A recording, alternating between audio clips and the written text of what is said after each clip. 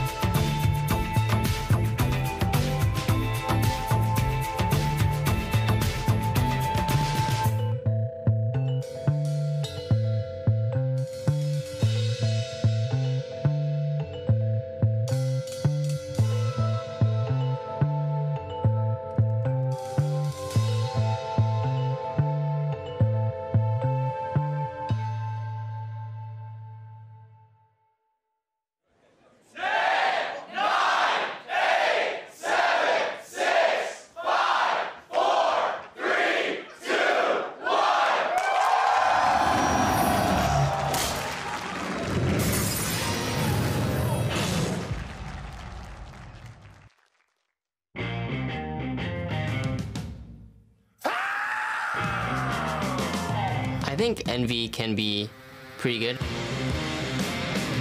We lost to them last time. Last time we played them, we just 2'd them. Light break now, and Sneaky is caught. The miasma is down, and he is gone. Nizki grabbing the kill credit on that one as Cloud9 tries to turn the fight around. There's a lot of stuff that went down that week that we're not really proud of. Sometimes they play good, sometimes they play bad.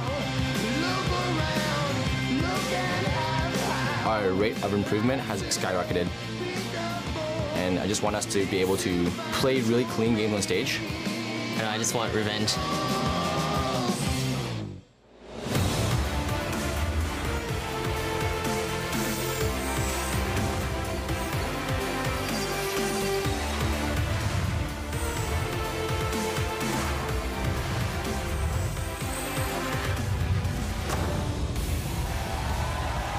Welcome back to our LCS studios here in Los Angeles, California. Only a few matches remain before we have our final playoff seeding, and we know which teams will be sent to the promotion tournament as the fans have packed both of our arenas today. Earlier, we caught Impact entering with the rest of Cloud9, and they'll be looking to show their strength today. Of course, Mike Young made his way into the arena earlier. He's facing off against TSM, who are aiming to grab that second playoff bye, while Team Envy will be looking to show Cloud9 that they cannot be ignored coming into the postseason, looking for a little redemption after their loss last evening. Now, hello everyone, I'm James Dash Patterson, and if you want to be my lover, you got to get with my analysts, Mark Zimmerman and Aiden Zyrene Moon. Gentlemen, how we doing today? Pretty good. Pretty good, yeah. Which Spice Girl are you, James? I'm Sporty Spice. Yeah, you run around. That's a given. I want to be posh. You want to be Posh Spice? No, I want to be posh, dude. What are you talking about already? Uh-oh. It's mine. All right, well, at the end of the day, maybe I'll award one of you Posh Spice, Nice. all right, depending on how well you do on the analyst desk. Now, normally, we don't like to draw attention to ourselves, but when an artist draws us, it's hard to ignore. So a huge thank you to Ali Hassanain for helping us with our schedule for the day. If you're tuning in on NALCS1, your day starts with Riv and Jat, bringing you Phoenix 1 versus TSM, followed by Echo Fox and Immortals casted by Freak and Kobe. Over on NALCS 2, Captain Flowers and Azale are all smiles on Team Envy versus Cloud9, with Pastry and Zyrene ushering us into a match between FlyQuest and Team Liquid later in the day. Once again, a very special thank you to Ali. Follow him on Instagram and take a look at all of his amazing sketches. It's honestly phenomenal work. And as much fun as it is to marvel at those drawings, let's go ahead and pull up our standings to see what teams are fighting for coming into the day. Last night, Immortals locked a playoff bye, and TSM will be looking to do the same today, where Team Envy are locked into 6th place as our final playoff team. And they looked like they were in a bit of a rough spot after their loss to Immortals, because it looks like they are clearly the 16. Just they got destroyed in that match. One of the more crushing victories we've seen so far this split. Yeah, less than 52 minutes of overall game time, giving an average game time of 26 minutes per game. That's ridiculous. That's a crushing defeat there. And so Immortals can go into the playoffs saying, you know, that feels really good. But Immortals have been in this spot before as an organization. They've had playoff byes 2 splits in a row back in 2016, and then they didn't make a finals. Right. It's very strange because, especially when you're looking at this split, it's very conceivable for them to lose in the semifinals, just how close the playoffs are overall. So this is a situation where they could repeat history a little bit, but I wouldn't feel fair holding up quite to the same standard that we saw in 2016. Right, the run over the course of the split, not quite as dominant as those past iterations, but even still, sitting with a first round bye, the expectation is still that this is a top tier team that should be able to exceed, or rather excel, throughout the playoffs. And they've been, you know, kind of touted as that top team all split long. Immortals haven't really ever fallen out of that first place week after week, but people still aren't regarding them as the #1 team in North America because they have to win in the playoffs. They have to win the finals, and that's when people will finally give Immortals the recognition that they've been kind of moving towards. It's just hard to get that recognition when teams like TSM haven't lost yet. The pedigree. Yeah, they're in the finals every single split. CLG and C9, the only other teams who ever won a championship as well. So it's very hard to kind of put yourself in that category till you do that. Right, and even beyond that, right, outside of Immortals and TSM, who are currently fighting for those buys, just our entire top 6 teams are relatively close together. There's a lot of competition between these playoff teams. So I want to look at CLG versus Dignitas. Again, another game that happened last night. CLG getting the victory in 2-1 fashion. But it broke down in a very interesting way, the series did, in that we had a dominant game out of either team, and then a slightly closer third game to decide the match overall. It was a strange one just because the game one had that Nasus pick. Yeah. It didn't really feel like they lost because of the Nasus. Their four-man group kind of just got engaged on wall. The Nasus was finally starting to hit that kind of unstoppable break The Shen point. was really good up against it. I mean, Like, Darshan well, that was the played thing, is like crazy. Darshan's plays was what kind of kept the team in the game, even though the Nasus was kind of getting off the ground a little bit. But the second game was very strange to me just because it came entirely off this insane snowball from Altex Tristana. And when you have a 4-0 Tristana with IE Shiv at like 18 minutes, the game's kind of over. So like you said, two very fast games, and it was kind of hard to glean a lot about the teams from it. Yeah, but when you look at Dignitas, like something I've been noticing, even though they're 5-2 in their last 7 matches, which is a good trend for them overall, they've played the most 3-game series out of any team in the NALCS, which speaks about the lack of consistency. Sure, they take the top teams to 3 games and sometimes win or sometimes lose off a coin flip that we're seeing, but the bottom teams are also taking them to 3 games, which is something you should be concerned about. Right, but we do move to best of 5s in playoffs, so they're getting that longevity practice in now. You got to get that mental endurance, physical endurance, getting ready for those playoff long series ahead. But as a result of that game yesterday, we actually have locked in our first quarterfinal. We will see Dignitas against Cloud9 as our 4-5 seeding yet to be decided. Yeah, and speaking of 3-game series, these teams already played each other twice. Cloud9 won both times, so they have the 2-0 head-to-head, but it was a 3-game series both times as well. So Dignitas has been able to take C9 the distance in those series, but ultimately they haven't been able to come up with the win. So C9 is a bit favored coming into it. It's a weird thing, too, because C9 also has a great record over the last couple of weeks, but they have only been playing non-playoff teams. So they've had a little bit of an easy road kind of into the playoffs, gaining some momentum and looking much better recently. Contracts has been beasting out, and I think Shrimp is a potential weak point for Dignitas, so you might see an interesting jungle matchup. I think also within this matchup, it's fun to talk about Patch, right? We've looked at Dignitas more recently as having a fairly solid understanding of the meta, the Nasus pick, as you mentioned, not necessarily the reason they lost, and definitely a cool stab or a trial, if anything. But then, yeah, Contracts, the only guy so far to really bring out Kane to success here in North America. So it will be interesting to see how these teams match up in Champions Select of all things. Yeah, and also the top lane for Cloud9. We talk about Patch. Impact is able to play Maokai and all these other tanks up there, but also Impact has played the last 4 matches for the team, the last 11 games in a row with no substitution, so they're getting pretty much alone time with him on stage. Practice time is no longer split, to my knowledge, so Impact is really kind of revving up for the playoffs, and that's something that I'm looking at coming into this, is are they going to swap it out because they are already locked into 4 or 5 and maybe get Ray some more playtime before they have that series? Or do they drill one roster to make sure they're as practiced as can be? I'm personally all about just drilling a single roster, not having those swaps happen, because we're seeing it happen time and time again where these teams that are swapping people out, as soon as they get those 5 that they settle on, they look much better. Yeah, very much so. Now, with all this talk about playoffs, we can't forget the importance of championship points leading into these regional qualifiers. Now, most notably, we see that Immortals don't actually have any championship points coming into the playoffs, but here's the breakdown of how points were distributed in the spring and how they will be distributed in summer. The winner of Summer Split doesn't get any championship points because they auto-qualify, meaning second and lower will fill in from there. But these are the current Summer Split standings with the championship points held by each team. Immortals topping the table, 0 points. You notice FlyQuest, Phoenix1, 2 of our better finishers from spring, holding championships, but tied currently for 8th place. You must avoid the promotion tournament if you want to keep possession of those points for a gauntlet run. And on the side of FlyQuest, they'll be playing TL and P1, so they have this completely under their control, the fact that they're already out of it and they have to beat the 2 teams under them to hold on to those championship points and hopefully get into the gauntlet where High can make another one of those miracle runs. And we talk about championship points, only a certain amount of teams make it off of championship points into the regional qualifier, and there's a situation where more than 4 teams have championship points that aren't already qualified for Worlds. So if they beat Phoenix1, who have 50 championship points, and keep them in that relegation zone, FlyQuest increased their chances of going, so them beating Phoenix1 is very important. Absolutely. Their matchup today against Team Liquid as well will be huge for FlyQuest in terms of putting that separation between them and the rest of the pack. Now, make sure you join us on NALCS 2. Before that match, I will be interviewing Team Liquid's Steve about the team and all of the changes they've made throughout the split. Time now, though, for us to throw it over to the casters to kick off the matches. Thank you very much, Dash. Hello, everyone. I'm Rivington Business III, and joining me today is someone whose high five could split an atom, Joshua Jat Leesman. How does that work? Look You at got this. it. Boom! That was very dangerous for all of you. Adam's The machines are running now for our first series, Phoenix1 versus TSM. And despite fighting for first place this week. TSM did have difficulties taking down Team Envy last week. Yeah, and for TSM, the unfortunate truth is that they still have trouble adapting to patches. And even though 7.15 doesn't have major meta-impacting changes, there were still small tweaks to 24 champions, so a lot to consider.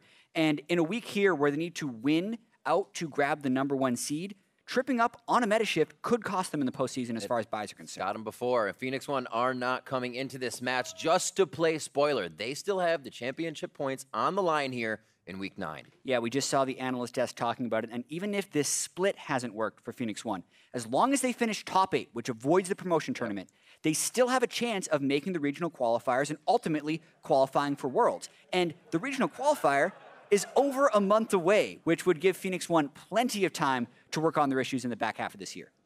We'll have to see what they can do. Coming into this match as well, Mike Young is hoping he's gotten over the wall many players have hit before him. My performance has been average so far.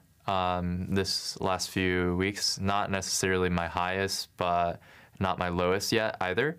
Actually, our last 4 losses, that was kind of like a mini wall, and I hope that's the wall that everybody was talking about, where I have to, you know, break that wall and move on as a pro player. And it makes sense because that was when the meta shifted, where 7.14 tanks got into the meta. I had to learn how to play around different lanes. And that's the hardest thing to do for any rookie jungler or any new pro player coming in, is the first meta shift. And that was probably my hardest challenge this season, but there's going to be more games. Well, coming into a season, you always have a team behind you. Easier to climb a wall with that team as well, and we'll see that team around him right now. Let's jump in the roster rundown, because on the blue side, it is FLICKR. That means it is Zig in the top lane, Mike Young in the jungle roaming around. We have Pyrian in mid, Arrow at AD carry at that bot lane, and Xpecial at support with Coach Fly for picks and bans.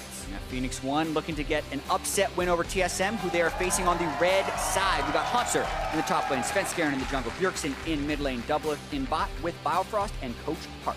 Larger than life up there on stage. Oh yeah. So big.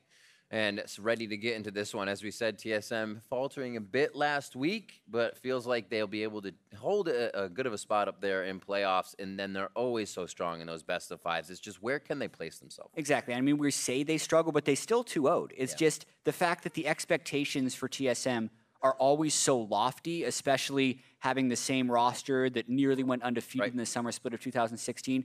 People just expect them to smash everyone. So when they had a difficult series against Envy with some very close games, you're wondering kind of if this team can be that Worlds caliber team that they strive to be. We'll see coming into this game, as both teams hone their skills a bit more here towards the end of the split. Like we said, FLICKR trying to get every possible win under their belt. TSM is going to do everything to stop that. Syndra and Caitlyn ban, expect to see the LeBlanc and the first few bans here on the phase 1. Yeah, we've been seeing a little bit more switcheroos in the ban phase on 7.15 here. Zach obviously received some pretty big nerfs. Teams have been letting him through. And then it's a question of whether you even want to pick him. Yesterday was a little peculiar because towards the end of 7.14, we were seeing Maokai first picked almost whenever available. But there were times where Maokai fell through even the second phase of bans. So a lot that these teams are going to have to kind of decide on their own within their own scrim blocks what is still OP and worthy of a red side ban for TSM. Clearly they're saying they think Zach is still in that point, so they ban that. Final ban from TSM. The Thresh away from Biofrost as well, so they get one hit just about everywhere across the map. Yeah, I with feel a like chance of having that flex. I feel like Thresh dropped in priority a little bit due to the bug fix on his Flay, which was adding a slight amount of additional CC and making it easier to hook directly after your Flay. With that being said, so you're saying still one of Threshers weren't Biofrost's good. best champion. No, Yeah, you're just easy as free hook, but now he's definitely harder to get that set up. Absolutely. So it's going to be Kalista that gets taken out. Neither Thresh or Kalista get through this time. Maokai picked up by FLICKR here for Mike Young in the jungle, most likely. We'll see what TSM answers with for their 1-2. Yeah, so from a first pick perspective, this is really similar to 7.14. There were no direct changes to Maokai between that patch and 7.15, so I'm not surprised to see it. locked in right away for Phoenix 1. Huge tank, flex pick, top lane or jungle, so easy value up there. And I'm a little surprised that TSM didn't try and trade that for Kalista, because that's what I often see done. But they're the ones who banned Kalista, and then they get two strong, but I wouldn't say first pick worthy champions in return. Tristana has really been opening up games and turrets once a team can get a hold. TSM usually has that mid-game swing, which would allow them quite a bit, or quite an influx, I should say, of that power and gold. Gragas, Trist are those picks as we wait on Phoenix 1. Yeah, Kog'Maw is another thing we're seeing a lot more of.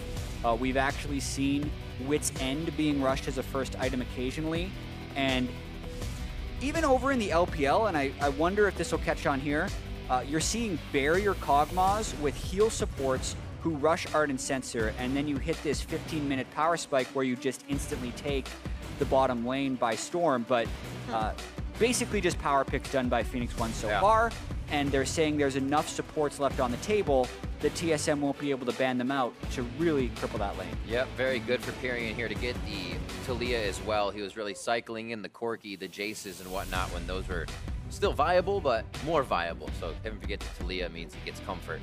Gnar over on the side for Haunser, the playmaking to come in when he can get to those fights. Yeah, Gnar is something that can win lane against Maokai, but it's also a good blind pick, which is what must be done since Maokai is a flex pick right now. I think TSM has been very safe with their draft so far. Gragas, a solid jungle, Trist, a top tier AD carry for sure, and Gnar, a very good, solid top laner that fits in with a lot of team comps.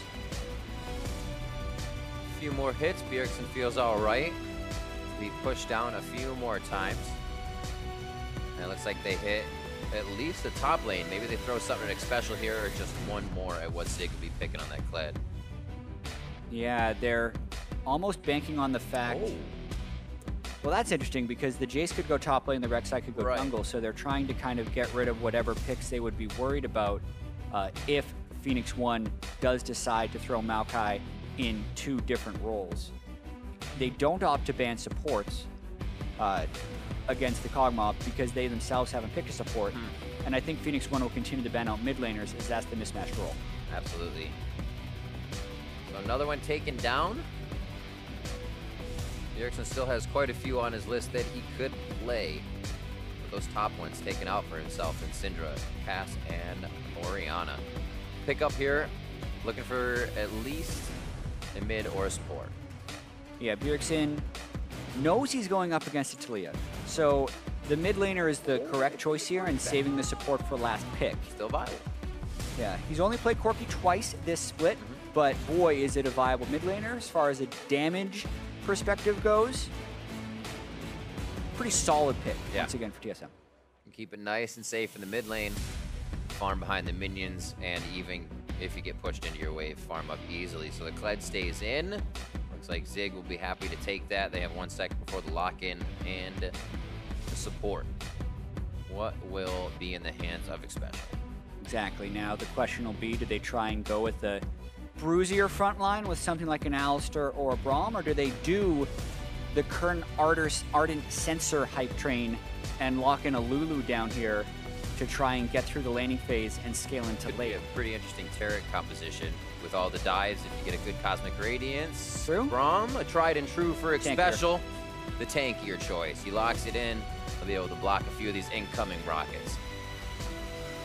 Yeah, I like this hover from Biofrost as well, though. Janna, I think one of the most underrated pro supports on the patch. Solo Q knows all about Ardent Sensor Janna. But this will be interesting because Phoenix 1 has brought so many more tools than TSM for starting fights and CCing people. And he switches over to Lulu, who's still an Ardent Sensor user, but not quite as point and click as Janna for shield on man. But yeah, a low CC overall team composition for TSM. Corki doesn't bring any CC. Gnar needs to be in Mega to have that initiation. And Lulu isn't your Braum type initiator that you could see on the other side. So Phoenix 1, if they get ahead, absolutely have a way to close this game quickly. With the Kled initiation on top of all the CC they can chain, TSM's going to have a strong laning phase of this game to prevent that from happening. Yep. Both of the AD carries kind of wanting to charge up here in the beginning. We'll see if Mike Young and Sven Skaren can bring a little pressure down towards that bot side. Also on the top, UNMC and that Kled. See if they can get the pressure up there with Haunter's Gnar as well. We're loading on to the Rift. TSM looking to keep themselves here at the top of the charts, but FLICKR is looking to keep those championship points. Both want this win. Who wants it more? The coaches head off to the back as the players are left to their own device here. Mechanics and the knowledge here coming into play. Hashtag P1 win, hashtag TSM win as we load on to the Rift. Yeah, one more time going over those team compositions. A lot of comfort picks coming through for FLICKR. Pyrian's Talia has been his best champion year-round. Ziggs Kled has been what he is known for. But Doublelift has also picked Tristana as his go-to AD this split. He's got that pick. Got Ramus in the crowd. Many Teemos and many fans ready to see TSM and P1 duke it out on the Rift. Oh, Butterfly Kog'Maw flying around. TSM fans out in force. And even though this may seem like a freebie game, you have a 12-4 team against a 4-12 team. FLICKR always plays TSM tough. And FLICKR also has a ton to play for. TSM is playing to secure a playoff bye. They do that with a win. They secure first with 2 wins this weekend. If they win this one and then beat CLG on Sunday. FLICKR needs to finish 8th or above. 9th or 10th means they lose their championship points and head to the promotion tournament. 7th or 8th means they keep their championship points and head on to the regional qualifier, which will happen after the summer finals and still have that chance at Worlds. Get that extra pressure, see if they can really get Mike Young formulated into the team for that situation. He came out so explosive, and it did put that light at the end of the tunnel for P1 here, but they are also going to have to work for it all the same. Yeah, and we got to hear Mike Young talk about the meta shift and how he was a very good jungler before the meta shift when he was playing all his comfort, and then he had to adapt his play style to playing Maokai, Sejuani, the tanks that are big right now, and that is really what defines the veteran pro junglers from the new guys. Sven Skaren's been through it all at this point. He's played both versions. Mike Young still needs to prove he can have that same level of impact on things like Maokai. He's off with a pretty nice leash. We'll track that. Junglers are going to be on opposite sides once they round out their jungle paths. And we begin the laning phase as well. Yeah, so I'm actually a little interested that neither of these guys started Raptors because that is the most efficient route, especially Maokai. Since he had the pull from the Braum and the Kog'Maw, I still don't like that optimization by the Maokai. You can stack 3 saplings in your Raptor Brush, throw a 4th as your first 3 explode, kill 5 of the small Raptors, and then go and take red. It's the super leash. You can do it with Maokai, but the bot lane gives just as much investment. He's now not going to be able to hit level 4 as fast, and I feel like it's just a less efficient route. And it seems like that would be just kind of something that works. It's not something you wouldn't do if you haven't before, right? This is only his second play, but it's just saplings to Raptors, then red. So it seems like it would be pretty easy to do in the beginning. Choice for him, though, maybe he just feels comfortable starting on that red. He is going to be towards the top side scuttle now. Yeah, there are reasons that even if the other one's more efficient, you would go for the buff start. Especially against Talia and Corki. Both those guys are really good at harassing your Raptors. If they just steal one of those small Raptors while you're trying to do a super leash, the super leash falls apart because you don't hit level 2 by the time you go to bed. Pyrian, though, caught out. Hello. Maybe thought he had enough movement speed to get past that wall. Definitely going to have to blow his flash here. Actually got a good shove in. And that holds that for himself. Very low. Now he's going to have to lose a little pressure in lane. Yeah, really good timing of Sven Skaren's gank right there because Mike Young had just cleared bot to top, so he wasn't going to be near that spot. And he gets a bunch of harass onto Pyrian, which will help Griggs and get lane pressure. Mike Young also with a bit of an idea of where Sven Skaren could be. You see top lane going back and forth. Sven quickly actually changing that path, heads towards top side. He may actually be beating up with Mike Young here as he tries to get a ward in. Junglers start to seek each other out. Oh, nice Scar's Bloom. Yeah, it's going to spot out Sven Skaren, but likewise, only someone that is a jungler could have hit that scrying orb at the time, so Svenskeren now knows where Mike Young is as well. That's the one, right? It feels good to hit, and then you're like, oh, but they gotta know I hit it. Oh well. It's the information, only if you can use it faster is your advantage. Bjergsen as well, canceling out that Scryer's Bloom on the bottom, so he can figure out if he is safe in that situation. 26-29 here on the bot side. A little aggression from Xpecial. They switch targets. Heal onto Biofrost. Bio Arcane Barrage falls off, and Arrow is happy to farm. Yeah, really interesting play there by Xpecial, jumping forward to threaten double. Mike Young might flash there. Twisted advance, Bramble smash. The Q actually misses. They don't have the follow-up block up. And it is going to be a walk away here. That flash still just for double lift, but the flash there for Xpecial. I'm sorry, heal for double lift, flash for Xpecial. Yeah, I want to say that Mike Young clicked the wrong target with his Twisted Advance. Biofrost was at 200 health. And if you flash Twisted Advance that guy, you probably kill him with the double flash, but he instead locks up Double Lift, who has Rocket Jump. So all that has to happen is he burns heal, and they get out of that one for a 2-for-1 Summoner Spell trade advantage. So a missed execution by Mike Young on that game. Very much so. Svenskeren continuing this path, made sure he got over to Raptors, so he knows that timing. He's going to go ahead and start stealing these away. Knows Mike Young is just under him, but with the lane push already has Bjergsen in his favor. And he knows Mike Young has no flash, so if they do catch him here, since Svenskeren's at full health, they might even be able to kill him with the damage from Corki and Gragas. So a safe jungle invade, punishing Mike Young's failed flash game. Leaves it too. Says you have to pick up the scraps. Yeah. Is he going back? They just want more wards. They can play Ring Around the Rosie with him right now. Had eyes on Mike Young since he hit that Scryer's Bloom, and Svenskeren is working that perfectly. It's not even for the kills and ganks. It's just so they can have this strong early game and set something up. The pressure hasn't hurt anybody too much. 52-44 as there's a back from Pyrion. May lose a few of this CS in mid as Bjergsen's going to push up. Yeah, no big CS lead for the Trist yet, and I think Kog'Maw is going to be happy with that if he can stay at CS parity with the Trist for the majority of the lane phase. I think it's going to help a little bit with that, but you know, having the Berserker Screeves now to a BF sort of Trist means that lane could get pretty scary pretty fast. Sheen for Bjergsen as well. Might be able to throw out some very fast damage that Pyrion's not expecting if they can come back to lane right away. And also got to remember Bjergsen has that teleport. This is a double TP team for TSM.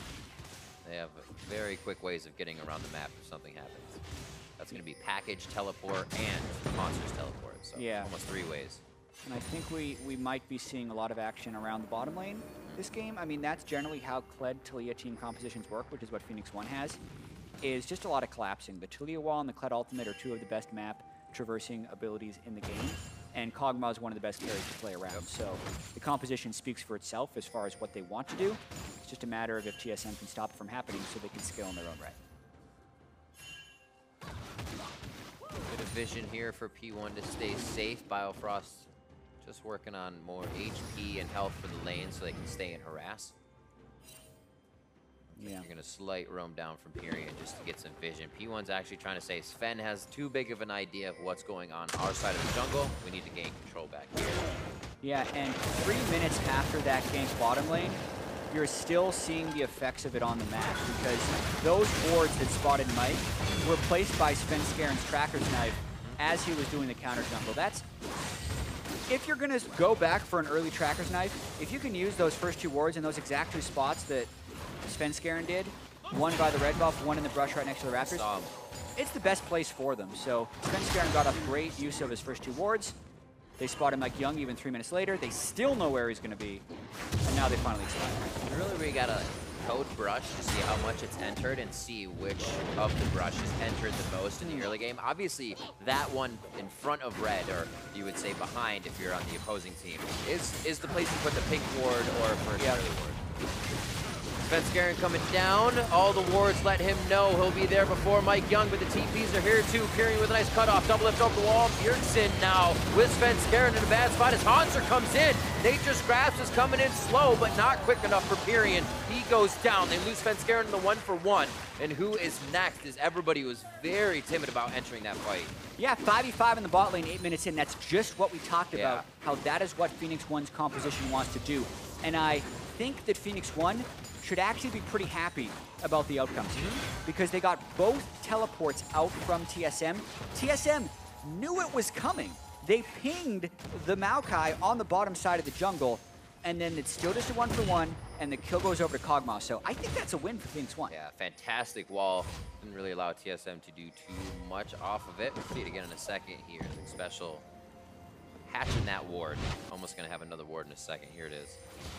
Yeah, so TSM gets stunned there on Biofrost. He gets pretty low and isn't level 6 yet, which means he has to stay out of the fight. Doublelift then hops over the wall, and it's a temporary 2v4 while Haunter's teleport completes. TSM does pick up first blood thanks to the package doing a bunch of damage to Taliyah, but aside from that, pretty much a wash of a fight. Ooh, summoner heal just used by Doublelift. Yeah, pretty little aggressive trade there. Keeps himself alive. Looks like Special went under the turret for a few shots with the amount of damage he's taken here. Arrow flashed forward as well for that situation, so quite a bit of action in that bot lane in the replay. Yeah, Biofrost had gone back to base as well as he snuck into the jungle to place some wards, so they had a window to try and go after Doublelift. But check out the ward coverage they have now. Yeah. So that not only was that the 2 Tracker's Knife wards by FLICKR, it was 2 of the Sightstone wards from Biofrost. They want control, and they want to know when those bottom lane ganks are going to happen. Like the action has stopped just yet. You said the fights would be bot lane.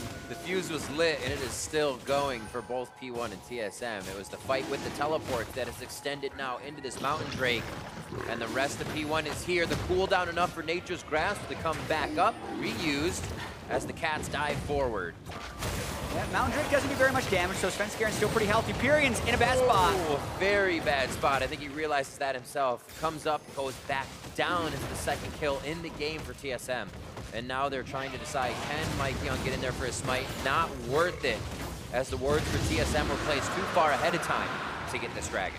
Yeah, slow and steady wins it there for TSM, understanding the differences between the Drakes. If that was a Cloud Drake, it attacks 4 times as fast as the Mountain Drake, so FLICKR wouldn't have been able to be at full health and jump out of that. We're going to watch what happened during that replay where they try to kill Doublelift right here. Special moves forward. They really wanted to get this done, so they flashed forward, but just it wore off. Expired right before. If that stun procs, Doublelift is dead. And here is the dragon fight as it just kept going. Yeah, Maokai ultimate, FLICKR says, I want no part of this. Knows he can hop over the wall, but then FLICKR can't really commit, and Pyrian gets stuck between TSM. Nice job by Sven to get her on the back. Say, I can get out of this situation if I want. If I get into the situation, my team is there. So a win-win on both sides. You see TSM come out on top there. A little bit of gold ahead and that Mountain Drake to start things, especially with the Tristana here. Mike Young cleaning up the jungle, 65 to 59, as the junglers are staying at a pretty good clip. Sven has been able to get his hands into these fights a little bit more. Yeah, and even though we've been focused so much on the bottom lane, we need to look a little bit at the top lane because Haunter's opened up an 800 gold advantage over Zig. Ooh. Nard can be quite the lane bully as well, looking to dismount him here before turning mini and pressuring the turret. The wallop, one more, hits him with Glacier. Now it's time. Perfect transformation timing, actually. Just when he'd want to disengage. Now he's going to start harassing the turret. Dodge there, they call Sven up. That's going to be Bjergsen as well. He's slowly roaming without package, but they'll be fine. He has blue buff to keep this fight continuous. Bjerg's actually going to still come down towards that second tier. They're going to have quite a bit of damage. Explosive cast back, flashes. He's going to get it and feel safe to stay. That's when Bjergsen arrives. He has to ult out of the situation. Zig is safe, but Pyrian is not. Number 3 for Pyrian coming up, and that's number 1 for Doublelift. Pyrian is just not having a good Taliyah game here. Gets caught in wards while trying to set up a play, and that's the opposite of what FLICKR wanted. Oh, straight onto Biofrost. They know the summoners have been used over and over in this bot lane, but with 3 strong, they have the catch potential. Haunter with the TP down, just gnawing out. All right, Zig can TP in here as well to make it a numbers advantage for P1, but Haunter has ult soon. No, it doesn't. No, locks it in, just throws in, was looking for a straight wallop off the hop. Haunter goes down, Mike Young, quick kick to the face. Now they're onto it, their Doublelift, I'm sorry, special there to lock him down. And that is a 2 kill coming in for P1, and they have just dropped Biofrost. Yeah, steadfast in their focus, bottom lane, is FLICKR. Even though Pyrian died to the duo lane, P1 was not dissuaded from that pressure. TSM just kind of kept throwing bodies at it. Not accounting for Zig's teleport, I think, towards the end of that one. Cost TSM big. A lot expended by P1 to grab that. Only Pyrian's flash is up. No, it is not. No summoner's up for P1. Pyrian, death number 4 coming in. Yeah, this is quickly becoming a nightmare for Pyrian. His team doing work in the bottom lane. Everyone else deathless. 4 deaths in the mid lane. Burns his flash and falls yet again. But still anyone's game. He's got to make sure to not tilt as this one continues. Firefrost flashes late. There were just too many people under the turret right there. Shouldn't have been in that spot. The turret should have been given up, but I imagine it was a team call to try and defend because Hanser said he could TP and was mega. But with no Gnar ultimate, Hanser really doesn't have many places to go. Thought Bjergsen was going to come in. I mean, he must have thought he had ult. Otherwise, you do not flash in a point-blank range of the opponent like that. Like, that's right, I just soloed Zig. Oh, by the way, I used the top lane to harass. Big mistake there by Hanser with the flash forward to the death. 15 minutes in, Pyrian. Teammates on his back. Arrow, though, 2-0-2, doing exactly what he needs to do if Pyrian isn't one that is able to provide this damage. The Kog'Maw just may be able to. Bjergsen with the package, possible plays to be made. His teleport is still up. Hanser will take back to that top side as TSM starts to spread thin and try and push the lanes on P1. Yeah, they do have that turret advantage. They've taken the bot lane thanks to the help of Tristan, and they've taken the top lane because Hanser's got a big lead over Zig. If they take the Rift Herald here, they're going to shoot at mid lane and then try and take control of the map that way. So even if there has been a few missteps by TSM, they still have the game in control, so to speak, and a plan to go forward.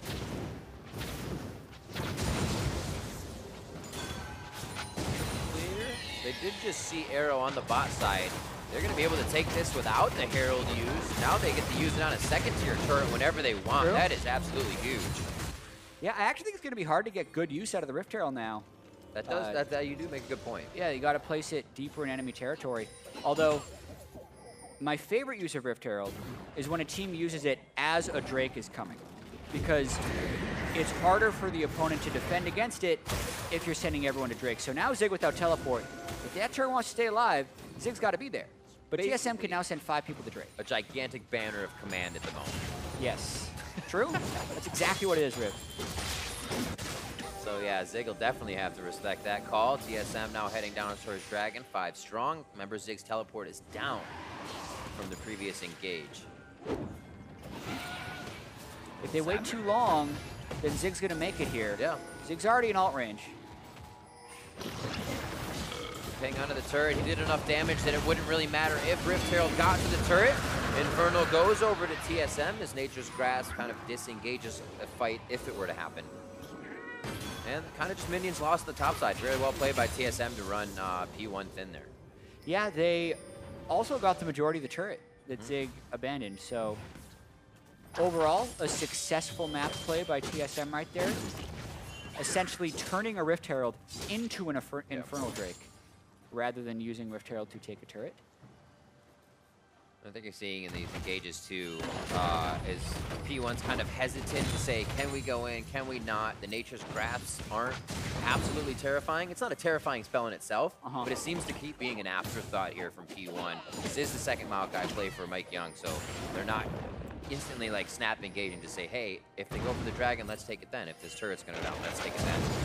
Yeah, Nature's Grasp is so slow that it mainly needs to be used as a zoning ultimate, or cast at an angle so that the enemy team has to give something up versus get hit by it. But when used as an initiation from head on, it's almost never going to be effective. So too many of those types of uses for Mike Young, and since Phoenix One doesn't have map pressure, they haven't been able to set up the angles for the good ultimates.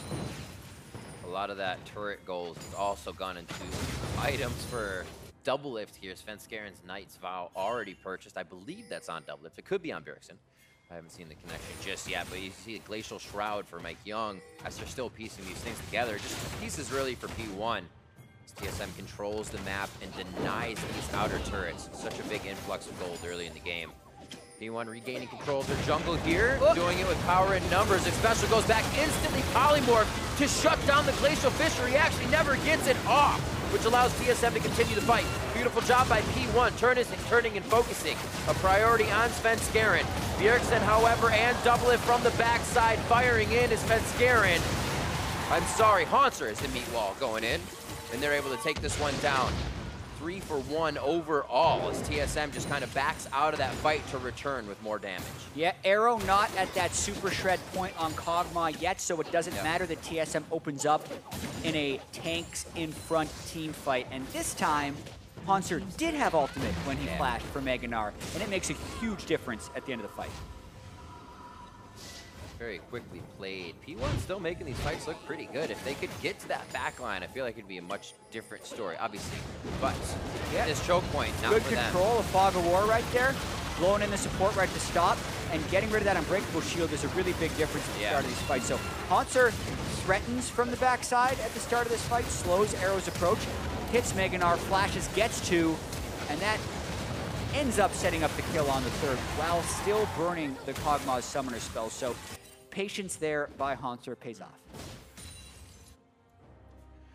Well, so hard to actually get on this team that I think about it. Biofrost is so fast. Double Lift jumps away. Bjergsen can jump away. They all reposition themselves on their own. And you have to pick and choose a target. Bjergsen repositioning now face to face with Zig. Haunter with the boomerang slow. Yeah. It looks like they have the last few shots. Nice Khalil wall here. Haunter says, I can hop that. That's not tall enough. It looks like Tyrion actually puts himself in the grave as well. A double kill for Haunter and Bjergsen as the team comes down. Now they have Mike Young in a real sore position. He gets grounded up, but it looks like he's got enough health to live for a little bit longer. Too many members of TSM means one more kill on the board. No choice at the end there for Mike Young but to try and run away with his ultimate. A big 2v2 win by TSM comes through in the bottom lane. Zig holds his flash that entire time instead of just fully disengaging, allowing TSM to kind of chase through and pick up a double kill. Still finding fights around that 0-5 Talia is beneficial for TSM. Now they jump Baron. Crazy stuff. TSM just taking control of this game right now. It's special. The rest of the team is going to give a few love taps here as they get in. Zig calling in the cavalry as they rush forward. Special trying to get all the lockdown he can on different targets. And they do drop Svenskeren. That's beautiful for the Baron. But that's going to be Arrow going down. A Cathian surprise. Not able to return too much damage here as Pyrion now stands tall by himself. They got Mike Young just on his heels. Yeah, Phoenix 1 had to sacrifice 3 people there to prevent the Baron from going over. They did kill the smite from TSM, so TSM's not going to start it right away. That's just choosing between bad and bad for Phoenix 1. They don't want to do this one. We're going to watch this fight one more time down bottom. Bjergsen cuts off Zig with the package. Zig does his best to run away, but right there, you expect a flash. Doesn't flash. Thinks he's going to be safe, but Haunter gets the double leap. And then Pyrion is just hit by a frozen Mallet. Mike Young was coming down to help out as well, but the team's so far behind, the rest of TSM chasing him down. Just an entry into that fight for P1 as well. That is terrifying. They were all at least 1,000 range from each other. If they were to get there, they probably would have continued to fall one by one. TSM is just causing chaos for P1 in this game. It's almost like they obviously have no choice but to continue to move like this. It's all reactive. As TSM moving very fast. That's a Baron. It's going to move even faster now here. TSM 22 minutes in, 13-6. Yep, 10,000 gold. They really broke this game wide open. Mountain Drake's going to be up in 15 seconds. That'll accelerate their turret killing. During this Baron buff, I think they're going to go and pull that one off. And then I expect them to try and go for a swift win. The flash will be up on Svenskeren in about 5 seconds. That can be their initiation tool, and they might win on this Baron if they play their cards right. Double lift. As they say, slowly walking down. Now Bjergsen feels fine on the front line with his blue buff and missiles locked up. And that dragon is picked up. That should be 3 now to the side of TSM. 2 Mountains Infernal Cloud is next here. And actually, yeah, we should have at least 2 more before the Rift Herald, depending on how fast they're taken. P1 to activate him immediately. They're trying. That looked pretty great. They're down 10,000 gold. They probably shouldn't be out this far. Might get one out of Haunter. Oh! Okay, flash out. Knew that was that's going down, actually, they don't want to give anything up because there is a lot of gold to be grabbed in those outer turrets. Fast moves can be made with this amount of damage from Arrow and the rest of the team if they can get on a few. The problem is TSM is always on a few more turrets first, and now they're on the inhibitors. Exactly. No flash ult on Haunter is going to help P1 up with this defense a little bit, but Holy. it's double Mountain Drake, Trist Porky with Trinity Force. Those turrets go down very fast. Incredibly fast. Arrow with the 4 kills on the team, 2 to Mike Young, so it could have power coming from him if there's protection, but it's not a shield comp. It's kind of a standard front shield comp. That makes it much harder to protect the AD carry or even your jungler. Mike Young goes down first as one of the tankiest. To the front line goes double lift, and then to the back as he says, "King me," and it's going to be a 15-6 score line. TSM starts on the inhibitors as minions push down the mid lane. Desperation fight there for Phoenix One. Can't burst through the Lulu shields. TSM still pushing. Haunter keeps himself alive. The Lulu shield comes through, a Cathian surprise. You're gonna have to turn away from that. It definitely would have taken him down. But TSM has lost maybe a little bit more than they want. They're going slowly for the inhibs now. They're gonna be back to rinse and repeat shortly. Yeah, 2 inhibs down. Still about a minute and a half left on Baron. Ardent Sense completed on Lulu. That's gonna power him up. I mean, Mike Young saw it was a 4v5, figured he'd try, but they just don't have follow-up or damage. Pyrion can't get through the tanks, and neither can the Kog'Maw. So even if you flash for initiation on a carry, no one's going to be able to follow up. Tough situation for Mike Young to be in. TSM then just kind of hits whatever's in front, does much more damage than P1 at this point, and take even more control of this game. Watch this one, though. Arrow, ooh, 528. Oh! Lots of oohs, ahs, and oh my god, TSM is just not stopping this game. Pearson coming in for the double kill, one behind him with Haunter as they're looking to kill Special. His shield is the only thing keeping him alive right now. As you see the HP drop extremely fast as the hits start coming in. TSM pretty much owns the base here at P1. Haunter just missing there, sun was in his eyes. As they go for Zig, he's gonna put up a final fight here in front of the turrets as the team brings in the minions. I mean, just because Lulu normally empowers the Trist auto attack doesn't mean Ardent Sensor Gnar mini isn't scary. TSM looking to end. Scar running off. He's taking the long way home on this one. TSM looking to pad the KDA a little bit. Haunter and Bjergsen on the front line. The Nexus is finally open, and they're allowing the super minions to focus on that. You see the back line getting a few shots from Haunter and Biofrost. The team takes down the Nexus, and TSM able to take down P1. Yeah, now 1 game win away from securing that playoff bye that they have been shooting for all split. They want #1, which would require them to also beat CLG or have Immortals lose, but that's the type of start that they want to have against Phoenix One. The match record's coming in 4-12 on Phoenix One, 12-4 on TSM. Yep.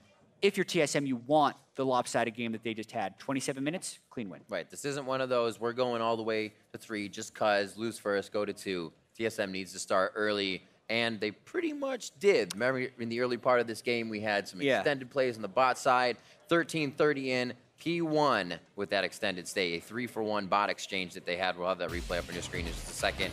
And this was looking pretty good for P1. Yeah, this is when the game was still close, and this was a TSM misstep right here. Biofrost shouldn't have been there. They should have conceded that turret because Phoenix One was faster on the play. Remember as well, the teleport's still up on Kled, and there's no way Gragas makes it down here, so they're opting into an off-numbered fight, and then Haunter thought he had ultimate, flashes in, realized he doesn't have it, and kind of gives up his life. So maybe if that play doesn't even happen, they might be able to hold that play if they use the turret to their advantage, but instead, they end up giving up 3 kills and the turret in that exchange, but it wasn't enough. We saw that extend. That goes over to the Dragon fight, and then the game kind of continues for TSM. Turrets start to drop. They have the Rift Herald used top. That equals another Dragon fight.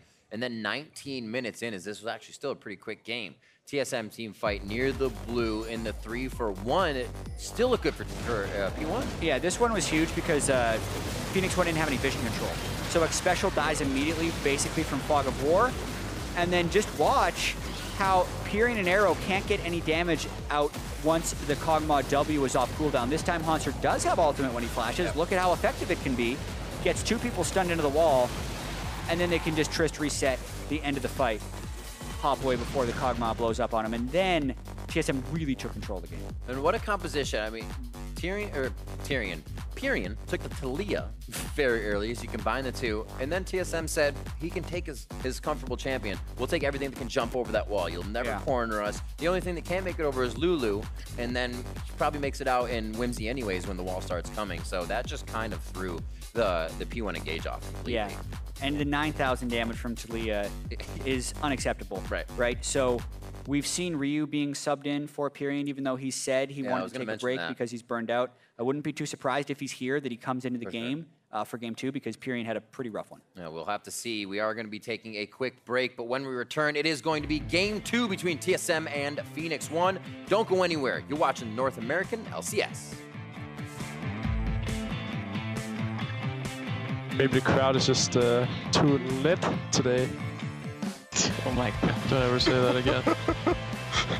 Bjergsen now with FLICKR in a bad spot as Hanser comes in. Nature's Grasp is coming in slow, but not quick enough for Pyrion. No. Alright,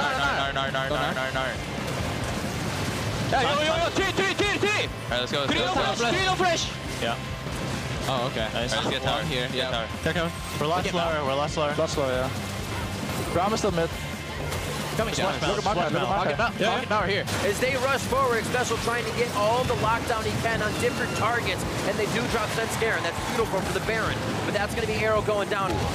Lots of ooze, ahs, and oh my god, TSM is just not stopping this game. Bjergsen coming in for the double kill, one behind him with Hanser.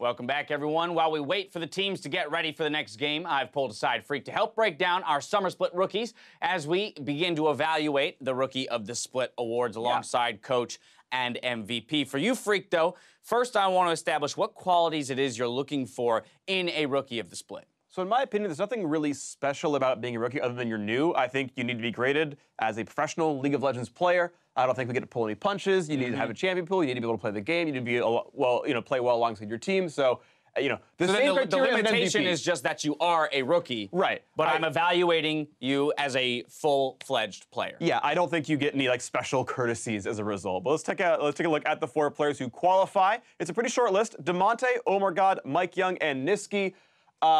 Demonte is 1-4 in games. He played 2 matches. He doesn't he counts, but he doesn't count. I think if you vote for Demonte, you're troll voting because the other 3 have very clearly performed better. So we're going to move past that. On the outset, we'll get rid of Demonte. No necessarily knock to him. He's had a small sample size. He wasn't successful in that sample size. Let's move on to the guys that have found marginally more success. Let's start with Niski here, this guy in the middle for Envy. And it's even his lane. It's perfect. It's like we planned this. Good job, graphics people. Right, and he's been a pretty reasonable player for Envy right now, of course. He stepped in for Pyrian, who had stepped in for Ninja. This team came from a 10th place team to be a 6th place team. He was 11-11 in games coming into this week, so it was a pretty reasonable performer as far as laning stats are concerned. He is 2nd place in non-Danish mid laners. Okay, so that's ignoring Bjergsen, Froggen, and Jensen. Right, and then it's Pobal to the Niski for CSD at 10. So he is up there right out of the gate. He's landing very well. I mean, we look at when Jensen first came in, he got blasted by Bjergsen in his very first game. This guy's holding up against people like Bjergsen. I mean, the 5th laning mid laner. Right. On a 6th place and there's team. 15 so he's technically outperforming his own team standing in his individual lane. Right. In his laning stats, his damage is okay. He is a solid mid laner, right? If you were just gonna draft players, he'd be a mid-round mid laner pick. Yes, you'd grab Jensen and Bjergsen and whatnot earlier on, but this guy is solid. He's a good mid laner. He's completely reasonable. Of all things, I think the most important thing to note is that he replaced a veteran in Pyrian and has essentially maintained the same record of a 50 or 500% or 500 win record, right? He's a 500 player, on a team that. And you can debate where it all comes from, right? They were 10th place. They got a new mid laner. Is he part of the solution, or is Ninja just that much of a problem and anyone would slot in? I don't know, but he's fine. All right, moving on to another player. This is a guy who's received a ton of hype, especially when he first made his stab into the LCS. That's going to be Mike Young over on Phoenix 1. Now, more recently, as the team's struggling. So where does he fall on your radar? Because he has so much star power, in a sense. Right. I think it's a little bit difficult to pin down because what's your starting point? Do you take 3rd place Phoenix 1 from spring playoffs, put in Mike Young as a jungler, and then this is how good the team is? Probably that's unfair to Mike here. Right. Or do you take the 0-4 in matches team, add in Mike Young, still lose 2 more matches, but then Special comes in and now they're like a something team, right? Like where's your start point for how much he's affected the team? Clearly he looks good individually, right? He's an aggressive player. He's obviously very good at League of Legends, but he's almost admittedly one trick as the most played champion, so his stats are really high in damage. He's got really good CS numbers, but he's I think he was 9-13 in games, 13-19, sorry, 13-19 in games. Right. So he's got a losing record, right? As far as winning games, Niski's outperforming him. Now, Mike Young's arguably got a worse team. That said, Niski's teammates were in 10th place and his teammates were in 3rd place last split, so where do you draw the line? So the challenge here is to separate Mike Young from the team's performance in some cases in order to evaluate him as an individual. Of course, we do want to take into account whether or not you're winning as part of whether or not you're a successful rookie. Right, and at the end of the day, he looks super sick, and honestly, this guy's gonna win rookie because he's got the hype. If it's a fan vote, the fan's gonna vote for him. If it's a coach vote, sucked all the air out of it. We got one more guy to discuss here, Freak. Let's talk about Omar, the other guy in the jungle, who again, he's come in so late into the split, so we're all dealing with a sample size issue here, but another player on a top team who has a lot expected of him coming in. Right, and statistically, he looks nothing like Dardoch. Dardoch was clearly a better jungler than him, and heck, Dardoch was a better jungler than Mike Young as well. He's winning way more games, that's fair to say. But Omar slotted into a team who's had a very specific style of play. Now, you can kind of couch that by saying, well, he was on CLG Black before. He's been talking with Tony for a couple of months at the very least already. They picked him up for a long time as a sub, so he's had kind of a lot of room to grow. Whereas Mike got thrown in out of solo queue and did pretty well. So, but Omar has fit the CLG mold. You know, just yesterday they won their first, they won a match against Team Dignitas, against the playoff team, so he can clearly stand up against teams like this. So, there's elements there for him. But yeah, his game win record's not amazing. His stats are nowhere close to what Mike Young's look like. Yeah, he's a third straight Gragas 1 trick on CLT. Okay, so then perhaps I'm asking this question already knowing the answer, but are you leaning any one particular way in terms of who you think will end up with it and or what your vote would be for Rookie of the Split? Sure. As for who's going to win, I think it's Mike Young, regardless of what I think. In my opinion, actually, I really don't know who is actually the best player of the three, right? Gotcha. Omargod's winning against better team. He's actually just winning matches. Niski's actually winning matches, but Mike Young looks the sickest by himself. Okay. And that could be in response to the rest of his team looking terrible, but that's what it's coming down to. I actually ran into Parth in the hallway right before we taped this. Yeah. And I was like, who's your Rookie of the Split? And he's like, Mike Young. I'm like, it's not even close. He's like, I don't know, I haven't really seen Niski. So like, he's not even considering Omar. Again, Omar's played like 10 games, and maybe he hasn't researched him yet, but like, this is what it comes down to is, look, Omar is a real rookie. He is on the ballot. I think he deserves attention, and then like, Niski's been solid, and then Mike Young's at the height. All right, well, there you have it. You heard from us on our thoughts, but we want to hear from you as well for the Rookie of the Split discussion by tweeting using the hashtag NALCS. That's going to do it for myself and Freak, though, so let's send it back to the casters to get into the game. Welcome back to round 2 of TSM versus FLICKR. The laundry list to go down. Number 1, player of the game, Bjergsen coming out very strong on that Corki. Held down the mid lane, and anytime Pyrion really tried to roam, he was either on his tail or in front of that roam making the plays. Yeah, on top of that, just look at the numbers. 40% of the damage dealt, 17 kills and assists, 0 deaths. So many people on TSM were dominant that game, so you could make arguments for a lot of them. But Bjergsen was so dominant, the guy he was playing against isn't playing in game 2. They're subbing in Ryu. It's a good way to put for this one. Yeah, they are going to put in Ryu here. We saw last week FLICKR kind of finding a bit of synergy with the composition with Ryu in there, back to what they kind of brought to the table. And as you said before, Ryu was kind of taking a back seat here, overwhelmed by things. Pyrion was getting playtime, but still there when the team needs him, obviously, and still an absolute top player. Yeah, it's kind of this unfortunate thing that seems to happen for FLICKR where the guy that might be more driven to play isn't the guy that's performing on stage. It happened last split between Inori and Meteos, where Meteos said very clearly he didn't want to be a pro player, or at least didn't want to put in the time needed to be a top-tier pro player. It's a lot of time. And yet he just performed so much better on stage, so they kept playing with Meteos time and time again. And here, this split, Ryu mentioned 5 years of pro gaming have burned him out. The tough losses coming again and again, said didn't necessarily want to deal with it anymore, but the team keeps needing them to step in once again. I think they'd want to go with Pyrion. That's why they started with Pyrion. But if Ryu's the guy that performs on stage, that's the guy they're going to keep putting in there. And very true as well. You know, speaking about the mentality, you want to make sure everybody's on that same line once you get into game. We'll have to see how they work together here. Coming off the bench for game 2, Ryu is ready to head up against Bjergsen in the mid lane. As we just said, player of the game on that Corki. They focused him with 4 bans in that early game, at 2 in the second phase, just to make sure he couldn't get a good mid lane or 2. Yeah, that's the added element to that performance right there, because the Taliyah was early picked. TSM opted not to lock in a mid laner with their last pick in the first rotation of red side picks.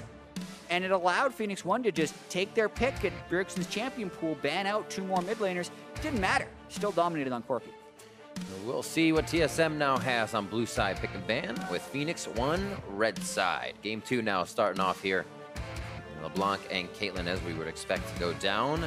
Does Ryu get on a top priority pick as well? We've been seeing a lot more of the mid laners here at the first phase around for people. Yeah, and TSM gets to be a little bit more choosy with their bans here now on blue side. Making sure Mike Young can't snowball the early game with Elise, trying to make sure Ryu can't take over with LeBlanc. Basically saying, with how safe TSM drafted in game 1, I feel like, and then still won convincingly, they just need to do as safe a draft as possible right here. So the champions that could jump out to a lead and snowball the game, they're just getting rid of. Don't say. There's a Tristana. Yeah. More snowball from that. We just saw a double if the team used that to great effect. Yeah, all tech yesterday. What is the final ban from FLICKR? What do they feel is a top priority to take away? Is it the Maokai from Svenskeren? Yeah. Something else. Zach is unbanned. I am not sold on Zach being first pickable, but other teams still are. We saw Cloud9 do it over on the other stream, as well as TSM ban it last game. Kallista's won, Maokai's won. So those are all still kind of up right now. FLICKR wants to go with the tank line.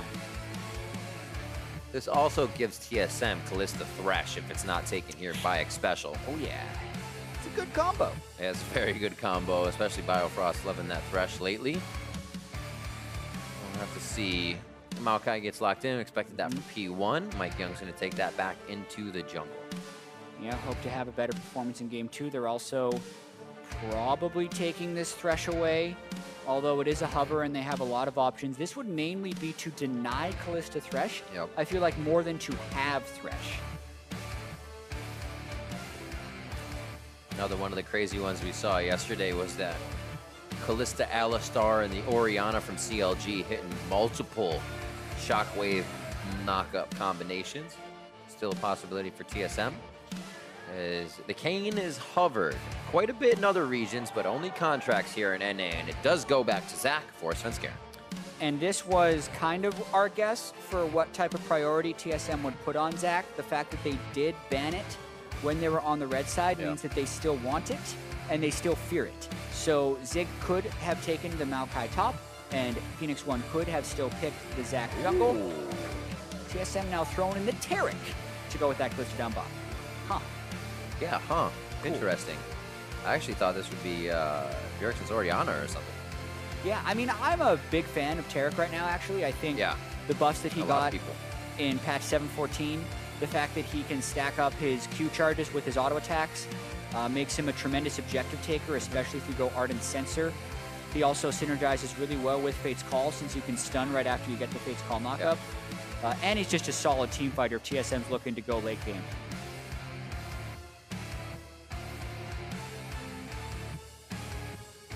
Interesting. But the support being Really picked, they decide to get that, and then Ryu gets Corki, so he can stay safe. Pretty much do the same thing Bjergsen did last game and farm up the wave, rotate when necessary. Looks like he'll be running teleport as well if that sticks on his summoner. Gnar away from Haunter. Those engages setting up quite a bit for TSM on a silver platter last game. Yeah, one nice thing with Tarek against Maokai is how slowly Maokai initiates. Gives you the easy 2.5 seconds to proc the invulnerability from the Tarek ultimate. Should be nice. And at this point, they're just starting to throw out top lane bans at each other. Huh. Yeah, TSM is assuming that the Maokai is going jungle, I think. Phoenix1 has the chance of just power picking a top laner if there's a lot of bans, or if they really want to manipulate a good matchup, get that last pick in there. Just ban the Kog'Maw, say take it, Arrow. Camille for the side. Yep, there's another top laner. Yeah, the question is here, do you ban Kled just because it's what Zig's most comfortable on? Or do you ban Cho'Gath because he's really good? I feel like in this composition, you leave that Kled up, because if he does die, Sven can go to the back line, and I feel like a Tarek can protect uplift on Kalista kind of thing. That depends, though. If P1 can follow up, always fun to theory craft the fights in your head, but then you're like, oh yeah, then they have this, but then is his flash up? So that's going to be the Rek'Sai. Final one again from TSM. They did that on red side last game too. Yeah, this is a situation where they actually probably don't care about banning Kled, so they're just going to throw a ban at Young. Dissuade them from throwing the Maokai top lane. Oh, baby! It wouldn't matter if they ban the Kog'Maw. He's going Draven. Arrow taking out the axe. That's the hype matchup right there. Draven into Kalista, one of the laners that can actually beat Kalista, especially if you get going a little bit. Kalista's short range, but trades very aggressively. Draven, just a little bit more of a trade and lane bully. Yeah. Remember, this is patch 7.15, so Cho'Gath minorly nerfed. Still locked in, though, for top lane. Yep. Still have the Orianna if they want it. Still have the Cassiopeia if they want it. Yeah. Very safe picks here they can choose. They have a good spread of frontline right now, so they really just need damage. Corki and Draven will have a lot of damage as well, so they need to be able to shred through the tanks. Spit that back out. So it is going to be the Cassiopeia lock-in. That is going to be left up. Phoenix1, as we said, banned 4 against Bjergsen last game. That cast was banned. Goes into his hands this time, and we are looking for the final top laner here for P1. Yeah, or they can just throw something new in the jungle and still actually be all right. Whoa! Love it. They got the crowd control. They lock in the Shyvana, which will still be effective in that sense. And she's going to be a beast as well. Yep, so of the 24 changes in patch 7.15, Shyvana was one of them. She gained an attack damage ratio on the E and a little bit of attack damage per tick on the Dragon Form E. With that being said, I've watched Mike Young play this a few times in solo queue as well. So he goes Devour, even though a lot of other people will go Cinderhulk, and just heavily focuses the objectives. Because if you remember even a year ago when Shyvana was changed to gain armor and magic resist while doing Drake and also do more damage against Drake, you kill it really, really fast. With that, he tries to snowball, and he is a good ganker for lanes with CC. A tough champion to play, though. He is highly kiteable, which is why we normally don't see him in pro play. It's maybe been since West Rice? Oh, man. Yeah, West Rice, Shyvana Alt Montage, if you want to go look that one up. Locking it in. First Shyvana of the summer, locked in by Mike Young to put aggression back in his hands in a bit of the tanky meta. Hashtag TSM win, hashtag P1 win. We're going to see what happens coming into this game. Both teams have switched it up highly in the pick and ban phase. Let's see how they come out and who can come out on top. Oh, yeah. So excited to see the Shyvana trying to run straight at people. Never want to pick that champion early, so that's where the value of the Maokai flex pick comes in, because you can wait and see if you think you're comfortable in that scenario. P1 had a lot of different options towards the end of that draft, and they're going for the home run here. Mike Young, Shyvana. Let's see where they decide to head. Have you played Shyvana lately? Played it yesterday. Oh, that's lately. There you go. Yeah, so I tried the Mike Young build, which would be the Devour to Frozen Mallet. A lot of people like going early Tiamat on him as well for wave clear, or they like going Chilling Smite. The problem with Chilling Smite in pro play is you just need the wards so much that I think that's what Mike's going to end up going is Tracker's Knife. And then he needs the Frozen Mallet to stick close to people. Early jungle invades already. Ooh. Look at that burnout damage in. Swing and a miss. Here we go, though. Looking to actually hit that one over onto Arrow. That's going to be a kill. It's going to go down. One last shot. Ryu coming in with the heal and the flash. Both summoners down. Svenskeren, they're looking to pop the passive, but they do not get it. We talked about this, chat. What are those flashes going to mean, though? Yeah, exactly. Shyvana's early gank is a little underwhelming. She runs at you slightly faster than normal. But see this again. Hanser is through a ward, but they're trying to power invade right here, not wanting Shyvana to get an early start. Hanser wards, but then the roam just comes up from the river. So this is actually Phoenix 1 being in a defensive line formation and actually collapsing 5 people up through mid lane. So the stun misses on Biofrost towards X Special, which allows him to flash flay. They then burn flash and heal. So 6 summoner spells in total for 1 on TSM's side. Sorry, 4 summoner spells in total. 6 for the game because 2 flashes burned over on TSM side. But first blood for Ryu. If they can make it to like 5.5, 5:45, then they have basically all of those back up. So it's going to have to be fast moves by Svenskeren if he does want to punish that. A bit of back and forth as Biofrost stays toe-to-toe with Arrow, focusing only the bot lane ADC. Yeah, needing to play this one aggressive because they're actually out of flash, and Mike Young immediately going into counter jungle mode. This could end up working against Svenskeren, who's Zax's nerfs slowed down his clear speed. He lost a lot of early damage on his W, so he's slow moving through the jungle here. Mike had a ward on blue, will hit level 3, and now might camp a brush or is hoping that he... All right, they just saw each other, so now they're going to run away, and they kind of know what's happened. Just short, should miss on the Q.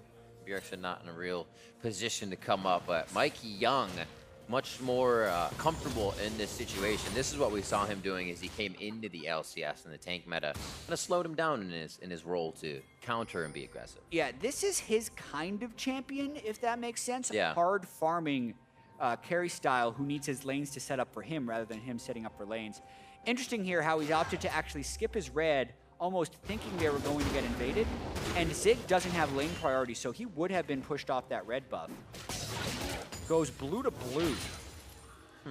So not actually getting a huge lead on Svenskeren because of this. Oh, Zach. so fun. Bjergsen as well, grading the Scryer's Bloom, so they can't figure out the Svenskeren is up there any quicker. All the little things TSM is trying to do now to make sure they can track out where Mike Young is. They can shut down this early Shyvana. He does have decent gank pressure towards that top side with Maokai. He gets some stuff going down in the bot lane with Hook and that stand aside from Draven. Mid lane might be difficult though. Not too much crowd control. Yeah, you can see the double daggers coming in, so most likely going towards that Devour jungle enchantment. Oh, the Sapling's gonna show exactly what Svenskeren has done. So Mike should know his jungle is warded now. And then while all that jungle stuff is going on, the lanes are still playing. They're basically just in isolation since the junglers have been scouted out so well. Allowing this Draven to try and bully, but also remember Tarek's stun does 100 damage at rank 1. Misses though. Shield out. They're going to wait for the flay back. Now they have the hook on a slow. Actually, get his flash. Too many minions in the way, though. They got to be really careful about hitting this one. They don't get caught up too much. Doublelift's able to just dance around. Flashes and heals blown, as well as the ignite from Xpecial. Yeah, big cost there for the missed stun. Doublelift did have to flash and heal just to keep his support alive. Xpecial getting some nice efficiency out of that ignite. As soon as it's back up after first blood, uses it again in lane. Arrow and Xpecial trying to do work with this Draven as Mike Young now starts cycling Svenskeren's jungle. It's gotta feel pretty good when you have just about everything. Usually it's the Raptors, but he's saying, you know what? You go for Raptors. I'll take your wolves and ground every time. And the speed of burnout kind of makes it possible, especially Devour. You crush those things that usually take a bit of time in the early game. And now Zigbacks, 43 to 40, pretty even top lane here. Monster didn't even really have to eat all the potions up because Cho'Gath. Yeah, Cho'Gath, a solid laner, especially if he's not ganked. He'll be able to farm up huge, probably just end up feasting minions up until 6 stacks before he starts joining team fights. Fairly non-interactive top lane unless we see the Shyvana try and gank. Little buys and rebuys on Mike Young. Mistake purchases, they happen. The undo button is a great thing. Yeah, thank goodness. Special, yeah, Special push back a bit.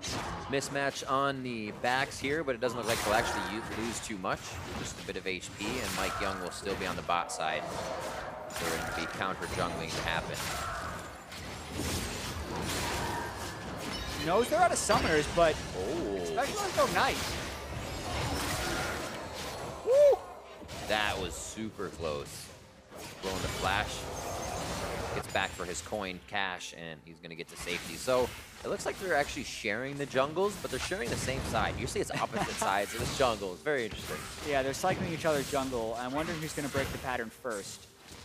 Even though Svenskeren has more CS, it's just based on the camps they've been taking. He's been counter-jungling Krugs, which is much more CS than a Gromp or a Wolf camp. I'm wondering when Mike's going to start turning towards the Drake. That's what Xpecial was trying to set up with that trade he just did. Here, Mike actually got out-jungled a little bit by Svenskeren because he wasn't expecting Svenskeren to cycle and ends up walking through a bunch of wards. This gives a ton of information over TSM. Yeah, it's rinse and repeat as well. You remember last game, Svenskeren got that tracker, immediately placed the same wards on the bottom side of blue. Now he does it top side red. And TSM can use that same advantage they did here in the mid-game. A few more kills over to the side of TSM at this point last game. So P1 having a much better early game. Yeah, TSM has such good vision scouting right here. Mike's going to try and steal this anyway. Doesn't get it. Great take back by Svenskeren right there. Mike smoked early, and then Svenskeren landed on it. It's up. I thought we were going to have a rotation from Haunter. Zig didn't even need to come down for the moment. Mike Young just gets himself to safety. Looks like he's actually staying for a bit, though, to get Scuttle. Maybe head towards that top side for a bit of pressure. Well, there you go. Oh, my goodness. And so fitting. 2 years ago there, High just coming back into the jungle, pulls out Shyvana. If Phoenix 1 can win a few games in the last week, they will try and make it to the regional qualifier. So almost similarly desperate positions these teams are in to break up Shyvana.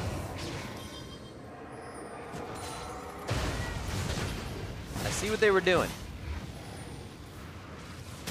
looked like they were able to actually use it. Double lift hitting 6. Biofrost wasn't just there yet, and they figured they can get in and... Man, so much counter jungling going on in this game. Like ships in the night, both Svenskeren and Mike Young just going right past each other. But here's the thing. Svenskeren's getting deep wards every time he does it. Mike Young isn't, because he's trying to rush Devourers. So that would technically, you would think, favor TSM, but they're not necessarily winning the lanes with that vision control because Phoenix 1 drafted quite strong laners. And the first blood for Ryu really helped him out against Bjergsen. So TP back to the top side for Hanser. Zig will back and do the same. Mike Young kicks his first red up. Very nice for him to re-control this top side of the jungle. Hopefully now they can control really what would be blue and that dragon side, so Ryu can keep up on this Corki and keep up with Bjergsen in that mid lane. 87 to 95, not too bad between those two to start things off. Looks like a lot of stacking though. Catalyst's tears on the side of TSM here, so they're happy to just farm it up. Yeah, Cassiopeia, really high mana cost, great base damages. Still like that build from Bjergsen. And we know with the Taric as well, as the Cho'Gath, TSM is okay farming this one out for late game. Just a matter of preventing that Draven snowball. Always have to track the adoration stacks. 240 gold if Arrow were to convert that now.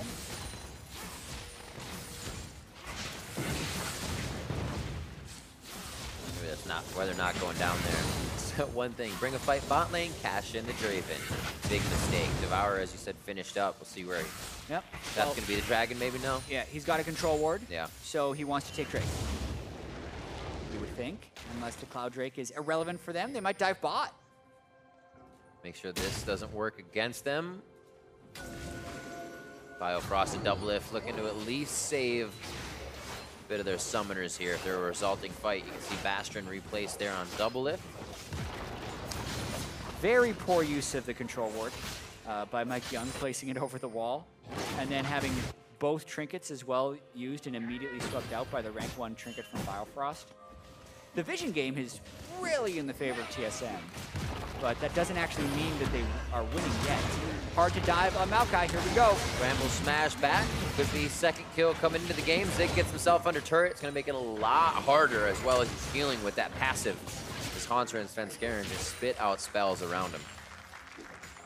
Yeah, Cloud Drake goes over to Shyvana. They're going to do round 2. Has Flash no ult this time. But he's almost back to full health and his grasp will be back up. So, very hard to do. Grab a sack mid. Bring a third!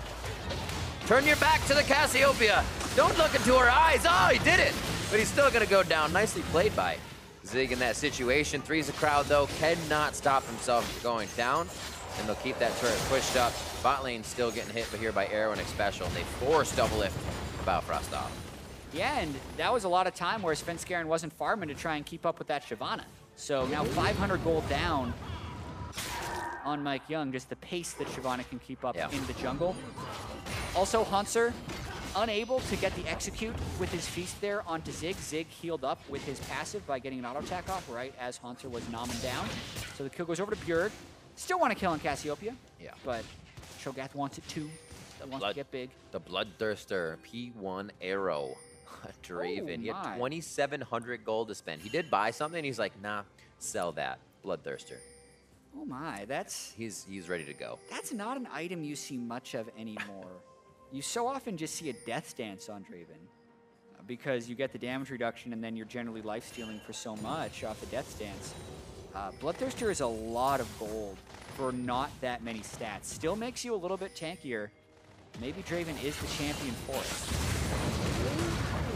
Ryu just gets out. Lock with one. Just gonna wear right off since he couldn't find a second target. Hey, objective control. What else can he devour? Instantly taking out these wards too. Gotta remember the double bite.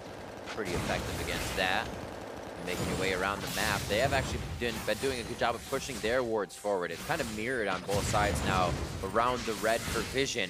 But around this mid now, P1 starts to focus. Good sapling to the left. Svenskeren looking for that shot. Mike Young just gets to safety. Not enough room. And now Phoenix 1 starting to move into TSM territory a little bit, getting that turret low. knowing Doublelift wants to get that solo turret gold up top. He's going to get it, but will Phoenix won't be able to get anything off of it? Will be the question. This will be a good time for TSM to clear that Rift Herald area. P1 will trade with the mid turret, nicely opening up the map. That's very, very healthy on the side of P1. Still 90% of its HP. It's going to be hard for TSM to break that. I feel like it's going to be a one big fight. TSM may just have a lane to themselves after that. It's the way it usually adapts for them. And it might be for the Rift Herald as well. I mean, we know the scaling, and I think the scaling on both of these teams is actually quite good. Cassiopeia, Cho'Gath, even Kalista, I think, at least for mid-game scaling, is great. Trying to go for the Rift Herald here while Phoenix 1 is in a recall pattern. Does Zig have package? He does. They could try and force a fight here. They don't have arrow quite yet. Zig slowly cruising in. They got a lot of time to pick that Rift Herald up. Looks like they make it out safely. Oh, package in from Ryu. He's going to try to vault back towards FLICKR. A nice bastion there from Biofrost, but they're not able to use the dazzle off of it, and they do take him down in the end. Flash and exhaust saved. TSM just did not want to take the fight overall. Ryu does not care about your 5v4s. He just jumps straight into 5 people, mostly for TSM, but they're in retreat mode anyway, so it helps to pick off Biofrost. Arrow in base, so TSM able to secure the Rift Herald, but Zig wants to fight. Maokai slows down FLICKR. He Zakdos, so he bounces away. Lantern and a quick reset, and a nice cutoff there from Ryu. Missed stun from Tarek, and then Zig locks him down. Oh, man. Before he can flash away. Yeah, I was going to say he didn't have time to flash. So Zig now on this Maokai. Thought it was going to be in the jungle to start things off, as it usually is, but then goes top, and Mike Young brings out the Shyvana. Now these two are flying forward with a Righteous Glory on Zig, and Mike Young with that ultimate most of the time up, as he's just around the map farming up this Devourer. So far, so good. Waiting for Arrow to cash in here. He's going to be a pretty big guy once he does. Yeah, if he dies, he loses half of his stacks. If he converts, it's a huge bump in power for Phoenix 1. So a lot of peculiar picks for Phoenix 1 here. Trying to catch TSM off guard a little bit. And so far, it's looking like it's working okay. I have to say, though, TSM was pretty close for about 10 minutes of game 1 and then still won the game in 27. So strong team fighting, strong map play could still come through. They're not the type of team to panic in these situations. So what they're working with. Everybody just under 500 or 1,000 gold, so not too much to be bought here. Mike Young working to build up that HP in his Sterix or Charm's Fist for now. Yep, probably going into Frozen Mallet, just like the build he has been practicing with. But Infernal Drake in 14 seconds, Phoenix 1 kills it really fast. They have an ultimate on Zig, but they do not have everyone here for the spawn of it, so TSM's going to get control of the zone. Executioner's calling for Arrow here as his next item. And TSM has tremendous objective control as well. Kalista Cho'Gath almost one-shot the Drake. Yeah. Think about it. They're going on it right now. Phoenix 1 have to fight. They're going to have to time it correctly. A lot of people miss between the Cho'Gath and the Kalista. It gives time for the jungler to smite it out. P1 doesn't really have it. Zig throws down the ultimate, zones TSM for a moment, but they still get the Infernal. Bjergsen has to watch his HP. He's out of the fight. Cosmic Radiance means TSM needs to use this to walk out perfectly to the top side of the Dragon Pit, but P1 sees that as the entrance as it wears off. FLICKR going to be the first one going down. The focus on the kills, then on the FLICKR blob. They're going to do that now. Mike Young KS's a blob and doesn't allow Arrow to cash in on his Adoration. This is going to be Ryu forward. Does it again. There's the Adoration coming in from Mike Young, or for Arrow. And now they're on to Doublelift. TSM stayed a little too long in the fight. And Biofrost goes down as well. All about getting a kill and moving on to the next target, I guess. Could have cost them for not giving that kill over to Draven, but they end up cleaning up regardless. TSM got the Infernal Drake, but at great cost. 1,800 gold above Doublelift in that one fight. Woo. Yeah, and he has about 2,000 to spend. That was a plus 920 Adoration, if I saw correctly, at the end of that team fight. Rift Herald has to be used to prevent the spawn. So yes, TSM got the Infernal Drake, but now Phoenix won 4,000 gold ahead in the game. See us again. Yeah, I mean, the Terracall just wasn't good. by TSM here. I thought they were going to hug the wall and just leave. Exactly, because no one's doing damage to them right now. Yeah. They're not reducing anything. And as soon as the Taric ult is off, they're in range for the re-engage. So Phoenix One says, yes, please, we'll fight a team without a Taric ult. Stun lands onto Hanser. Here's where I wanted them to give the kill to Arrow, but they do not. They chase on. Ryu gets rid of the blast cone. And then they get to cash in onto Arrow's Draven and just continue to chase. Another clutch hook by X Special down the stretch. Ryu's making plays like you would see from an old Soraka on your team, giving you a buttload of armor as soon as you dive in so you can bait. But he doesn't have that. He is just taking chunks, absorbing like a tank, and getting out alive. Feeling good coming off the bench. Ryu is playing very well for the team here in game 2. Looks like he's going to get out of this situation. Package and Valkyrie to safety. A lot of pink wards here that P1 wants to move up and be able to protect in their inventory. Yeah, 5,000 gold now for Phoenix One, looking to make this a third game. Has already gone It's just pen for the Mortal Reminder. I mean, yes, there are a lot of tanks already on TSM, Svenskar and Hanser, Ninja Tabi, and building up more armor, but no damage multipliers for Arrow. And the healing reduction is beneficial against his team. I mean, so much healing on TSM. So that, the Executioner's Calling portion makes sense, but boy, that's an early last whisper. I wonder what he was doing when he got the Executioner. So I was like, great, yeah, you recipe that in, get your other items. He's like, nope. Static Shiv. You start it, you finish it. Just about 20 minutes in. It's the P1, the goal difference at 20. Usually quite below the average. 9 down there in position. Yeah. But this one, very, very good. Holding strong, but also pushing advantages. And that's what you need to see when you have a gold lead. You don't just sit on it. Yeah, and it's a really big lead. They do kill Baron fast, don't have amazing Baron secure. So I think that's where they're going to be going next.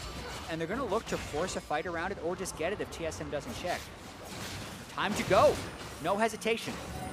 Hello. There's another one. A momentary second of vision. Just a bit.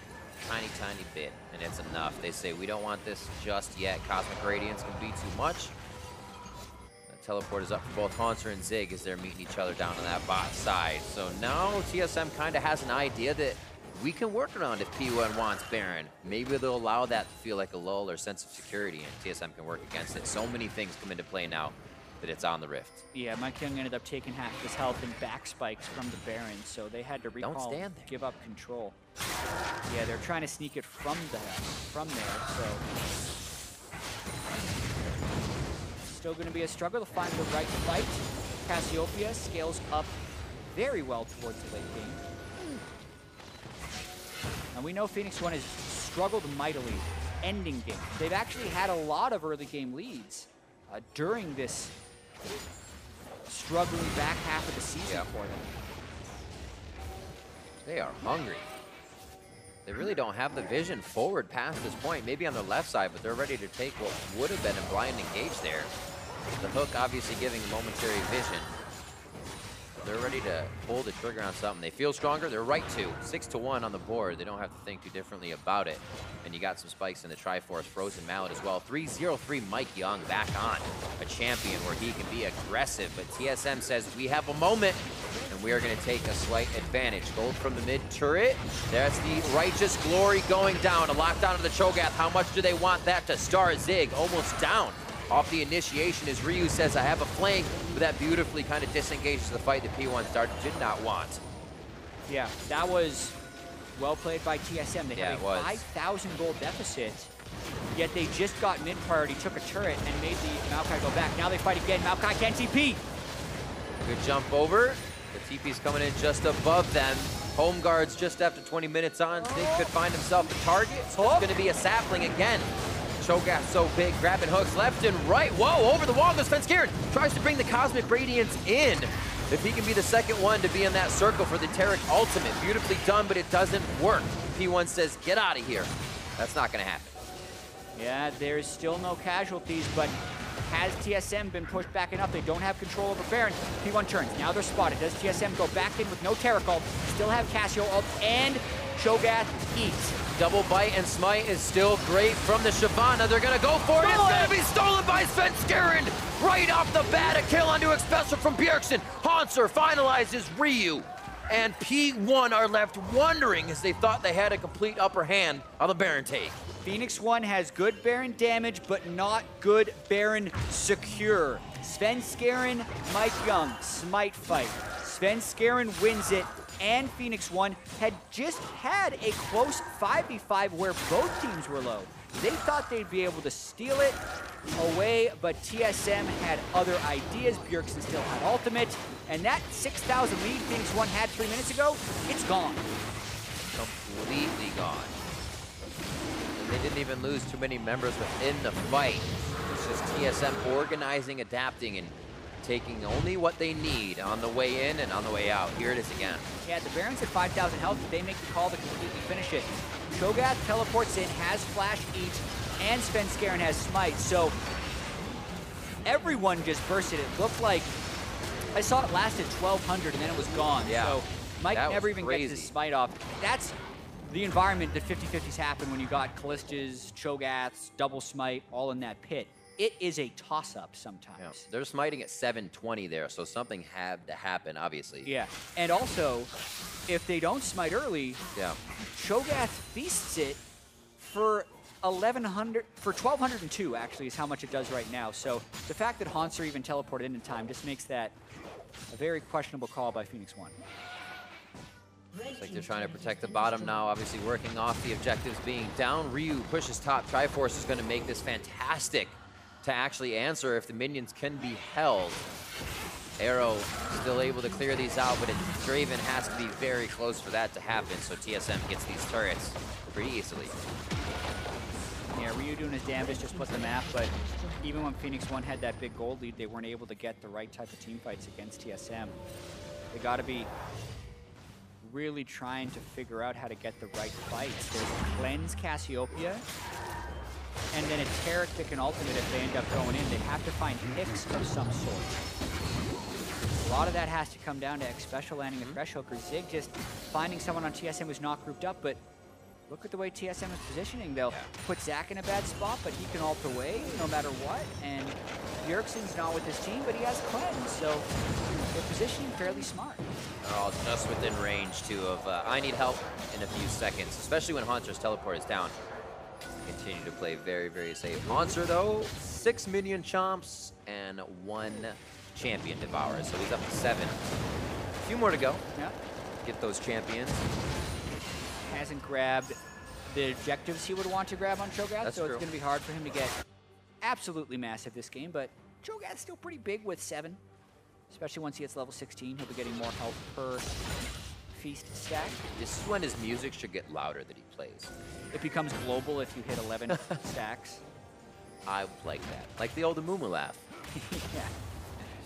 Top turret now for TSM. P1 trying to answer. Special could be the flank for a hook on the exit fight, but it looks like TSM only wants in for the moment. It's going to take all 5 members of P1 standing next to that turret to even deter TSM, and they're still threading shots through. Minions are pretty much equaled out in every other lane, so they can stay and have fun here for a while. Yeah, but they still have regained control of this game, even if they haven't regained control of the gold lead. They must feel like they're ahead right now. Ocean Drake, Infernal Drake, maybe actually tilting the stats in their favor. Miasma also prevents the engage, even if Mike Young wants to flank. Here we go. Up. Good silence. The hook already came out, though. A little too close for Hanser. Cosmic Radiance saving his life, and he will get out alive. No kill there. Trying to get into the fight is Mike Young. The ultimate is down as he goes dragon form. They get bounced out of the fight, so they can't chase TSM. Svenskeren with the Broman for the rest of his team to keep them alive. Takes one for the team, but that's still a 3-for-0 for FLICKR. They find a really good fight there. TSM overstays the turret, and the hook comes through from X Special right here. Hanser has turret aggro, hooks him in turret aggro, and yes, the invulnerability stopped him from dying, but Doublelift goes and base checks a Draven. Gets blown up, overconfident from the Taric ultimate, and definitely just happy moment there from Svenskeren, but it's not enough. This is FLICKR taking control back. What hold there by P1. As they hold, the turret went down, but they were able to fight back and get TSM as they breadcrumb their way out of there. Quick Silver Sash now for Arrow along with his Zeal, kind of edging a bit more of the damage multipliers in there. And it looks like we could get the Infinity Edge from Ryu actually quite soon here, the 800 for the critical cloak and then the finishing price. And he will be very strong. Yeah, Arrow should be able to complete that Seal item into something more substantial on his next back if he chooses to. No. Boom, rapid fire. Whoa, never mind, he's got it. Long range axes. Yep, and Ryu actually has 1,000 gold, so he's close to the Infinity Edge. That fight for them was a big, big surge that they were waiting for, but they cleaned the turrets up already, so now they gotta move the wards up and get themselves into position to make the plays happen again. 1 minute on the Baron and 1 on Ocean Drake before we actually see the Elder. And as we've seen time and time again, gold beads don't win you games. Objective control with gold beads win you games. And Phoenix 1 has gotten the gold bead part down, but not the objective control. They gave away a 6,000 gold lead with that last Baron force. It was stolen away and they lost the fight. Ocean Drake up in 35 seconds, Baron in 50. Vision control, finding smart fights around the objectives, and then taking up the objectives needs to be the name of the game for Phoenix 1, but that is very hard to do against this TSM team. Man, he's big. Monster taking up the entire screen, and they're looking at him, and they don't see FLICKR coming out of the clouds from over his shoulder. Biofrost gets dropped immediately. Cosmic Radiance goes off on the other side, but it didn't happen soon enough. That's the timing that can be very tricky. Now they're actually going after the tankiest person. Haunter loses some of his stacks. A double kill for Ryu, and it looks like P1 is turning the heat up. Triple kill for Ryu on the Corki. Finally goes down as he is shut down. And double lift coming up with a triple. Looking for the Quadra. He's going to be getting Onyx Pestle. If he can javelin forward, he's got the distance. He's got the HP. A red buff would lock it in, but double lift completely saves TSM. Woo, this is turning into a bloodbath. Doublelift gets his first 3 kills of the game in the backside of that fight. Hurricane, Blade of the Ruined King, Lifesteal, Callista, tank right there at the end. Thought it was Lucian for a second. But it's still a 4 for 4, so that fight's a wash overall until they collide again. Infinity Edge has been completed onto Ryu. BF Sword has been built for Arrow. Doublelift is probably going to be able to pick up the Ocean Drake on the backside if he chooses. What a fight. Actually, I can see how that started to turn around. Here it is again. Yeah, so Biofrost is Ardent Sensor Terror. I think it's the best item for him, but you have to be a little bit careful. So he goes in, gets rooted, tries to ult, and they blow him up. Doesn't get the ult to go off on himself, but now it becomes a 4v5. Hansa goes for the flash, Gargoyle, Stoneplate, Nom onto Ryu, nearly kills him. But the rest of TSM can't necessarily follow up, and now it's about Bjergsen and Doublelift versus the world with Peel. Bjergsen goes down early, but Doublelift just gets enough shots in, flashes away from Zig, and then lifesteals off the minions at the end. So close to turning. And now TSM is on Baron, going for the rush. Pick goes down, the smite, the bite, and that is going to be one of the objectives for Haunter. He gets a little bit bigger. Remember, he lost stacks on that last one, but TSM are now on a tear, and that's exactly what they needed. Double of 8,200 damage in the fight. Just massive, doing the work with 2 carries in that fight. After the fight, looks like Ryu ran towards a blue buff. That's one of the things that happens when you're not the primary mid laner for your team and you're subbed and you don't have the same level of cohesion. TSM takes advantage of it. They then secured the Baron from 3K with Callista and Chomp from Cho'Gath. Now they push with Baron. This is the Baron minions are incredibly tough for P1 to even clear. It's Arrow's job. Ryu can fire some to the backside, and is able to clear some of the caster minions, and TSM move back here. They have minions on the bot, and Ocean Drake is up as well before the Elder, if they even want to get it, as they just rotate back and forth. Here, keeping the pressure on. It looks like they aren't going to leave this side of the map for a bit. Yeah, and if that big one from Ryu is any indication, this game is definitely not decided yet. Phoenix 1 still has a gold lead. TSM still yet to crack an inhibitor turret, and Ryu's going to hurt, no matter what. It's very hard for Doublelift to even get off damage when he's dealing with Corki and Draven in team fights. Cosmic Radiance, no, not pulled out just yet.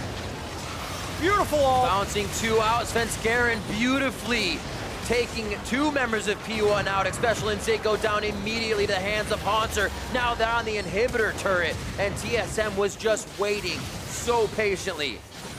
Good things come to those who are patient. They get the inhibitor turret in the mid lane and the inhib as they move towards top side. They're a little unhealthy. They may head home first.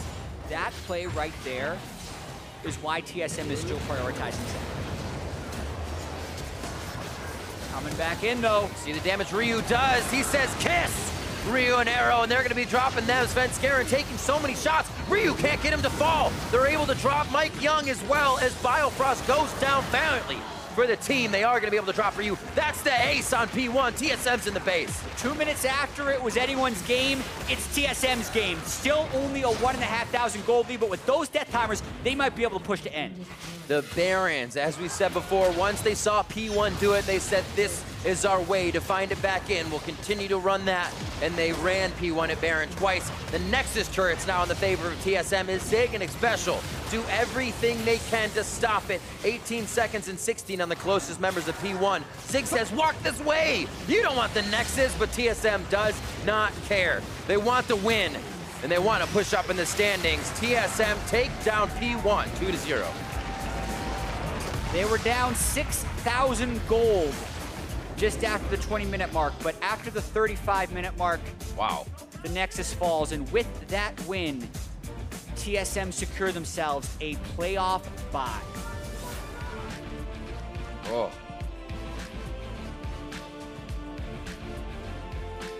Close game.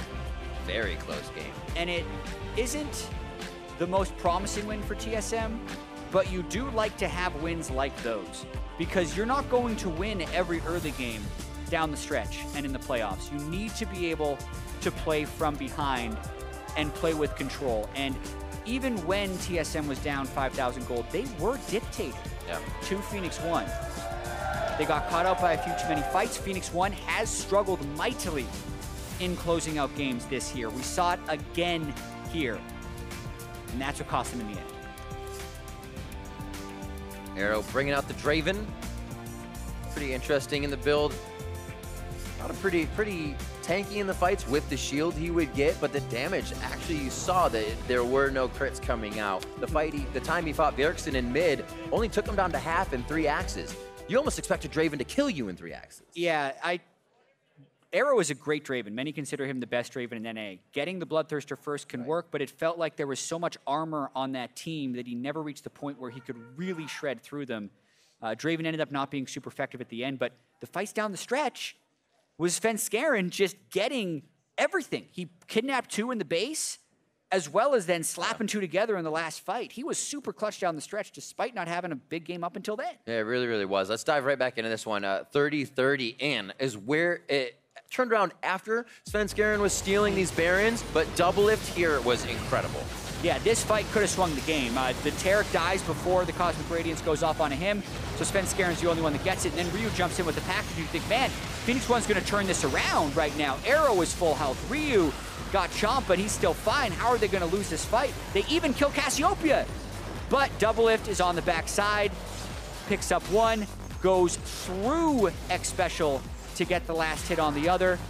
And then X Special is the one that has flashed away because Doublelift is going to drain tank and could have picked up a Quadra if X Special stays. Game-saving fight there by Doublelift. Pretty great stuff as well, seeing the Zac come in for Svenskeren. Usually we do see the Zac and we're like, oh, so it finally got through, and then it kind of fizzles out. We really saw that impact hitting hard today. Svenskeren had some great plays. For more on that series, let's check in with Digon and TSM's bot laner. Thank you very much, Riv. Great cast on the day. I'm joined with Doublelift. And Doublelift, this interview was going to be about how does it feel to get carried, because you hadn't done too much in that game too, but you made that huge play in the mid lane. Talk me through that play.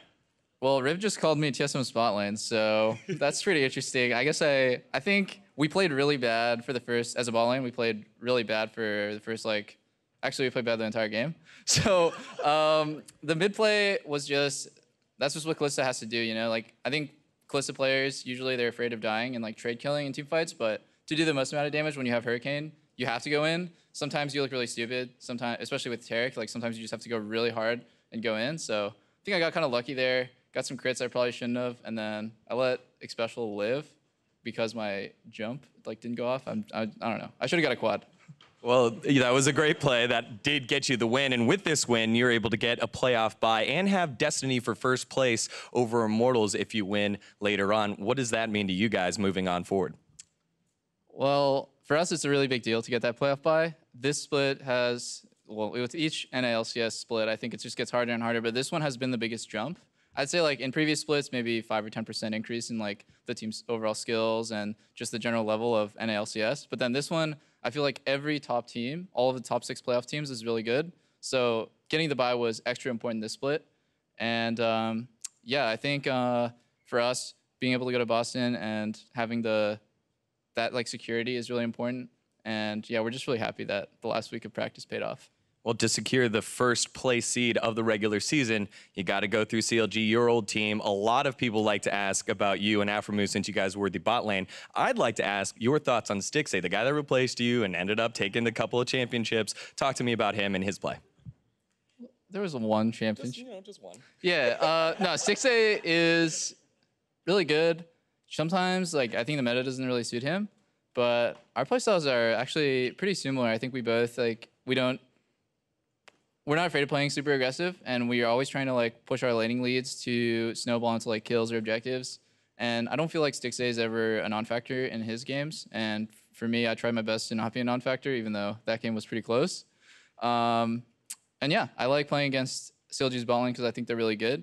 And like the whole Afro being the veteran player who leads the lane, and then Stixxay being the rookie, I think that has a lot of like mirrored effects on TSM's bot lane. You know, me and Bio, he's a rookie. I'm a veteran player, so it's fun to play against them.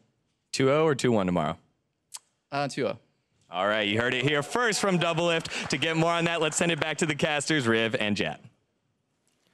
Thank you very much, Degon. Great interview on the day. And Doublelift feeling pretty happy, but feeling like they could also do a little bit better, like striving for the best. Yeah, I mean, obviously they have the playoff bye secured now, and now with an Immortals loss or a TSM win against CLG, they get the #1 seed. And it does matter. We have dynamic seeding coming into the playoffs. So the quarterfinal, if they're the #1 seed, means they will play the lowest seed remaining in the playoffs, whether that be a 6 seed or a 5 seed or a 4 seed. So very important still, and a lot of work to do. Feels good if you can get it. We're going to go back and jump into the game 23-40 and a lot of pivotal moments. We just talked to the guy who almost got his quadra kill, he says, but this Baron steal.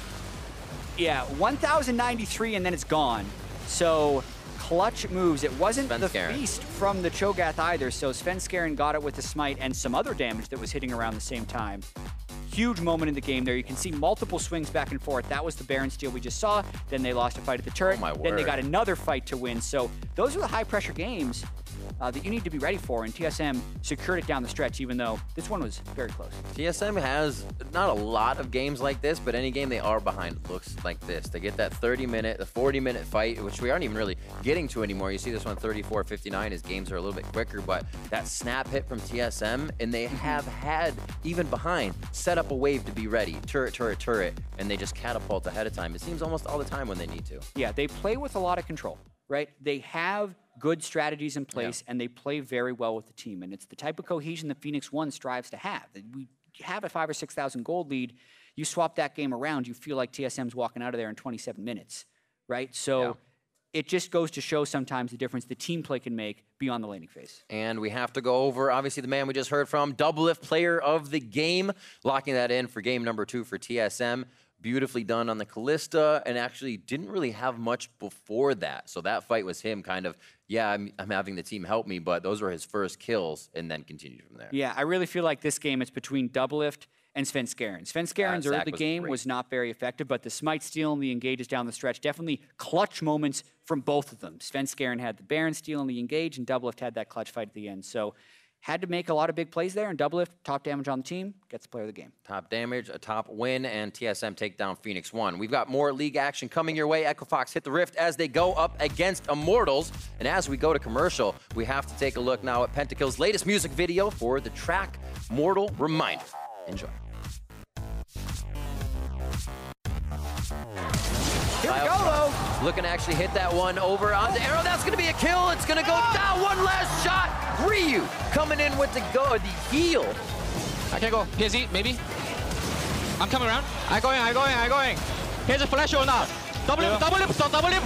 Nice, nice. Nice. Good job. Look at the pit. I got it. I'm a corky. Kogi. He's dead. Go mid. I'm pushing mid. And it looks like P1 is turning the heat up. Triple kill for Ryu on the Corky. Finally goes down as he is shut down. And double lift coming up with a triple. Looking for the quadra. I'm peeling computer. We got Draven. I have passive still. I can. Okay. All right, he bonked again. That's his last jump. Got him.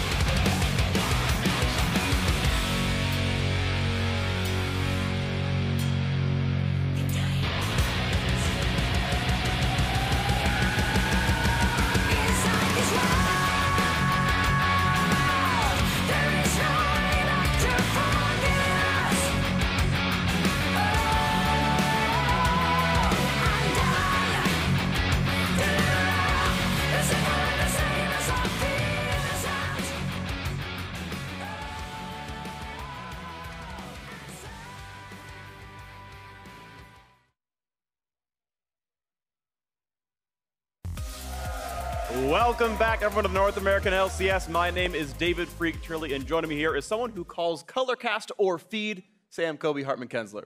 Not true. That's not true. Just making things You up feed now. all the time? Yes. While color casting? Are you a metalhead, by the way? I'm not. That's fine. I like Pedicles quite a lot. We're going to, anyway, getting into our next match of the day, and it is Echo Fox versus Immortals. For Echo Fox, Week 9 is all about ensuring they do not fall into the promotion tournament. Right now, they are one match ahead of that giant three-way tie. Yeah, and if we look back to last week, they did find success with Brandini and Mash. I was particularly impressed by Brandini up in that top lane.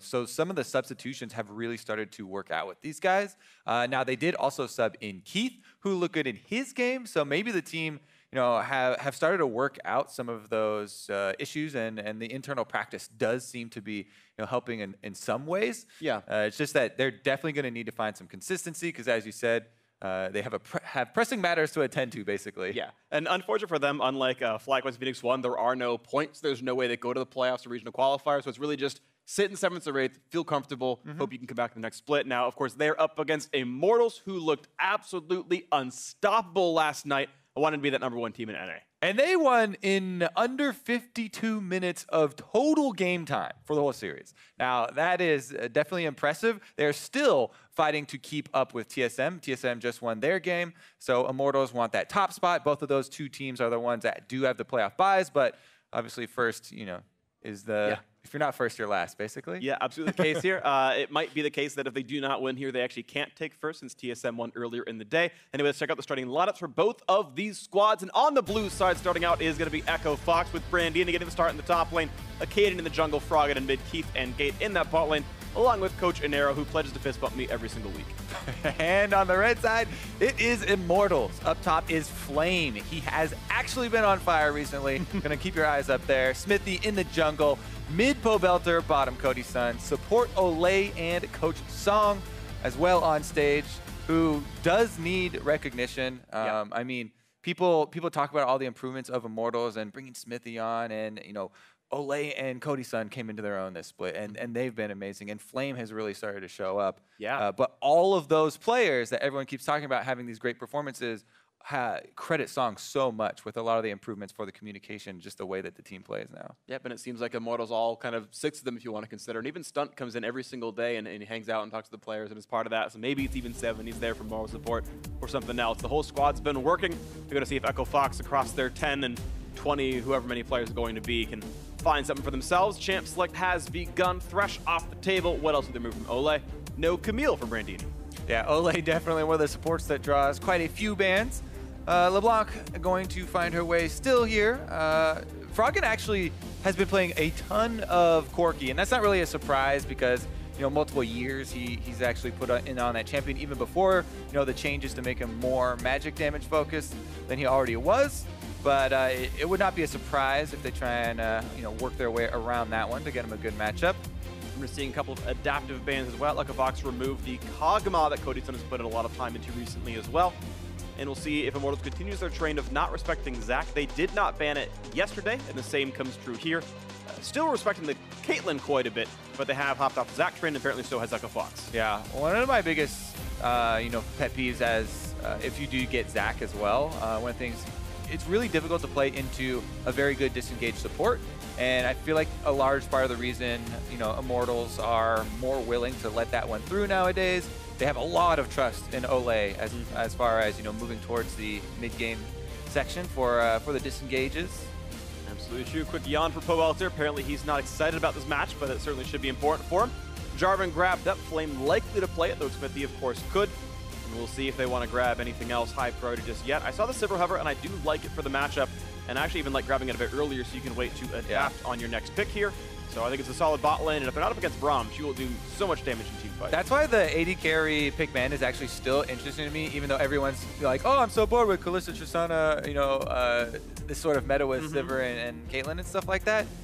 Because you can't just early pick the Tristana anymore, assuming that they're going to blindly go in with the Kalista, as that was top tier last week. Everybody was first picking all the time, but as you said, Sivir, nice time into it. Spell Shield, super easy to get off. Quick picks coming through though, and this is second favorite strategy in pick bans right now. Red side, last picking their mid laner, then throwing 2 more bans at mid. It's pretty much foolproof right now because there aren't extra counters. Like no mid laner right now, unless you're going real far out in the fringes, has more than 2 champions that you're worried about. So you often don't even have to spend both of your second round bans on mid lane. As you know, LeBlanc is always off the table. There's that Corki though that we talked about for Froggen. He's gonna have to branch out. It's very interesting because I know you talked about bot lane counter picks again, Triss Silver being the very primary one here. No one seems to have like 3 Taliyah counter picks ready. Maybe they don't exist, maybe no one has learned them or no one's afraid of them just yet, but certainly you're right. The semi-blind Taliyah and a Corki ban, not like it's a hard counter or anything, it's just making you feel totally fine about this one. Lulu dropped out for Echo Fox, hoping to remove some more buffing supports. And again, I think the Corki thing is just super targeted at Froggen since he's, have so many games on that champion. Lucian does come through as well to complement that. Don't want any early snowballing there, and Lucian can definitely try and pressure Taliyah early. The other thing with Taliyah, as far as counter picks, quote unquote, the best counter to her is outplaying her skill shots. So much of her damage can be dodged if you're mobile. Lucian is extremely mobile. And yeah, you don't want to always dash over the mines, but sometimes it's worth it if you're going to dodge the seismic shove and threaded volley. Totally agree on that one. So it's going to be 2 mid lane bans the one side, 2 Ole bans the other, and he still goes for the karma for himself. Almost definitely going into support role here, so certainly several team speed ups now for the squad to help Pobelter and Flame get on the front line. We're still waiting for that top jungle flex finally for Immortals. Meanwhile, Echo Fox do themselves a top jungle flex as well, and their mid laner. Gotta go fast here for Immortals. They're definitely gonna want a little bit more frontline as well. As far as Smithy, the Gragas, playing into Gragas, it doesn't really preclude you from any sort of picks or anything. So he still has a pretty wide open, selection. Ooh, Talon! Want to play Jarvan? Exciting. Talon in the mid lane now for Echo Fox. Froggen's bringing this one out, hoping to assassinate some of the back line. It's only a Karma to really shield it up, so maybe the Shen's going to come in to make it a bit easier. Not a lot of magic damage on the team. Could be a risk against some of the tanks. I have a feeling this game is going to be determined fairly early on. Yeah, Talon Taliyah matchup is extremely volatile. With the Rek'Sai now picked up for the jungle, that is going to mean Acadian can go for those level 3 ganks, or even earlier than that, as we saw when he first joined the LCS and he was just on fire. Everyone was talking about how he's First Blood King and he got like, what, 8, 10 or something like that in a row. This could very well be a possibility. With Talon, people haven't seen him a lot or played a lot of him recently. You have to worry about the all-ins, even on level 2. Watch the passive stacks under the enemy champion. If you go fishing with your W and you get both hits, then you can get that 3 stack really quickly. And the bleed plus ignite damage can definitely mean first bloods within the first 5 minutes if a jungler comes as well. But don't think Pobelter will be caught off guard. Seems unlikely he will be. Talon right now is 0-2 in the North American LCS. It's his 3rd game now. It's Froggen's first of the split. See how he does with himself. He has been known to do well on Assassins before. Froggen prides himself on having a wide champion pool, and we'll see if he can pull this one out nicely. It's going to be a fun one to watch for. Absolutely exciting stuff ahead right here. Immortals hoping to keep pace with TSM and lock in that first place bye. Echo Fox again hoping to keep at arm's length ahead of everyone else below them in the standings. Hold on to a 7th or 8th place spot. They are in 7th right now. They can keep that going. Destiny is in their hands. Echo Fox for Immortals, going to be a fun one. Definitely going to be a fun one. I think this one's going to be action-packed. Like, we're going to see a lot of fireworks early on in this game. Jarvan, yes, has been one of the champions that I always like to say can go for these level 2 ganks, straight off a red buff or something like that. However, Smithy has been really into the Cinder Hulk, full tank Jarvan very much recently, so we'll just go with a very standard buff, 1 camp, then another buff into either Scuttle Crab or gank. Okay, let's see what we find. Right now, Echo Fox going to stack up. This is a pretty standard anti-invade situation. You put your mid laner mid to watch for the short route, and then everyone else stacks up together. They find that Ole's just holding the line in the river, though, and it means that Flame's going to get a little bit of alone time top side. 8 gold to Ole. 30 seconds. I do like still looking for the aggressive moves when you have Throm for level 1s, though. So can't blame him too much. It's just a tiny bit of gold. It actually does not really affect the game much at all. Even the Ole likes to min-max. And we'll see if he gets his roaming time as well this game. I mean, with Sivir, early on, I'm not going to want to leave her out, but it feels so nice once she gets that instant shove. Yeah. Usually around level 5, feels really confident. You don't expose yourself at all, really. No. With a Q and a W, pretty much annihilate it. You can run out of mana if you don't have an Essence Weaver yet on Sivir. In fact, we've been increasingly seeing Sivers go for an Infinity Edge rush, but it can, and sometimes it's not, very important here. We'll see what comes through on this one. Always like checking out the statistics for solo queue. Coin, Karma actually has a 1.5% win rate increase over Spellthief, but Ole wants the more increased early game ability power and the extra lane dominance. We'll see if that comes through.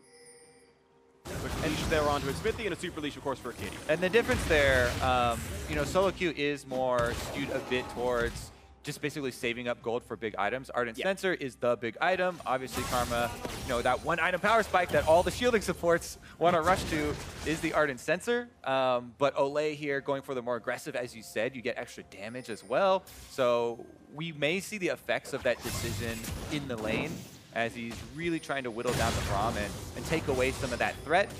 Because Tristana Braum is something that you always do have to worry about, especially if there's a Rek'Sai who can gank behind a red team's bottom lane. One of the most common ganks is you loop around up there behind the red team's Tribush on bottom side, and then you just tunnel over behind the duo. Tristana and Braum both have gap closers, have really good crowd control as well, so do like to see that. Sometimes best defense is a good offense. If you get the Braum super low to start it off, then be less likely to try and go for you. Absolutely the case. We'll see if that comes through on this one. Brandini, you want to point out, went Thunderlord's Gragas, which I feel like is atypical.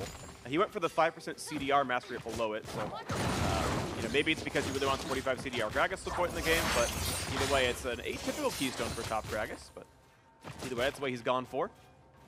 And we'll see if that pans out to be anything else in the future. It does have Magic Pen marks as well, so a little bit of high damage.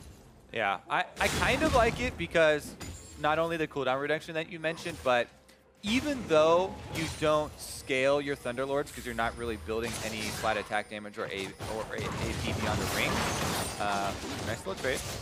Yeah, it gets some damage in, but Froggen, of course, never triggers the passive without letting a third spell hit, so Bowalter wins that one. Yeah, you can see he's only got 2 of the stacks on him right there, so unable to get the benefits. So even though you don't really scale it, I still always have this feeling, even, coming from the jungle when you take Thunderlord. Never mind. A little bit of a stun going there. Yeah, see how much easier it is to trade when you are the Braum, put the shield up, but at the same time, Keith actually still takes both halves of the Q, so a nice back half trade by Cody's son, and he got some good hits on the Keith there. TLDR, base damage with Thunderlords is still good late game on carries when you're flashing in. Great. There you go. Got it out. Greedy might get the burst in. Again, considering he's got a talent on his squad, he really might just want that little bit of extra burst to make sure the backline kills come through. And we'll see if it matters later on here. Early game gold lead to Immortals. They're winning kind of everywhere. Plus 11 in the mid lane, 9 in top, and 10 in bot lane. So every single person doing wonderfully in this early game lead. And it might keep going. And you do expect, Talia to be able to retain wave control in the mid lane versus Talon. If there's no early jungle visit, as like we were talking about before, then the threat of the all-in champion in any of these matchups, this doesn't just go for Talon versus Talia, right? Greatly diminishes the laning power. Junglers have huge effects on generally ranged versus melee matchups because the ranged champion almost always depends on kill threat to make the ranged champion play more honestly and deny them less. And we'll see if any denial really comes through here on this one. Brandini just sitting under the turret, knows he's not going to get attacked by Flame, triggers the Thunderlords for extra wave clear, and it made the minions die to one auto attack. He saw it coming. Beautiful stuff, Nostradamus here, Brandini. Still is just Echo Fox licking their wounds and hoping they can find some way to come back against a team tied for first place right now. Minions are gone. And here's the first recall in there. Brandini getting himself Dark Steel plus cloth armor. He's going to go probably towards whatever the tank armor is going to be, but knows he needs to survive Flame and Cody's son later on in the game. And for Smithy, I think main objective is again, as we said, just retain vision control around Pobelter to let him kind of abuse and cause more CS discrepancy. Right now, though, they're bringing 3 members to that mid lane. 3v2, but a nice flag dunk over the wall comes in. The flash and knock up, though. Flash to get away for Smithy. The chase is in, and the first blood comes when he vaults right back over the wall. Froggen getting 400 gold, beautifully set up by Acadian. Kill pressure? Do we say kill pressure? Froggen with a very slick use of the parkour there on Talon. Flashes in, knowing that he can just hop over the Raptor wall, gets the kill onto the jungler. You have to be so cautious as a jungler going towards mid lane once they're level 6, because you're so squishy. The ultimate here for Froggen is already in. This is basically perfect timing for an assassin mid laner. He jumps on the level 4 jungler, gets him with the ignite, the bleeds, the ultimate comes through, and even though exhaust goes down, able to find that kill and find the money. This is what tips that matchup, tips those range versus melee matchup. Froggen now has some cash to work with. Yeah, he does. Nice stuff here for him, and you can see that he's going towards what could either be Youmuu's or a Duskblade. They have the same build path, so it's unknown just yet.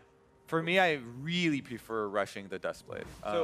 The extra damage for me means so much. Even though you get a tremendous amount of speed out of the Ghostblade, it just always feels so impactful when you get the Duskblade procs. Plus, Vision Denial is something that's really underrated about that item. Yeah, I agree. I think it's a very, very strong item. I just know last time I saw Lethality user, it was a Jhin, and almost all pro Jhins were rushing Youmuu. And certainly, Duskblade's weaker on range, so that might have been the real difference here. But yeah, I think it goes for. I agree with Duskblade being great. I think Assassin mindset more tend towards the Vision Denial aspect and the extra burst, but we shall see. Maybe he will go with the roaming power, because it's interesting. That's main strength here of Taliyah that we always talk about. Shoving the wave, getting your roam off with your early ultimate, right? Yep. But if Talon can chase you down, you know, he has huge move speed if you go Ghostblade, and then can hop over walls to catch up to you. Yeah. And if he closes the distance, you're toast. Yeah. You're super dead if that happens. It should be pretty easy for him to juke out the skill shots, and he can even jump over your ulti wall. It makes fresh terrain for him. He can actually, it's so long that you can jump over 2 parts of it, That's by the way. You can probably do more than 2, I'm guessing, but maybe I'm wrong about this. Either way, Keith and Brandini have now joined in the top lane as Keith gets the heck out of that lane, but he was able to get himself a BF sword recall. So he's got at least some decent pressure, clears out the wave, and the question is how fast is it compared to the Sivir? And right now it's actually the small tempo lead to the Echo Fox marksman, but with Flame hanging around, looks like he's not going to go for more, and it's actually some free time out of Cody's Sun. So it is several minion waves denied here bot side. These minions are not being absorbed for gold or XP by anyone. Brandini has no TP, hasn't walked down, and Cody's Sun getting insane free time, and every wave is 100 gold that Echo Fox are not getting. This is kind of why we spent a lot of time on that matchup in Champ Select, right? And this is why the Karma did make so much extra sense. Helping the Sivir really exploit that. This is going to be a very fed Sivir. Let's see about the first turret gold, though, because right now, Immortals are trying to delay for that objective. Yep. Just focus the minions, make sure that Echo Fox don't have much time to answer. Picked up, and now the 1v1 Froggen on Pobelter pops the ulti, gets away from the seismic shove, but he had to kite backwards because he was afraid of the knockback, and he gets damage across. Pobelter saves his flash, saves exhaust. And those are key when you're versus this matchup. Here comes Acadian, though. Jaw's not going to find the chomp, and not going to get it here. The Land Shark not going to find his prey. Solo first turret gold here to Sivir. Olay is able to pick it up in addition to his giant CS lead. Plus, he's been working off of a Cole. Yep. So this is looking like a very, very scary game. As you said before, there are multiple sources of extra speed for Immortals. Since they're the ones getting the early lead here, they get to press the tempo. And really the only thing he has to watch out for is Froggen. You know, Froggen could come from any sort of angles to try and assassinate the Sivir, but you know, Spell Shield will go a bit of a ways in protecting you.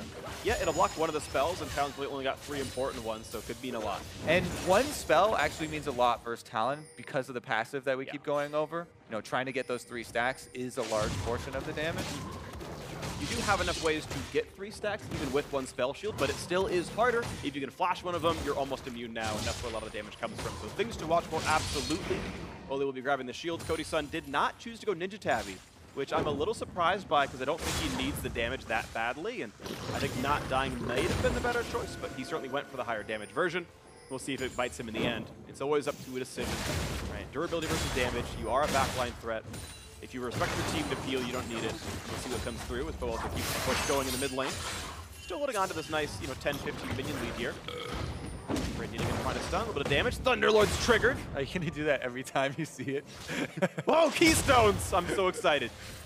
Smithy Blast Cone! Uh-oh, gonna stack up Fervor of Battle. Here's the knockup. Thunderlord's triggered by Smithy, and Brandini is gonna die. Storm Raiders not triggered by Pobelter. Okay, that is a big roam down bottom. Means that their mid lane is open. They are going to push on the bottom side, and it's not the biggest of sacrifices because first turret gold's already been taken. Let's see what happens now. They're all collapsing. This is a Sivir ultimate available. Gonna run away with it though. Froggen is scary, and I don't blame Cody Sun in the slightest. He's still in the chase. Yeah, walls don't help you. They speed him up, and he's on the chase. Fellowship blocks ulti number 1, and he gets away with it. Yep, that's only gonna be 2 procs. Olay here helping. Yeah, puts on the red beam, and Froggen just jumps against the wall one more time and gets away with it. Top turret should be falling, and this time around, Echofox able to tie up the turret score. Gold lead 1,300 still for Immortals, and meanwhile, they're pushing bot lane tier 2 and mid outer. Yeah, a lot of damage. They did split their DPS though. Smithy left the bottom lane push and went up to help Froggen in mid lane, so they didn't get bottom turret. I don't know about mid. It's now been collapsed upon. This is quite a few rotations. That turret's gone at the very least. Smithy getting the local gold. Oh, no, to save himself. The turret will not fall, but the chase is now on for Acadian. Smithy gonna run away. Poeter gonna flash. Now has, no, sorry, it wasn't his who flashed. Gets away on this side of it. A scramble. And he gets out alive too. Everybody just running for their lives. Well, okay, maybe Brandini will to hit him with the Thunderlords. Well played. He's running. All right, he's fine. Didn't get it. Wait, no, he's a 1v3. Here comes Acadian. Oh, Froggen will be the one. Froggen, here's a TP to save him. Can they save Private Smithy? They're hoping to make it happen. The flash. The Cataclysm to get away, and he's got a shield if they want it. There's the body slam. The attacks are in. One more, and he's not going to get him. The damage isn't there. One more auto would have triggered the keystone and gotten the kill, but it wasn't to be had. Out he goes. Oh my goodness. Smithy brushes the dirt off his shoulders. All planned. Clean escape. He's wearing the Fnatic jersey, so it just came naturally to him. Yeah. Able to get out there. That was pretty entertaining. I have to say, the last maybe 5 minutes have been just a jumble of rotations. Top to mid, back to bottom, everybody trying to collapse for kills, and Immortals are the ones who get the last laugh. Turret falls down. I mean, Smithy wearing the Fnatic jungler jersey, all Echofox can do is sigh and hide about the fact that they couldn't make that play happen. That was good. You should have groaned or laughed at that. Cyanide. All right. Smithy going for the outplay, and of course he gets it. Kobe is still laughing, by the way. I'll call this one out. One auto comes in, second not to land, the knockup makes it happen.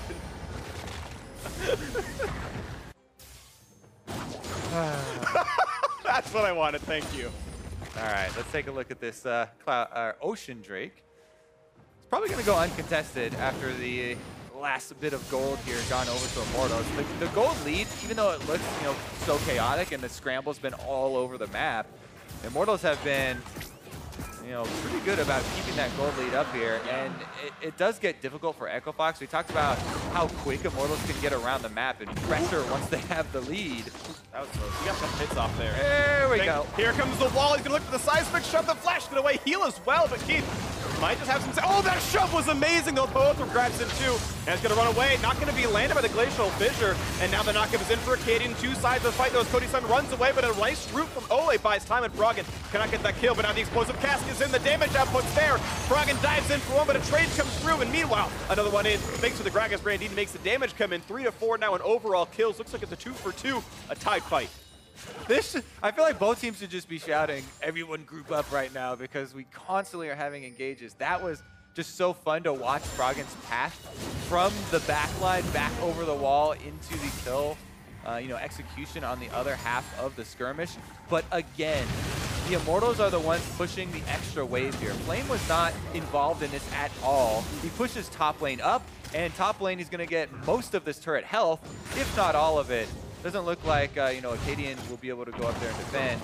Take a look at the replay, though. It starts out in the mid lane, and here's all the extra speed. Really nice movement here from Pobelter. Even gets that shove you're talking about. Executes one. Looks like he's going to get another one in. But then they have a extra member coming from base. Acadian does go up. Flash. Flame had to flash there. He was probably going down otherwise. And the crucial part after that, flashing into an immediate auto attack on the blast cone. I have had many a teammate mess that one up, and then you're using your flash and still dying there by blast coning the wrong direction or missing it, and clicking on the opponent, still going down. So props to Flame. Yeah, accurate mouse clicks there. Accurate mouse clicks. Very nicely done by him, and we'll see if they can make more good plays. 2-0-0 is a good scoreline for this Renekton. The 40 minion lead also nice. Slices over the wall. Says Frog, and I can do that too. I was the original. Got some hipster glasses on. Flame feels good. He's got his cardigan. He's feeling all right with this one. Sip his ironic wine. Probably got a pun in the name. I'm really getting a good picture here. Nice visualization. Got some lensless glasses, and now Acadian's running away, and now blast cone hit again. Xmithy's less good though. Less good blast cone. All right, we'll give that one a B+, I guess. What? I'm a very nice teacher, I guess. Yeah, yes. You're grading on a curve. No, everyone passed in this one. Cody's Sun gonna walk up to the top lane, has plenty of farm for himself. Here comes the wall down the bot lane. They want Brandini, and can he survive? Triggers the damage output, but still very alone. Acadian comes with the knockup. Nice, actually, juiced by both getting away from the explosive cast, and a couple more shots will do it, but maybe they can have Acadian join this fight flash to buy some time, and it's going to buy enough, and the ult is going to come across, and he just doesn't have to... Did he ult the wrong person? I think Acadian might have hit Flame with it. Another challenger joins! Oh, but he's going to get him! Woo! The Winter's bite comes in, and they were right all along. Winter was coming, and it came to knock down Pobelter. Ole died somewhere else on the map, so a 2-for-1 advantage. Echo Fox. This time, Brandini making the outplay. Is it, though? Every time we have a skirmish, one member of Immortals is pushing a side lane. This time it's Sivir, and we know what she does to minion waves. Destroys them immediately. Turret now going to be under pressure from Cody's Sun. So Immortals do get the extra minion gold, even though they lose again a member in the skirmish over there on the side lane. The gold lead continuing to slowly increase here for Immortals as Echo Fox trying to find some of the skirmish gold. Here we go, though. Pobelter does start it off. Brandini buys a lot of time, and since Froggen did opt to go with the Ghostblade option, as you were expecting, for the extra move speed, he is able to join this one eventually. Most of the Echo Fox members getting in there. Ultimate there onto Flame. Flame instead. I believe that was a misclick. It had to have been. Because he did have damage on Pobelter, so it was the target. Gate, though, another accurate mouse click there. He's able to pick up the kill. Lands the Q. Sickest of plays right here. Rift are going to go down pretty cleanly for Immortals. No one's looking to contest this, so IMT gets used to going. To recap the gold, they're about 4,500 up. Even though we are 5-5 in kills, they've got 4-1 in turrets and farm leads in every single lane. They have got themselves a lead here in this one. The Ocean Drake picked up earlier on in this one, and Xmithy's got himself the Rift Arrow buff. Let's see where that goes next. Plus, the targets for Froggen are getting pretty difficult to choose here, right? Pobelter's got Ninja Tabby, and he's working on an Hourglass. Even just sitting on the Seekers is a large amount of survivability versus a lethality build. So going back to the blue choice maybe for Cody's Sun, it has kind of opted for, I am the target now for Froggen. I am your main #1 target, so it's pretty clear what Echo Fox are going to try and focus. And we'll see what Cody's Sun and the rest of Immortals can do about it to, make these Berserker Greaves, extra attack speed really worth it. Well, Xmithy's going for a Knight's Vow. That'll help a little bit. 12% damage redirection for everything except the Ignite, which I don't believe should damage gets redirected. Could be wrong about that. Ole's got the shields, but no one's going lock-in just yet. We'll see if that comes through later on. Ardent Sense are about halfway done for Ole. Went for the full Ice Stone first. Froggen flanking from the top side of your screen. As you can see, it looks like they're going for a 5v4. Flame won't be in range. Jumps in for Ole. The burst is in. Karma's down. 1-for-0, and Froggen connects right back out with the Storm Raiders. Now, the TP is in, but it's a 4v5. Body slam buys some time. Flame going to be stunned up. Dunk comes through for Xmithy, and Gate shut down to 1-for-1 so far. Second kill comes through as Brandini drops out. There's simply too much damage from the back line. Froggen blew his combo onto one and had no damage left over. Now a 4v3 in the mid lane. Yeah, you can't really blame an assassin for that. That's the assassin game pattern right there for Froggen. Gets in, kills one, gets out, but the rest of the team can't get out. It's a really good engagement from Immortals. And something that we always like to highlight is even after you have given up a kill and you're at a disadvantage in terms of numbers, they know they have the extra DPS because of the assassin style there. Froggen is pretty much out of it. So Flame and Smithy call for this re-engage here. Cataclysm gets 2 for themselves. Yeah. As there's a lot less threat on the enemy team to worry about. Even though Ole went down, he's kind of the sacrificial support. Yep. And of course, he went Mobies himself to play for the team, and sadly, it meant he got killed a couple of times with no tabbies, but still the contributions were in. The frontline dunk crew certainly did nicely. Flame and Smithy doing a lot of the damage in that battle. You can see the actual damage graph. I think Cody Sun only got basically the Boomerang Blade and 1 auto attack, so he wasn't a huge factor, but it still worked out with the frontline. That's the other discussion that I like to have about those types of choices. You mentioned the survivability there for a possible Cody Sun Ninja Tabi pickup. It's also a DPS increase if you have the confidence to get closer, right? She's a short-range champion. Yeah. If you have those boots, and that allows you to not have to work around so much of the enemy threat that you can actually get more autos off than before. Yep. Then technically you can get more damage off. Regardless, we're actually going to have an Echo Fox attempt at a sneak here. Froggen zoning a little bit. Let's see if he can find something to do. Jumps in, gets some burst damage, and he's going to look for Cody Sun! And the burn is in! He makes it happen. Froggen in the 1v3 gets the kill. And Ninja Tabby maybe was relevant, but now Froggen's got to run away. Yeah. He's got a wall to jump to. Walls, haha. Okay, and they're going to find Pobelter, who Zonia's is and has really nowhere to go. He's got no flash, has exhaust, but going to die 2 for 0. Froggen now, I think, his 6th kill of the game. He's got 7 of 8 KP, trying to bring this game back in, but it's a 4,500 deficit still to work through.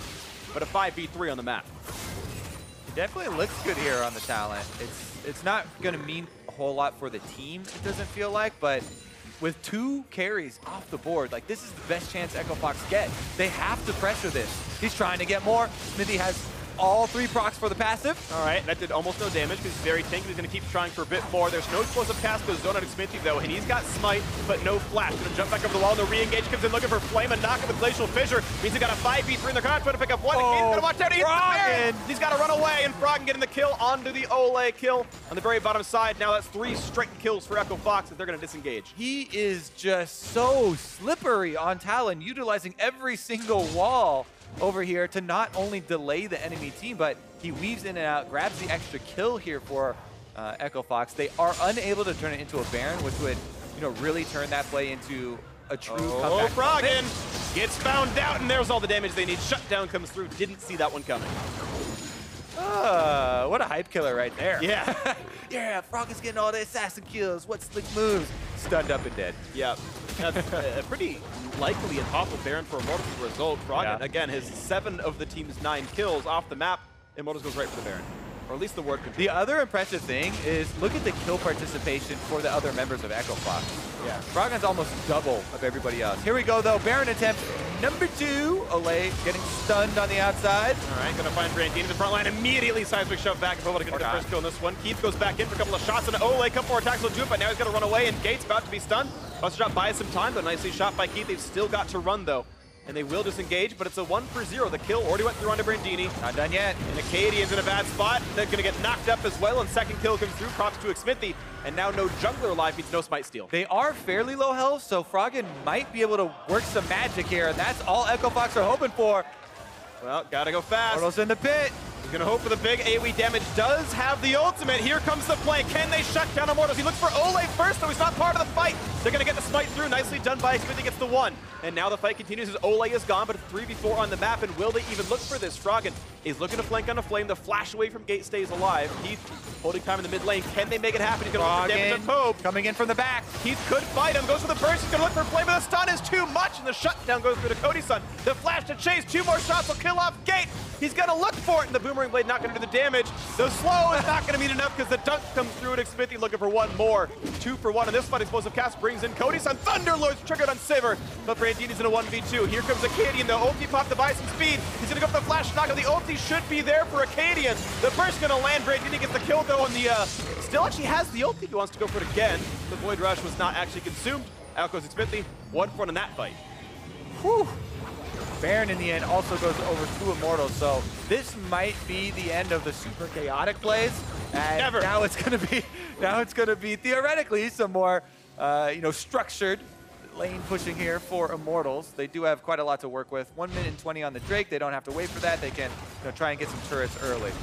It was a little bit touch and go here as far as the Baron. Froggen opts for picking off the straggler first, though. Yeah. Takes down the support, and then he's thinking he's going to flank around and maybe pick up some more kills. He doesn't have the best angle on Pobelter, though, who would be the best follow-up target. Bye. That's not his name. It's hello backwards. It's the opposite. It's essentially his name. There you go. I'll give you credit. Thanks, You man. also get a B+. Oh, I appreciate that. B+ is for everybody. Here goes the structured push, though, from Immortals. 4v5. Actually, not that structured. They've got their Sivir. Gonna have to work overtime in the top side. Yep. Press up this lane. Yep, Cody-san playing to the lore. Sivir loves gold. He's going to keep finding that. Hope he can make that continue on. He's going to knock down the top lane. Trying to bring it down. 10,000 gold lead for Immortals. They're seemingly waiting for Ole to respawn. He's now back on the map. Ardent Sensor is done. 0, 5, and 6 makes his life really difficult, though. That 58 armor is certainly not high. And looks like it's going to be moving mostly towards this top side. The only tier 2 turret left is this one, as you can see on the screen, so easy objective to go for. Thanks, Observer. All right. Immortals still have some Baron to work with. Froggen's not got a lot of walls to jump through. That one's going to work, though. Smithy might not realize how the E works, and gives him an escape route. A couple of betrayals, actually. Teleport is available on frame, by the way, so Echo Fox has to be very careful about going for a play like that where they collapse onto Immortals because they could just turn it around. They see Acadian, they see Gate. The front line was knocked in, and Acadian forced to run away under 1,000 HP. Gate forced out as well. The crits coming through, the minions are gone. This turret likely to follow.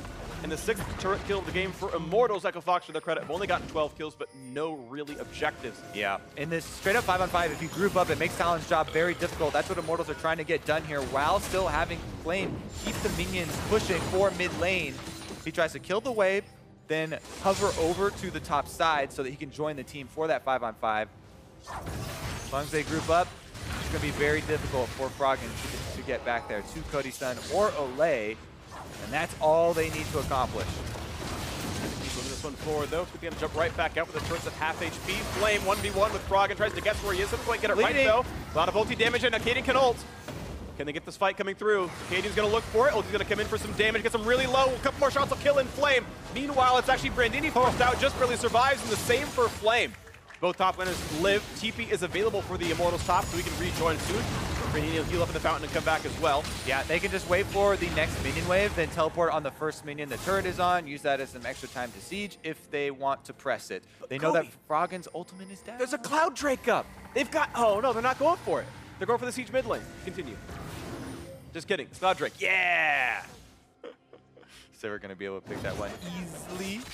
There is no vision on Acadian, but he doesn't exactly know the health of this Drake, so probably going to be no steal here. Immortals do back off for a second.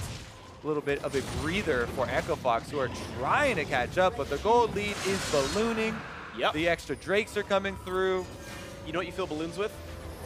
Hydrogen? Maybe. That's dangerous. Yeah, we've had that one happen before. It went poorly. Froggen looking in the back line for Xfinity on a half HP. They might go for more play onto this one. Yes, he is. Gets the dunk, but not the auto, I do believe. He's not bleeding just, oh, he is actually bleeding, but stays alive cleanly enough. It's another slow. Back over the wall goes Froggen. The fight might continue as Sivir winds down. Thunderlords happens. Brandini gets the kill down into Ole. Knocks in Xfinity. Maybe more of a disengage. And Katie forced to run down about 500 HP. Poe under very, very low damage. Not quite there, though. And the damage back coming through. And Gate, though, getting one kill, but traded back as Brandini falls. 4v3 on the map. Flame wants it. He's looking for Keith. He's exhausted. Is the damage there? And it's not. The exhaust keeps him alive. Props to Gate for this. They continue on. They're going to go for Pobo after the damage. Not there. Support doesn't have the punch in. Oh, he got his And Acadian wants Cody, but can't get it. Cody-san stays alive. Cody's son is not done. He's going for the mid lane instead. Oh, that was incredibly close. Acadian just barely got his ult off before to see if he could get the execute damage. Not quite enough to finish Cody's son, though, who gets the taunt after he lives. And Immortals will be able to secure the objective afterwards. Yeah, +2 kills. Keith in a 1v3. This is not likely to work well. Does not get betrayed by his minions. No slice and dice for Flame. Just clears the minions, though, and Immortals even farther ahead now. 12,000 gold up. Baron up in a minute. Definitely action-packed at the very least. Take another look at Acadian. Starts it off, interrupting the back of Ole here. They get both members down to about 50% HP before Flame teleports in, but this is a pretty strong Renekton, who already has the GA, so Flame is just going nuts, trying to chase off everybody from the rest of his low health teammates. Brandini finds a really nice angle there onto the 2 low health members to get the execute onto Ole again. So Immortals have to, once again, re-engage in the 4v5, knowing that they are working around some extra cooldowns. And again, Flame flashes forward, gets a stun onto Keith, finishes him low enough to chase him out of the fight and eventually pick up the kill. Acadian plus Pobelter had both gone for Cody's son after Pobelter used his Zonia's. Yeah. Beautiful stuff out of this one. Knees there, but you're good. One shot at Xmithie, who tried to go for an EQ and delayed flash to knock up Keith as well. Didn't actually quite land the flash knockup, but oh, it's Froggen. And he's not going to get anything done. He's got a kite right back out of Xmithie, going to look for the fight. And meanwhile, Acadian, look for damage. Cody's son has none to deal. Gets shut down right there. The shield's simply too much at this point. Ole able to block out Rek'Sai damage to his built full tank. That's not really very deadly. An extreme sense of knockback by some time. And Brandini going to jump over this wall as well. Still, though, a 5v4 Immortals in the driver's seat. All right, let's see what they can get done. Baron is up, and they should be able to clear out the only ward that is a pink ward, so just knock that one down real quick. They have plenty of damage and a mounted Drake to boot. It's going to be knocked down pretty quickly. No smites available, so damage doesn't come through. Not even a problem at all. Red team has slain Baron Nashor, 17 to 14 in kills, and wow, that's a 14,000 gold lead. I mean, they are so far ahead. And it's only 52 minutes. It's been a very action-packed game, about a kill a minute here. But yeah, gigantic lead now that we're into the mid to late game period. Yep, gigantic lead, ability to group up into a 5-on-5 for even more synergy and even more defense means that the options for Echo Fox are really limited. And that's why we keep seeing them force even plays that don't look, like they're super high chance of success, because they honestly have to take any opportunity that presents itself to them. I like this build by Cody's son, getting himself Death's Dance to keep himself tankier. Nice knockback, not quite going to find the flag and drag as he's no longer in range anymore, Xmithie. But a nice ult from Brandini to stay alive. It's traded with Cody's son's ultimate. Both now going to be on cooldown, and the siege goes for the top lane here. Baron buff on, Flame bringing in the wave. Ole's got to be careful. And he's actually going to get knocked around by Froggen. No, back over the wall he goes, but here's the chase in. Xmithie just going to let him right out of the Cataclysm. Of course, as Zonia's for Ole to stay alive. That one certainly paid off. I got to say, I like the choice. That time, no kill comes through for Froggen. Still getting chased around. Yeah, Smithy's angry. He's not going to try and let him, get back to base here. Froggen uses the sweeper to try and find an opening. Talon is very difficult to chase down. Yep. Exemplar of Demacia chasing around this assassin. Now the attempt goes in for the top lane tier 2, knocking it down on Brandini. Zonia's popped by Pobelter staying alive. 2 kills picked up on the front liners. They are gone. Damage simply was there for Cody's son with no assassin stop out. It's not going to happen. A triple now. Cody's son is not done. He wants a 4th. He wants Gate. He's not going to get him just yet. Now he wants Froggen, gets the 4th, and it's up to Gate. Do you give him the kill? Quadra, get the penta! Gate, come on. Gate, Gate, Gate, Gate, come on! Is it really a penta if the guy comes out to feed it to you? Yes, it is! And he's not going to get it. Cody's son deserves the quadra. He deserved all 5, but Gates, a scumbag. The worst player on the Rift. Cut him from the team. Big shot, could give it to him. Put him in the relegation zone. It's round next to fall down. Immortals going to win this one. The respawn's coming in. And game 1 goes to Immortals in 34 minutes.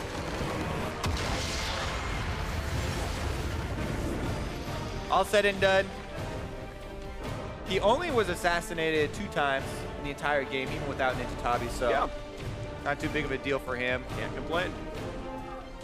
Man, Immortals, though, coming out swinging once again, and they are making a very good finish to their season. Yeah. Echo Fox really made it entertaining. I like going for the style.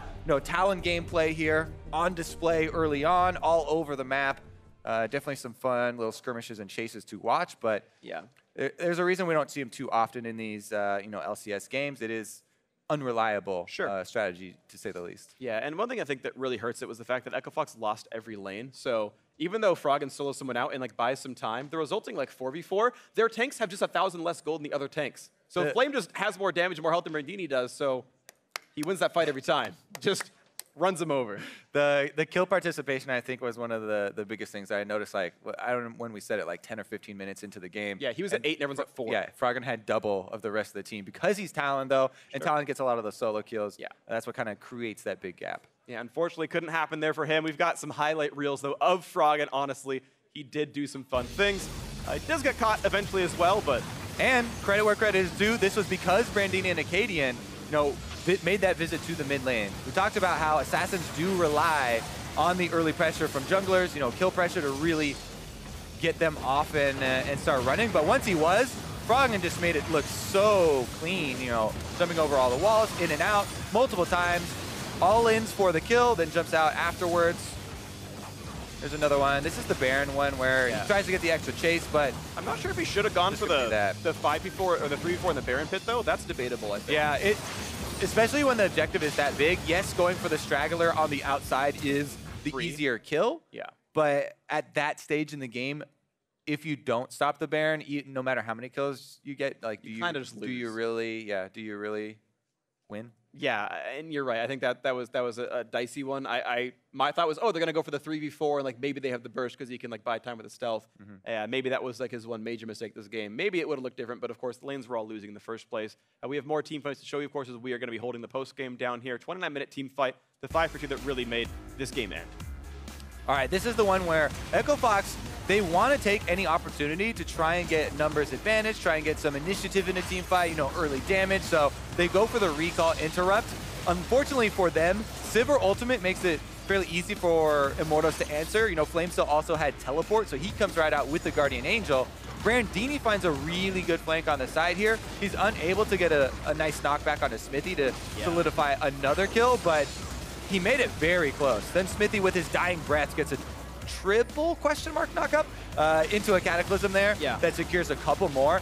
And Flame just barely kills Keith, by the way. I don't know what the burn damage that was left on Keith that actually killed him, or if he actually walked out. Okay, he just walked out of range, so he never even went down, but Immortals were able to use that extra presence to take down the inhibitor, and that's where you really open up the base. Yeah, that was huge. The teleprompter lied. It said 5-for-2, it's 4-for-2, it's okay. I got misled, but you're right. Keith got away with this one.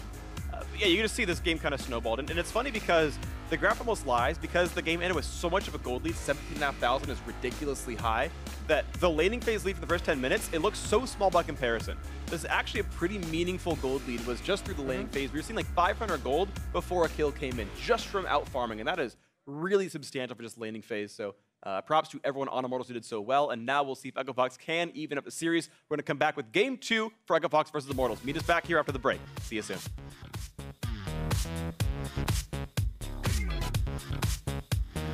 Right now, though, they're bringing 3 members to that mid lane. 3v2, but a nice flag dug over the wall comes in. The flash and knock up, though. Flash to get away for Smithy. The chase is in, and the first blood comes in. He falls right back over the wall. Back up, guys. Okay. I'm gonna get top turret. I wanna pull out. Hey, Talon's coming. They continue on. They're gonna go over Cobalt, and the damage not there. Support doesn't have the punch in. Oh, he got his Acadian wants Cody, but can't get it. Cody says stays alive. Popped by Cobalt is staying alive. 2 kills picked up on the front liners. They are gone. Damage simply was there for Cody-san with no assassin stop. Now it's not gonna happen. A triple now. Cody-san is not done. He wants a 4th. He wants Gate. He's not gonna get him just yet. Now he wants Frog and gets the 4th. Quadra, get the Penta!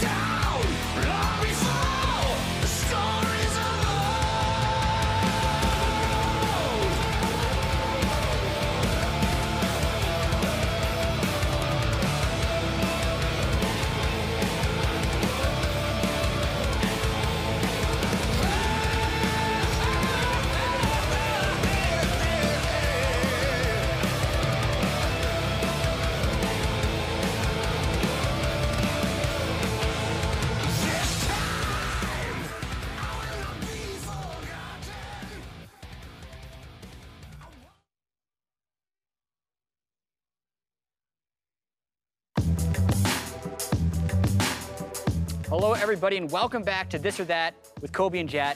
I like consistency.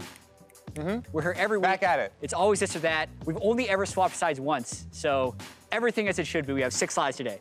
Let's get to it. All right, here we go. This or that. Bigger COG counter X special or wild card teams?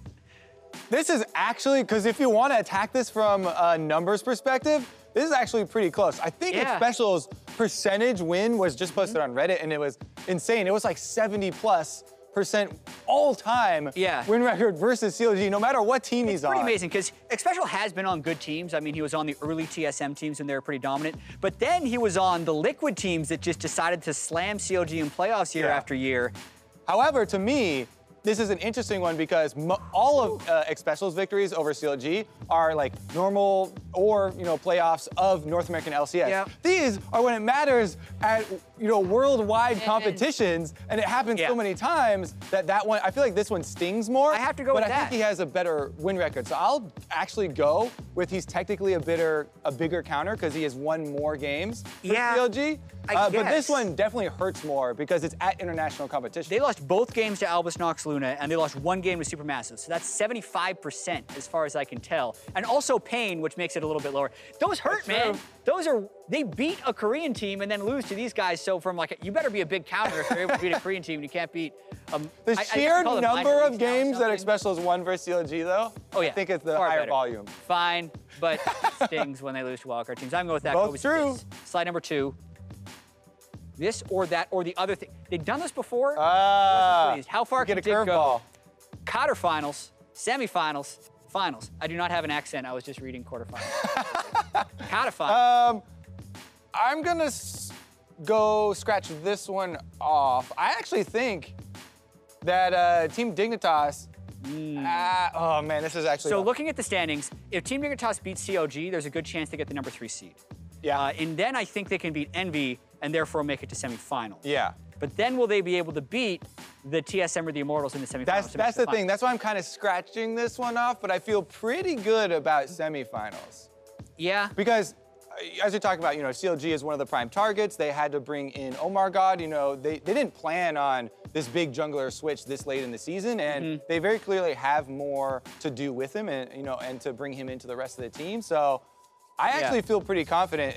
It's good that they have Adrian in this picture because him coming in was one of the big boosters for Dig. And they have Altec in the other picture, who, if he continues to go off, and Keen, I think, is a big one. You gonna swing for the fences, Jat? I'm going the technically correct answer. How far can Dig go? I don't think it's crazy if they go to the finals. Top out. I don't think it should. I would say that, but because we decided to mix it up with a question, I'm gonna go with or the other thing. I'm gonna stick with that in the middle. Semifinals is where I think they will land, but technically, if you want to go by how far can they go? Don't count them out. Slide number 3, this or that, Karthus mid, viable or not viable? I like him. I have always liked Karthus, though. Just for me, I'm not that good of a mid laner. I like the feeling of being able to contribute into a team fight, even if my positioning isn't the best. You still get to get off some damage after you die, and the ultimate affect everybody. But as far as being a power pick, definitely not. Because I don't see why teams started playing him, even if it's been sparing, because I just see him getting so hard countered by Locket. Tanks building Locket or Stoneplate Locket means he's almost useless in those later game team fights. So is that laning phase? That's such a hard thing to say, though, because shields counter damage of any kind. So he would Locket counter all easy to AoE, all damage from mid laners. You can't say ultimate. True, maybe that's it, but I just see so many other better options. I'm gonna say not viable. Because I'd say it's viable because they're too good against him. I'm gonna go technical on this one. Viable means you can use it in pro play. It has been used in pro play. Boom. Did it win though? Viable. Okay, we're disagreeing a lot today. This is great. better viewing experience. Better support carry, Smoothie or Ole? This was part of the MVP votes even, right? At first, when you're whittling down your MVP vote, you want to whittle down to basically one player of each role. And those are the easiest comparisons. This is basically the peak, though. I mean nothing against Smoothie when I say that right now it's not even close between him and Ole. Smoothie has been great. I think his Taric play has been awesome, but I don't see games where I say Smoothie is the carry. I think Contracts and Jensen have done a lot more carrying than him. I think Ole is the guy. He makes such a big impact in the majority of their games, which right now I think it's. I feel like I have seen games where Smoothie carries, and for me, the advantage that Smoothie would have in this fight of supports is consistency. Smoothie has been so good the entire time, basically all year long. All year long. I think last split, it was a conversation. I actually would put Smoothie above Ole, but I think Ole is really good right now. He's taking it to the next level. And since this is MVP, is it MVP of the whole year or of just better support carry, this or that? Oh, this is literally just better. Right now, better support carry. Since they put the carry part in there, I might go more to Ole because he does a bit more roaming. But I have to say, Smoothie's team play is so good. When Redemption was first rushed item, his Redemption's always perfect. His Taric play, as you said, for team fighting. Since the carry thing is added on here, we'll agree. That's what I mean, right? Nothing against Smoothie. The dude's a great support, probably second biggest carry support in the NALCS right now. But Ole is clear number 1. Slide number 6. Oh, baby, Spice? Feed to win. Who did it better, Hauntzer or Dyrus? I gotta go with the classic, just right off the bat. He even has the outfit. Dyrus is a legend, basically. And whenever someone else, starts to do that strategy, it's always compared to Dyrus. So you have to, pay homage to the original. He would have to do so much feeding to make this correct answer for Hauntzer, to make people switch their nostalgic memories of Dyrus dying 5 times and TSM winning the game. Okay. He would have to die like that for years. Oh my. It didn't actually happen that often for Dyrus, but the memory is much stronger than actual. I agree, it's that. He has the outfit as well. He's embraced it. Yeah, it's fine. That's all we got. He didn't feed that much. He didn't. Yeah. It happened in high-pressure moments. You get credit for being the original. He's the one who started that meme. Yeah, not even close.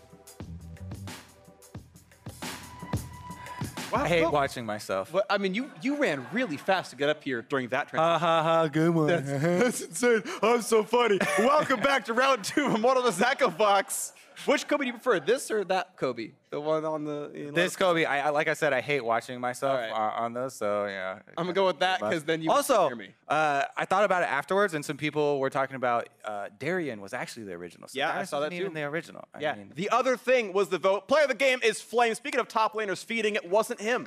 Flame has been super sick so far this week. Really an incredible top laner so far. His next game was great. Did plenty of damage, did cool stuff. Want to point out as we talk about players, MASH is subbing in for Echo Fox in the bot lane, so they have changed up the roster one more time. I think both MASH and Keith have looked pretty decent in the very end of the split. I've actually been pretty impressed with MASH. I didn't have a high opinion of him before I saw him play again this year, but I actually liked him quite a bit.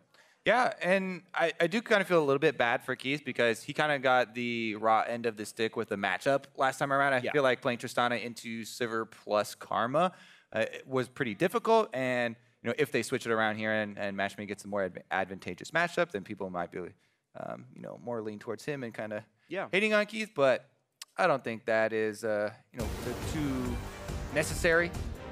That's what happens here. We are on a picks and bans for this one. Want to point out that Zach went entirely undrafted last game, so both these teams have low priority on the champion. It's definitely a difference between teams that we've seen plenty of teams ban it or first pick it. So difference of priorities here. LeBlanc, Camille still blue side banned away. Echo Fox going to keep with the red side. Caitlyn banned this one. The Immortals will continue to not let Brandini play this champion. And you see Echo Fox happy to sub players around, but Looper is staying on the bench. No Elise for Xmithy. See what comes next. Yeah, I mean, you talk about the Camille for Brandini. That was one of the reasons why we were like, oh my goodness, this sub is having a substantial effect when he's put in here on Echo Fox. Then it's not really a surprise that he's the one sticking in now, even though they're still rotating other positions. Kalista also comes through here from Immortals, though. They don't want to let that go back on the backswing, basically, of the picks. An early Kalista ban lets you blind Sivir. I don't think there are very good matchups into her. The Trist ban, I think, is actually very strange because I would be happy to let them play the champ regardless. The Immortals going to wait for their champion. Doesn't seem like he's spelling anything. I always think about that when they hover, but not the case here. What is Flame on a first pick for the squad? 30 seconds to go as they tick down. Maokai is up, but was also undrafted last game, so wasn't the most important champion. Once again, Immortals have such a very high priority on Jarvan. Yeah, Smithy really in love with that one from the jungle. Also, we always have to mention, yes, technically you can flex up to the top lane too if they run into some awkward matchup up there. So it is versatile as well. But it's so interesting because each individual jungler that I talk to has a different priority, right? They're like, oh yeah, Jarvan, because he's versatile, because you can build Cinderhawk, because he's a great frontline. They say the exact same things about Gragas. Yeah. So to me, those two right now are so close and so interchangeable that it does seem weird to me for teams that have such a high priority on one, and it feels like jungler specialization. And we actually see the other one there. It's traded back, and yeah. Could be the exact same jungle matchup as last game, or, well, I guess Brandini was playing at top of the previous one, but still, yeah, the champions are on the exact same teams they were before. And with the extra marksman bans, Kog'Maw's grabbed up quickly for Mash here, and Kog actually, I think, has a pretty solid landing phase into Sivir. You can't spell shield W, and you just auto-attack that girl, and it gets kind of difficult. We'll see if Immortals want to grab a mid laner before the pool gets banned away, and looks like they will, so Immortals continue this trend of second-round mid lane picks. Immortals are getting himself the Syndra, and they're going to hope that there's no bans away, or sorry, no good counter picks available for Froggen. One fun pick to come through, see what they want to play. Yeah, let's see if they actually even want to answer AD carry. I feel like they're happy to let AD carry drop through at this point. Pansy. Twitch is also good. Apparently not, and they're going to go with the Twitch early so that Cody's son will be able to have some late game damage. It's already, filling out here for Immortals as far as transitioning into those team fights. I love Syndra Twitch. Long range stun. Sure. You can get like 3 autos depending on your attack speed off with your ultimate in the late game during that stun. And depending on how fed he is, that's actually usually enough to kill, at least the squishies. Yeah. And chunk out the front line very heavily. Absolutely interesting choice right here. Froggen realized that with all the marksman bans from the previous draft phase, he knew that Lucian was likely off the table in the second phase, so grabs Lucian now. If I'm Immortals, I remove Braum, though, because I feel like he's so good against both Twitch and Syndra. I think EchoFox should play that on gate this game. I think also, like, Braum Cog is a good lane. There's like lots of reasons to play the champion, so I would really want to see an Immortals Braum ban as a result. See what actually comes through, though. No Shen for Flame. See what comes next. It's definitely a good one. I also would sing the praises of Taric versus something like Jarvan. Jarvan, especially if he's going to have to use Flag and Drag plus ult to get in there, Taric, as long as you get a good timing, right when Cataclysm comes down of activating your ult, oftentimes it'll finish before they can kill you in there, and then they're the ones stuck in the Cataclysm with you, and you're invulnerable.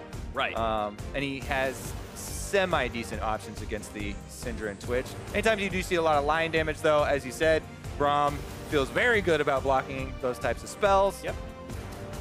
All right, Thresh off the table. Ole not going to get this champion for himself, but the Bard is still up. It was banned last time around, so a change of bans somewhat. EchoFox still thinking of Thresh more important than Bard.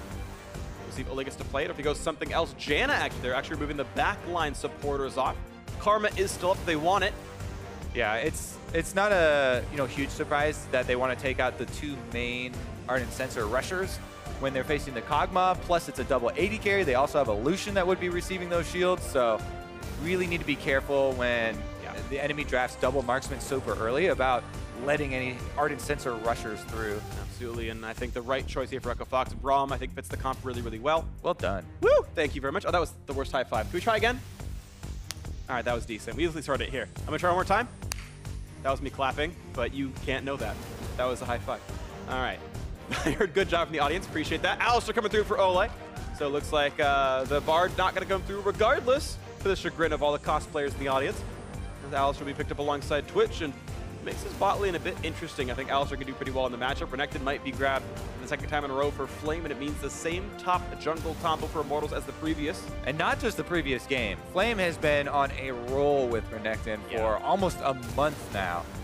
Him and Smithy seem to be the ones really happy to just pick the same champion over and over again as far as that front line, and it has really worked out for them. Nice little tag team duo. Will there be Demacia in action? No, not just yet. Do it! He's not going to. Yeah, Rumble I think makes a bit of sense here. They actually don't need a ton more magic damage because they have a Kog'Maw, but they are going to add more magic damage to the composition. Braum and Gragas hold on the front line. Akaden will bring this Gragas now down to the jungles, and Brandini will play a different champion in the matchup.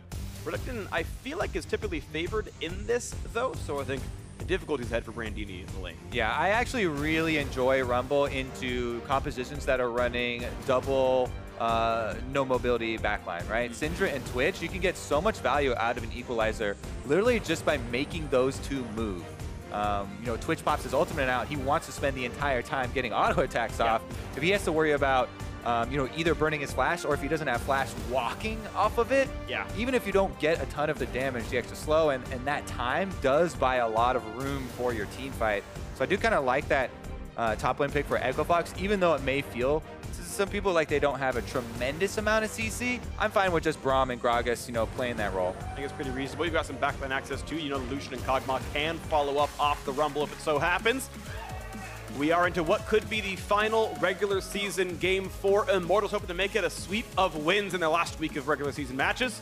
Flame and Smithy back on that same Renekton and Jarvan this time around, though, relying on Powalter, Syndra, and Cody Sun's Twitch for another carry performance. Ole down to the Alistair, and Echo Fox moving things up a little bit more, though. The double marksman comp mash on a Kog'Maw subbing in this game. And Brandini's Rumble. Hope they can survive the landing phase and do well in team fights. Oh, baby.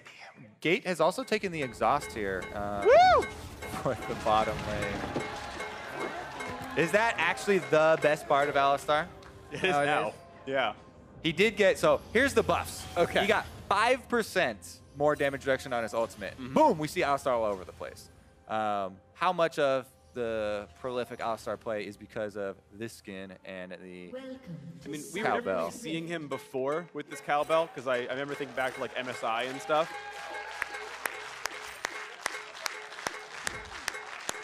Anyways, he's got Ignite, so I like that in the bottom lane for the 2v2.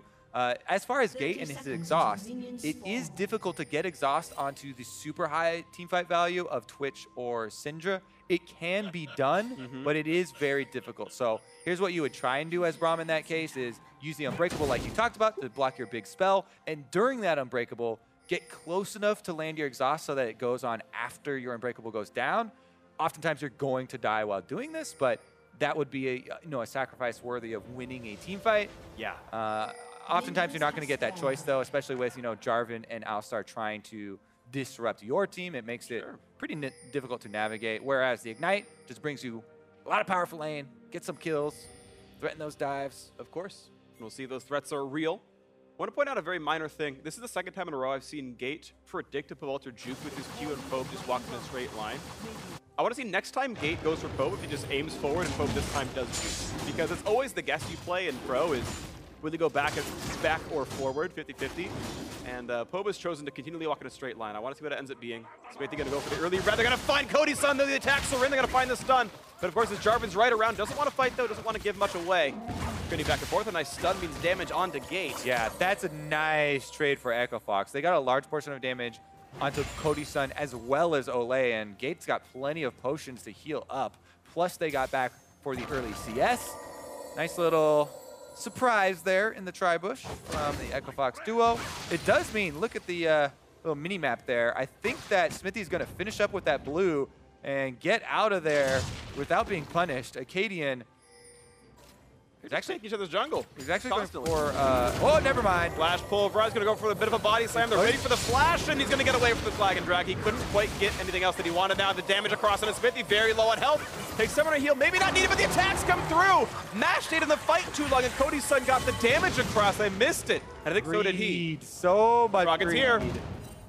Headbutts him towards. Here comes Illusion. A big giant stun coming across. Can they get Smithy? No, he's going to flash away. TP now coming for Brandini. This might not mean too much, but Flames also joined the fight, and yes, a cancel means Brandini gets a lot of free time up there. Ooh, we'll see what that does to the Rumble Renekton matchup. Syndra getting free time in mid lane, though. Powalter denying a lot from Froggen. Interesting. A couple of solo laners there actually getting some extra CS because of this bottom lane skirmish, but it all came about. Mash got too greedy there. He saw the low health jungler double buffs, but it wasn't looking at his own health. Only 200 here. This is the initiation, and we talked about the Ignite. Instant flash in there from Olay, gets the Ignite down. Cody's son gets a decent amount of damage, and yeah, they turn it around on Smithy and Braum faster, but look at Cody's son. He's just walking straight up into Mash's face. This is Twitch. He has wait, he doesn't even have Expire? Contaminate, he does. Okay. Yeah. Anyways, able to get the kill with it. Did have the Contaminate. Yep. And that is going to be some extra cash. Low for him.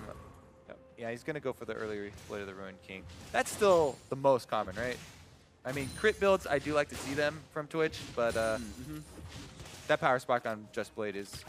Yeah, The way I think of it is basically Ruin King is much safer option. It's life sweep and laning phase, and I think Kog'Maw is a scary enough laner when you're somewhat short range like Twitch that you kind of want this. Theoretically, optimal damage probably does say you go IE, but this is totally reasonable. Especially against a 2-tank team, I think it's totally fine. And we'll see as Smithy's going to spot Acadian, or rather be spotted by Flash comes wall. They know he's there, and they can jump for this. Flag and Drag's going to be used to hit. He has no flash! He's being slowed down. The barrel's going to land as well. Smithy has no way out. There are no exits. Only an entrance to despair, and he's going to go down as Brandini gets the kill. All right, Rumble not only canceled the teleport and got more, time up in the top lane to catch up. Flame actually got a bunch of CS. I believe maybe that was down bottom lane. Yeah, Froggen and Flame both stayed and got lots of waves. Brandini, though, has a double, almost triple stacked wave here to burn up. Plus extra kill now from Smithy. Nice little play there. Echo Fox punishing that invade with their extra vision. Absolutely the case. We're going to see the bot lane now pushing toward. Of course, better items on Cody Sun right now with the double dagger. He's going to feel pretty solid for himself. And 2-on-2 temporarily an advantage. Now on to Poe Belter. No flash available for the jungler, though. Poe's going to keep running. Smithy's around, though. Doesn't quite bait it in. Level 3 for both these junglers. They've spent so much time ganking. They are under-leveled. Nice measured play there from Echo Fox. They want to overchase the Syndra, who's holding onto her spells into the Fog of War. Don't give away any guaranteed stun into a Smithy counter, which definitely would have been the case and easily could have resulted in a kill. Acadian doesn't have his flash either, remember. He used it in the bottom side skirmish. Catch up XP gets Stranglers to level 4. They're back to being relevant after those early ganks. Irrelevant reference. Smithy gonna hit that ward only once, but he's gonna zone Froggen off the wave, and it's a 1.5x sized wave. Not only that, they've got 4 members here. Bottom lane has rotated up from Immortals to try and pressure and get the first turret bonus with the Jarvan flag. 6 minutes, attack speed is in, a bit of a barrel slow. Here comes the engage, so on to 2, looking for Acadian, and he is not taking out the second gonna fall as well. He's alive, 2 kills out of the turret for Immortals. First turret itself, that could not have gone better. Olay doesn't hesitate on Alistar, goes and gets the double knockup. He waits on the stun to be able to secure the second kill so easily as well. Plus he got flash out of Froggen. That looked effortless and is almost game-breaking. First turret bonus, 2 kills, Infernal Drake. Oh man. Insane little snowball here, and this is only 6.5 minutes into the game. Immortals are peaking at just the right time against, what was it, Envy yesterday? They had 2 slaughters of games, and now against Echo Fox, looking to be something very similar. Man. The power swing that just went on is ridiculous. All right, Acadian's on a ward, so Olay's saying, hey guys, get ready. As soon as Acadian comes over, he's toast. He waits on his stun, gets it so that Froggen has enough damage plus the poison. And I believe Ignite was still on him too, that he dies even after the flash. That actually could not have gone better. Bunch of summoners they gained. So much ridiculous power here from Immortals. Let's see how they pressure this, because Echo Fox have a giant hole to dig out of. Well, they're going to try it through the top lane right now. Mash only level 4, but he's got Zerk Retrieve, so at least he can move around quickly. But yeah, as you mentioned, a giant hole to dig themselves out of. It'll take him a while. And as we've seen so far from Immortals, they do not let up easily.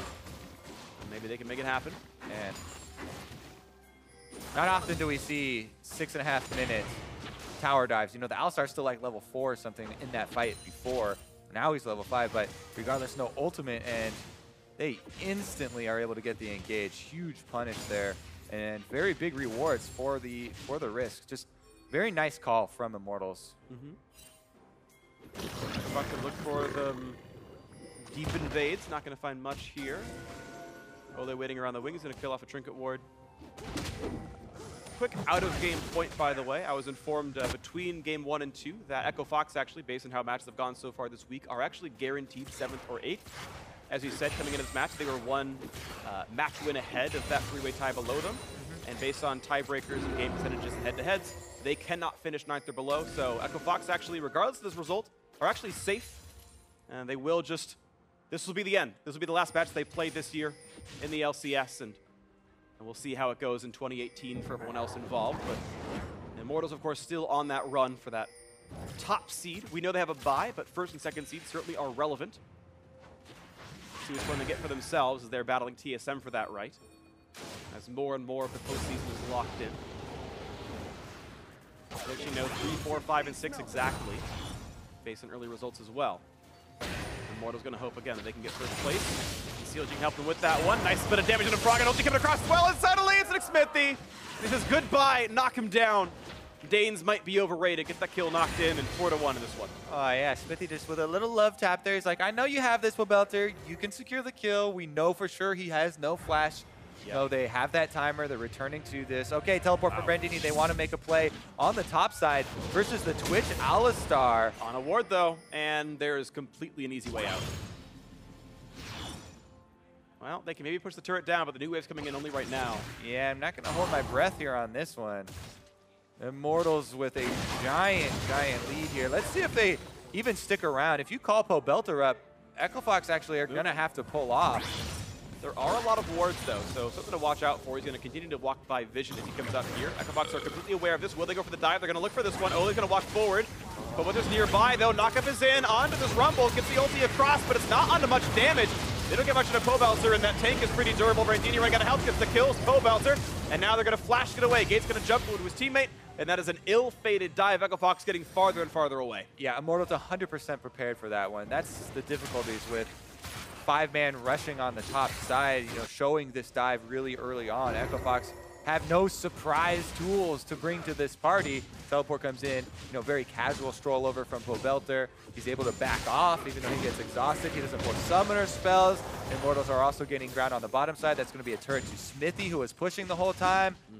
This game is honestly out of control.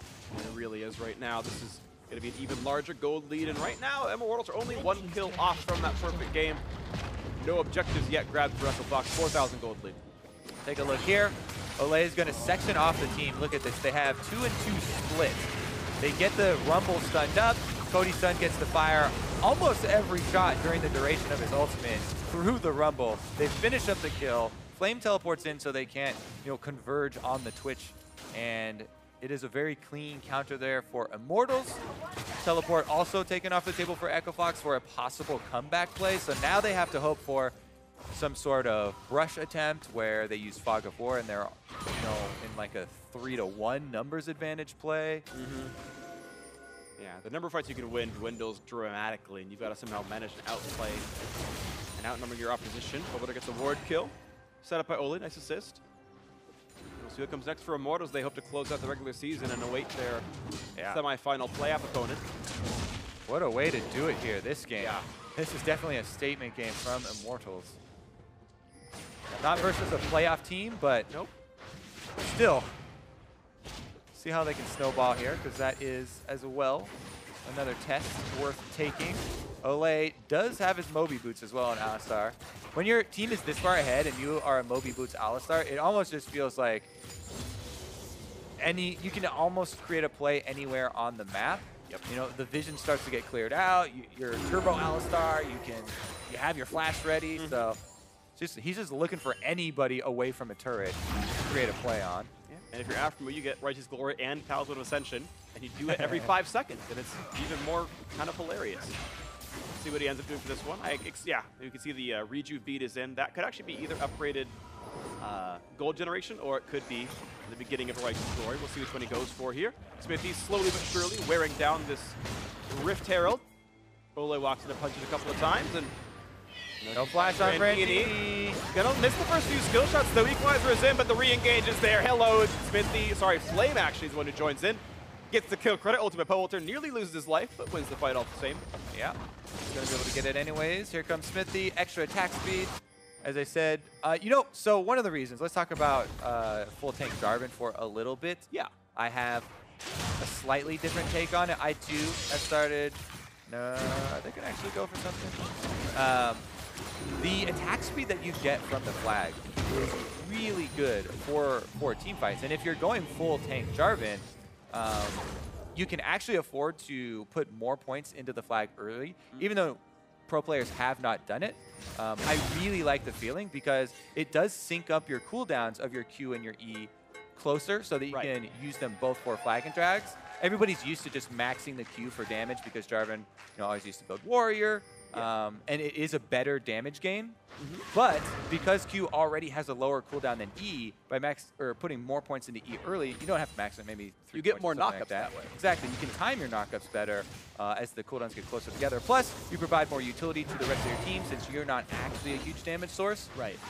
And I just kind of like that little take on the tank aspect of it. Oh, Pobelter! Forward, Exhaust on the Pobelter, block pretty much the ulti damage, but he's still going to win the trade. Exhaust is irrelevant. It's going to be Pobelter winning the battle in the 1v1. Even wins up in Summoners. Nice solo kill. I think he timed that in very close to the frame that Exhaust dissipated, and he got the burst damage in full effect without reductions. Doesn't even matter at the end of the day. Pobelter was also up like 1,400 gold as a result. There was certainly an item deficit there, and Froggen just could not get the damage across. And at this point, I mean, it's desperation, right? Echo Fox are down 6,000 gold at 15 minutes. This is almost entirely out of hand now, and mid lane 2-2 going to fall shortly. Yeah, they can just keep up the pace. Basically, right now, we're just seeing how cleanly and how quickly can Immortals finish this game out. Well, they're going to find this one. Brandini low on health, puts up the shield. Gets flash. And Froggen's going to buy some time, and Equalizer actually misses the wave pretty badly, means there's going to be a lot of turret damage here as a result. They're going to clear it out, though, and the turret will stay alive. 15 minutes into the game, Shelly's knocking on the front door. Red Buff makes it even faster in the top lane as well. The flag in for the attack speed, and down goes yet another turret. 5-0 in that mark, and again, aside from the one death for Smithy, almost perfect game. All right, let's take a look at the all-in again. Froggen goes for it. Acadian was still doing Raptors, so this was always going to be a 1 versus 1. Acadian could not join, and yes. WQ once the exhaust ends. It was a good exhaust to stop the ulti damage, but yeah, Pobelter wasted out otherwise, and that was nicely played. Luden's Echo coming soon, burst damage even higher. Yeah, good luck. Even the ones who would be tanks have no magic just yet. Okay, there's Merc Treads Hey, Acadian. That's an Infinity Edge, bro. Woo! Oh, he is. So the double dagger was just because he recalled a 600 gold and said, all right, well, I couldn't buy pickaxe. I didn't want to buy a coal. I'm happy. So cool. Optimal DPS Cody. Crit! Oh, bam! Knockup is there. Goodbye. Okay. That was Syndra. There was only one 260 crit there from Twitch. No one pressed R that time. All right. This turret is going to be difficult to defend now. All 5 members of Immortals. Olay could go for a tower dive. It looks like he wants it. Stun does go wide, though. They might want to wait on that cooldown.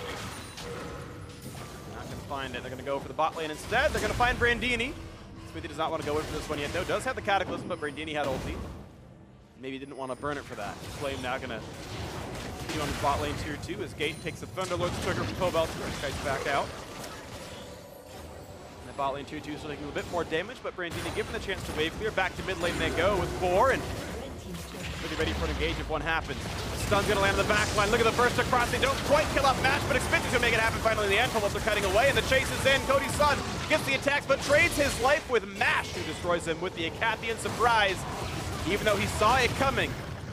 And now it's a double stun coming through. Almost the damage on Brandini. Not quite going to knock him down, but still 10-2 in kills. Inhibitor is theirs in 17 minutes, 25 seconds. Still looking clean for Immortals. We always have to, keep that watchful eye after there's such an explosive, big advantage over the one team so early into the game. How quickly can they keep up the pace? How many mistakes do they make? And delays to the game, basically.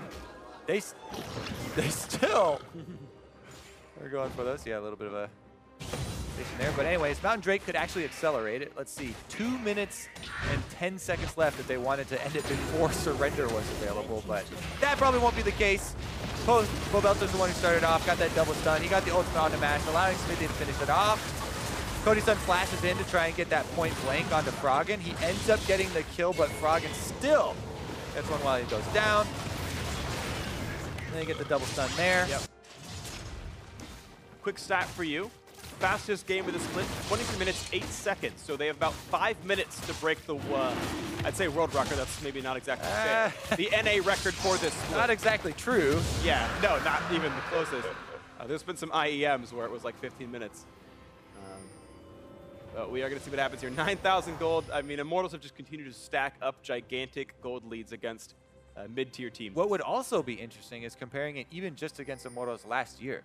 Because, Immortals as an organization, or even the entire history of this organization ever, right? Yeah. What was the fastest win when they had Huni and Reignover in their dominating regular split? They definitely had some pre-20-minute ones. I think one was around 18-something. And that was a team where people kind of expected it because they're like, this is the Kuni style, and he goes off like this. These players, though, and especially how they've developed, it isn't the go-to style, right? They're not always this quick, but Pobelter. Oh, he's running out of health and he's gone. All right, one shot comes through and Pobelter adds himself to a death. 5-1-5 for him, and that siege might be slowed down. The record slipping out of their fingers. Yeah, all right, well, see what they can do. Baron's up in 30 seconds. That would be a much easier way to end the game. They can just, keep Echo Fox bottled up in their own space here. Let the turrets, or the wards, time out. Turrets are already dead. All right, Pobelter. He wants another solo kill. Lands a long-range stun. But he's 1v3. You know what happened. Rune King barely lands. He did get the solo kill, though. He was awarded a mission. Okay. His mission was to take down Brandini. Successful mission. Great. The Immortals are going to deny any association with Pobelter afterwards if he gets shot, and disavow him. He honorably goes down. He never existed. His birth certificate's been deleted. Did not give Immortals. up. He's low. Jeez. They need Ole.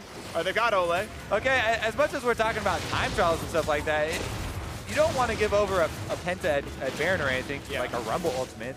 That would get wiped by the raid. Not going to happen. They're going to get through this one. Good smite for Smithy. Gate not getting the steal, and purples drop for all of Immortals. All right. With Baron to empower the recall, they actually can get right back out to this push. Minions are already in. Find places for all of the lanes. They can actually go 4-1 here. Try and end it through the bottom lane. Anything can happen. 7 turrets going to go, and mid inhibitor already out there as well. They're splitting even further. It looks like they actually want to get all 3 lanes pushing. Yeah, well, middle push on its own at the very least, so Ole's going to kind of sit there and say hi. But yeah, Flame's on his own. I don't know if Echo Fox saw him TP into the Baron pit, so I'm not sure if they're aware they can force a 5v4. Yeah. They did TP in to make sure that happened, but I think it was the Flock before when it did. Now, the mid lane will take a bit longer to push because the super minions are slower than Flame. He's stronger than the super minion. True. And he's going to get up to the top side. Immortal's just going to wait until he does arrive there. One more wave for him to clear out. And then the pressure mounts. Froggen actually wants another fight. He's winning the battle. Is he? I mean, he's doing more damage. That's true. Full fervor stacks, but here comes Smithy. 2v1. Froggen didn't sign up for this one. You may win the battle, but the war definitely going to running down. Gate just gets deleted. Can't block damage anymore. Here comes the dunk in the back line, and Froggen is going to jump away. And he stays alive. Get back in there, 2v1. We want to see the highlights. Immortals inside the base, though. Yeah, bot lane inhibitor gonna fall. Top turret gonna drop as well, but the health bars are low. There's no Ocean Drake to keep him sustained, but Ole wants in. Good flash by Brandini. Finds this low, but it's a 5v4. The battle could continue. Pobelter can look for a stun soon enough. Has his flash up. Cody Sun has the ulti available. There's the flash body. Sam gonna land the knockback. Pobelter gonna flash away, staying alive, just barely getting away from the shots from Mash. We're running out of health, and the flash chases in. Cody Sun picks up that first kill. 2 are down right now, waiting for respawn and getting away from everything else. Someone he'll stay alive.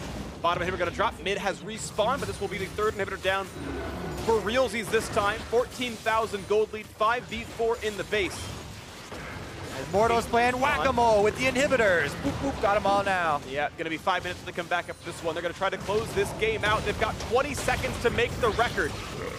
If they can knock this one down in time. Turret number 1 is gone, 20 seconds to go.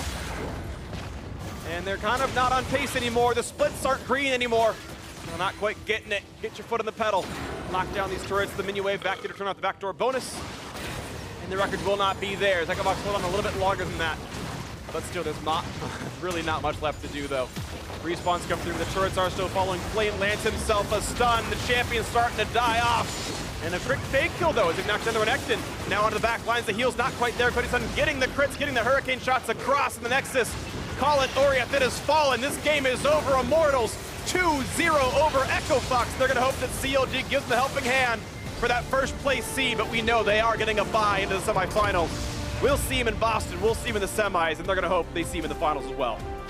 Immortals end strong with a 2-0 victory in this series and a 2-0 on the weekend. Both series victories for them. Flame extremely happy, as he should be. What a split for him it has been. Absolutely outstanding. He's had multiple highlights, 2v1s, 3v1s. Great stuff from the team all around, and man, have these guys really risen to the top. Absolutely agree. A lot of damage out of the backliners there. The Syndra putting up 20,000 in a 23-minute game. That's solid. 15K out of Cody-san, not bad either, of course. And a team that is all smiles.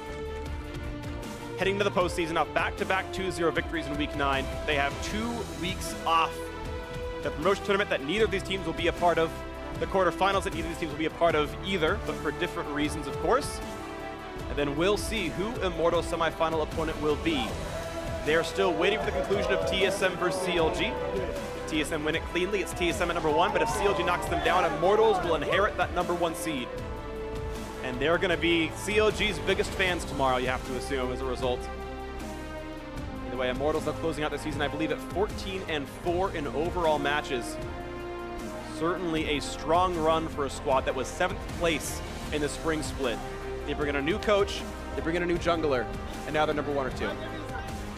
An organization that was scrutinized after, letting Huni go. They broke up the dream duo of Huni and Reignover, and they had these all-stars that absolutely crushed the North American LCS, but they rebuilt. As you said, they brought in not only new players, but also new coaching staff. Song, as we said before, has been credited by all of the players on the team, and they have really rallied around that team mentality. Yeah. And that's where all of these victories are coming from. It's such a decisive play style that we see from them.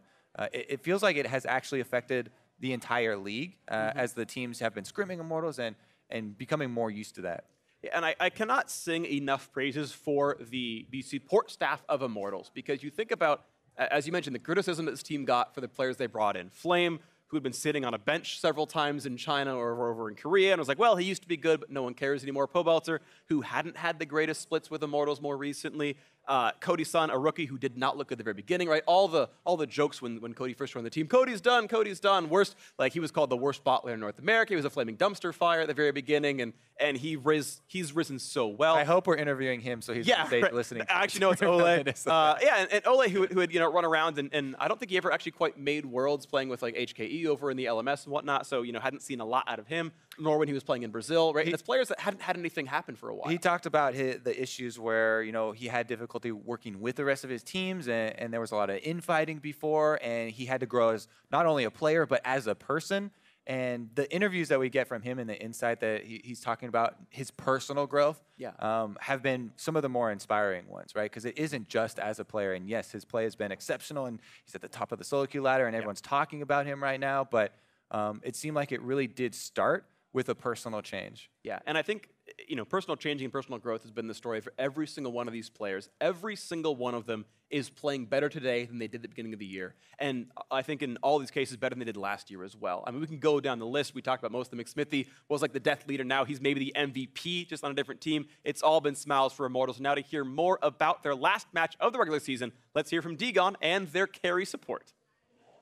Thank you very much, guys. Great cast on the day. I'm joined with Ole. And Ole, this was an interesting series because you had a very long, drawn-out game against Echo Fox in the first game. And then this one went by pretty quickly. Talk to me about it. First game, I just played Karma for our team. So, we didn't have that much tempo. Just I was focusing on helping Cody. But second game, I got Alistar. Then I have lots of sources to make some play. So I think the game just ended by the mid dive at 8 minutes. Yeah, so that game turned to be really quick.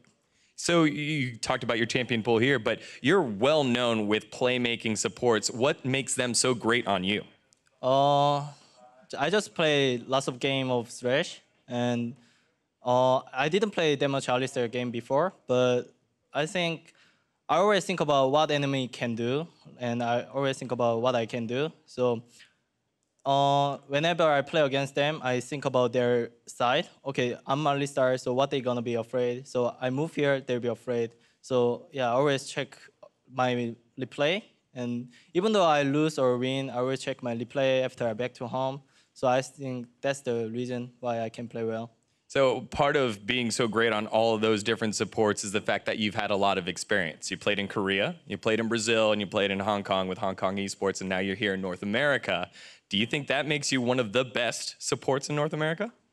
Now I can't say I'm the best support because even even though we won lots of games, but we didn't win in playoff yet. So if I want to prove I'm the best, I have to win in playoff. And also, I play in other region, so I learn lots of things from that other regions support. Like in Taiwan, they are like Sodart or RBs. They are really good. And I also learn from Brazil. Like they are like Loop and yeah, other support. They really play a lot. So yeah, that's really good for me. Are there any supports here that you look after that you want to emulate? Seriously, I think like some people say like NA support is not that good, but as I feel like they know how to play, and every support has their own strengths. So like when I look at Biofrost, he's really like good at like positioning, and he always avoids that position. And Smoothie always think about his teammate, so his move around team. So I learn a lot of things from them. So it's really good for me too. So you spoke about Biofrost and TSM. That might be a team you play in the playoffs. Are there any other teams you're worried about in the playoffs?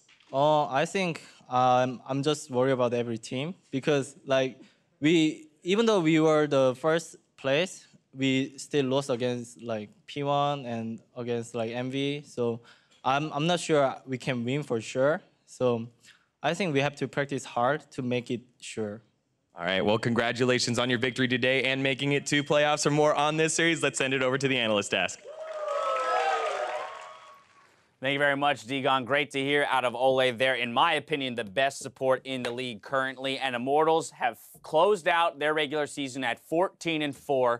Sitting in that #1 spot, they are reliant on the results of TSM and CLG's game tomorrow to determine whether or not they'll be the very first seed or the second seed. But either way, securing that first round bye just yesterday, I think they're going to feel very good about the growth that they made from a 7th place team in spring to top 2 summer split. Yeah, and especially the way they end this week. It just slaughter Envy, kill Echo Fox, just say like, no, we're the best team, hopefully. And right. I mean, it's a little up to TSM, like you said, but to go all the way from, like you said, the team that was getting slaughtered last split to being the one kind of destroying people is very impressive. Exactly. We will remember that they did get beat by Dignitas just last week, so they were recovering from that. But as you mentioned, it was just an absolute clinic both yesterday and today in terms of some of the leads they built and then what they were able to do with those leads. Let's first, when we talk about this second game here of the series, get a look at Champion Select because I want to break down the tools that they had to work with in order to end the game in the fashion that they did. I think the keys here is, again, a playmaking support for Ole, and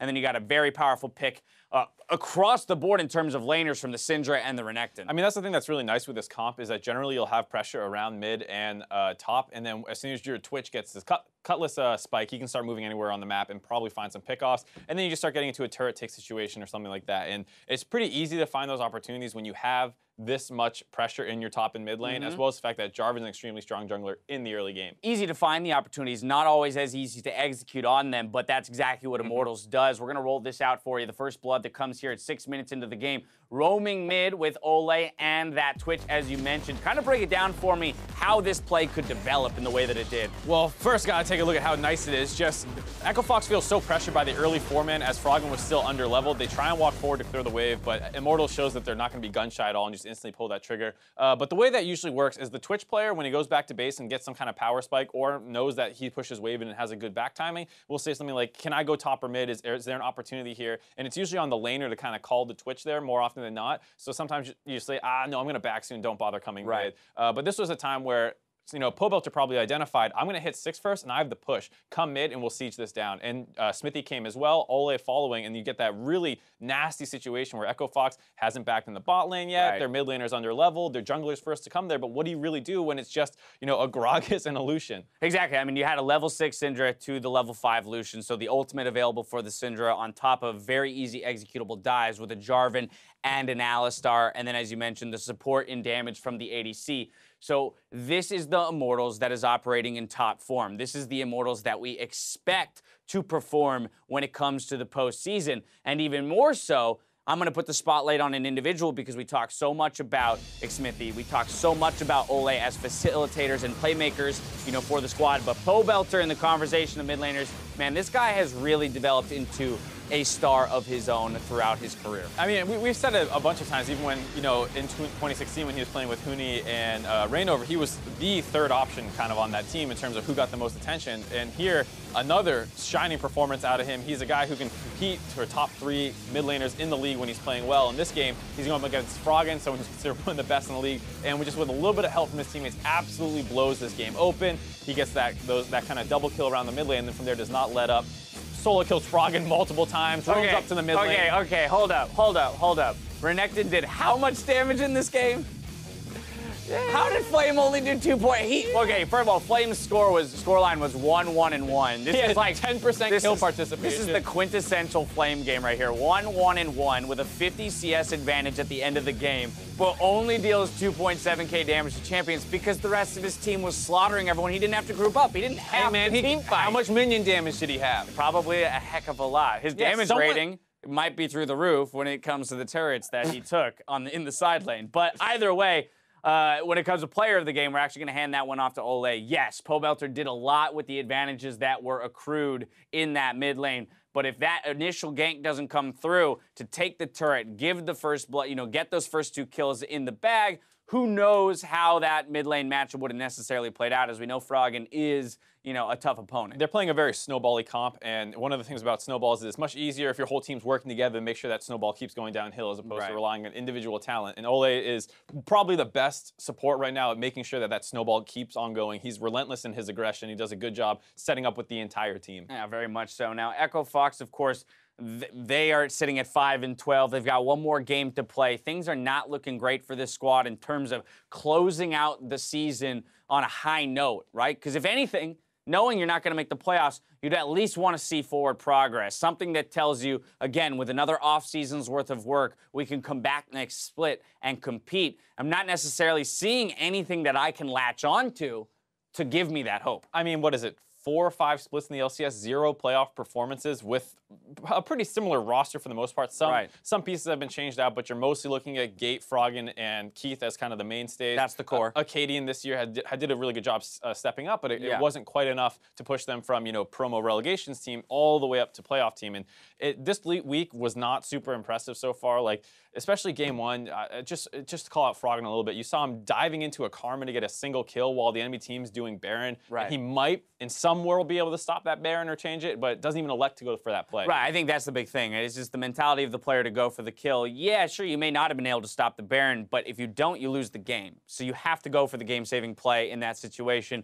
Felt a little bit like he was protecting the KDA. If I'm going to call it out, he felt like he was protecting the KDA in that instance. Back over to Immortals, though, we mentioned they've secured the bye, but not the first seed, and that's because they're reliant on TSM losing tomorrow to CLG. So Immortals fans are now CLG fans for one day here as we go to tomorrow to avoid the tiebreak, which would break in TSM's favor. I mean, just what you got to hope for. You're going to see a lot of Immortals players probably in some TSM jerseys if they got them.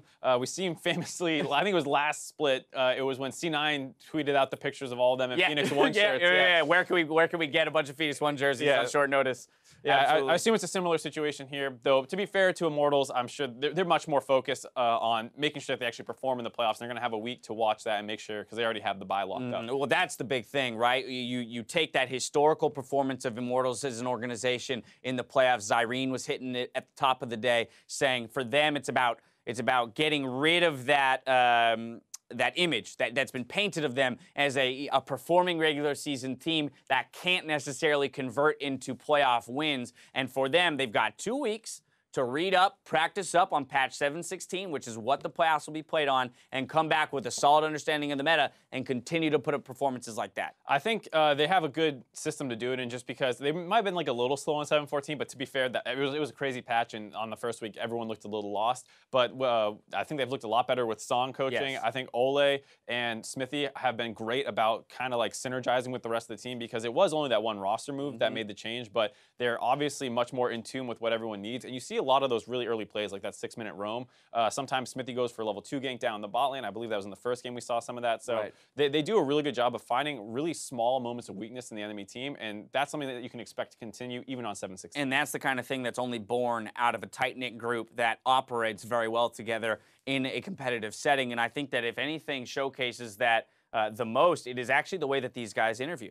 Again, you hear from Ole, and you hear how humble and respectful they are in their victories and how they learn and the way they intend to grow when they talk about their roles on the team and how they rely on everyone else on their team for success. It's very clear that every win and every loss is a shared experience for this Immortals squad. It's definitely a group of guys who, for the most part, have a lot to prove, because you have Flame, who's been someone who's been kind of in the back burner in the Korean scene. He was on the bench in China. He hasn't been prominent in any region for a really long time until he came to North America, and even his first split was not super impressive. So he's got a little bit of an axe to grind. Pobelter wants to show that he's not just this mid laner who relied completely on Huni and Reignover and CLG when he was back there, that he can be a legitimate option. Cody Sun's really young. He wants to prove himself. Ole's an import. Smithy just got traded off CLG, and he probably is pretty pissed off about that and wants to show, like, you made a mistake ditching me. So I feel like this is a team that is very, very hungry, and that's part of the reason that you hear them sound so focused in their interviews.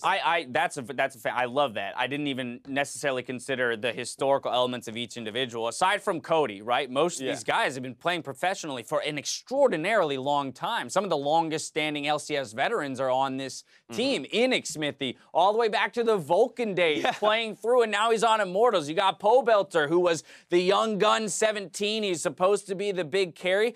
Took some time to develop, find his spot from Winter Fox onto the next squad, and eventually here onto Immortals. And so, you know, it really, I think this is the test. As Irene says, if they're able to come away with that, even just a finals appearance, I think that's when they'll be cemented as a top-tier organization within the North American LCS over these past 2 years. And it would be great company to join for them, given the fact that TSM, CLG, and C9 have been undisputed the three top orgs in North America this entire time. Having some fresh blood in there, not only for the org, but for these players would be huge. All right, well, as we're closing out here, NALCS1, where Immortals got victory over Echo Fox, there is a crazy game 2 between FlyQuest and Team Liquid. Team Liquid fighting back to extend us to a third game. Here's the replay from the last few minutes of that game. And we were watching this for the most part. It started out with some crazy Barons and stuff, but FlyQuest going to get super aggressive with a Baron up push. You see that kind of power, that Maokai being able to kind of press the go button to start fights off.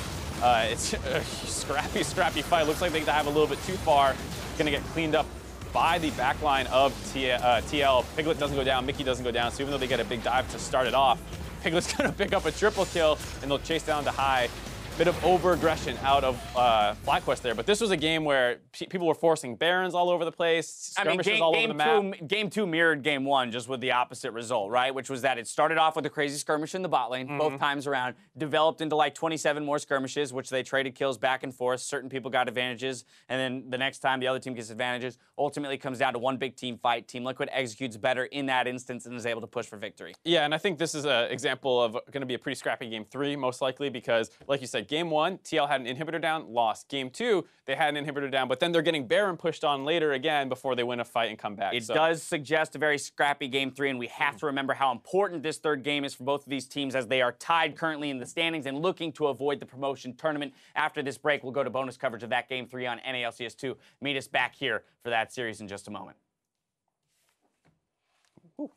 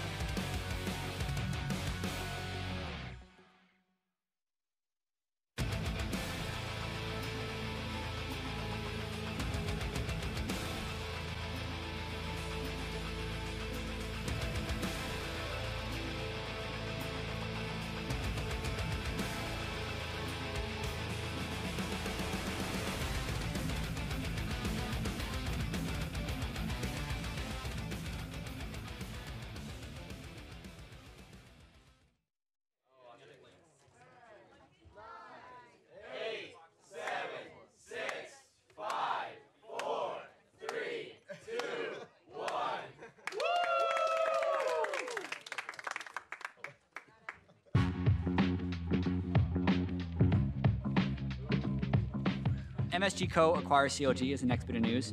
So that's Madison Square Garden Company, Dolan family owns the Knicks, all that stuff. So big money coming into CLG essentially. And remember, what was it, like 4 weeks ago or 4 episodes ago or something? I brought up the Immortals were bought by LA Live.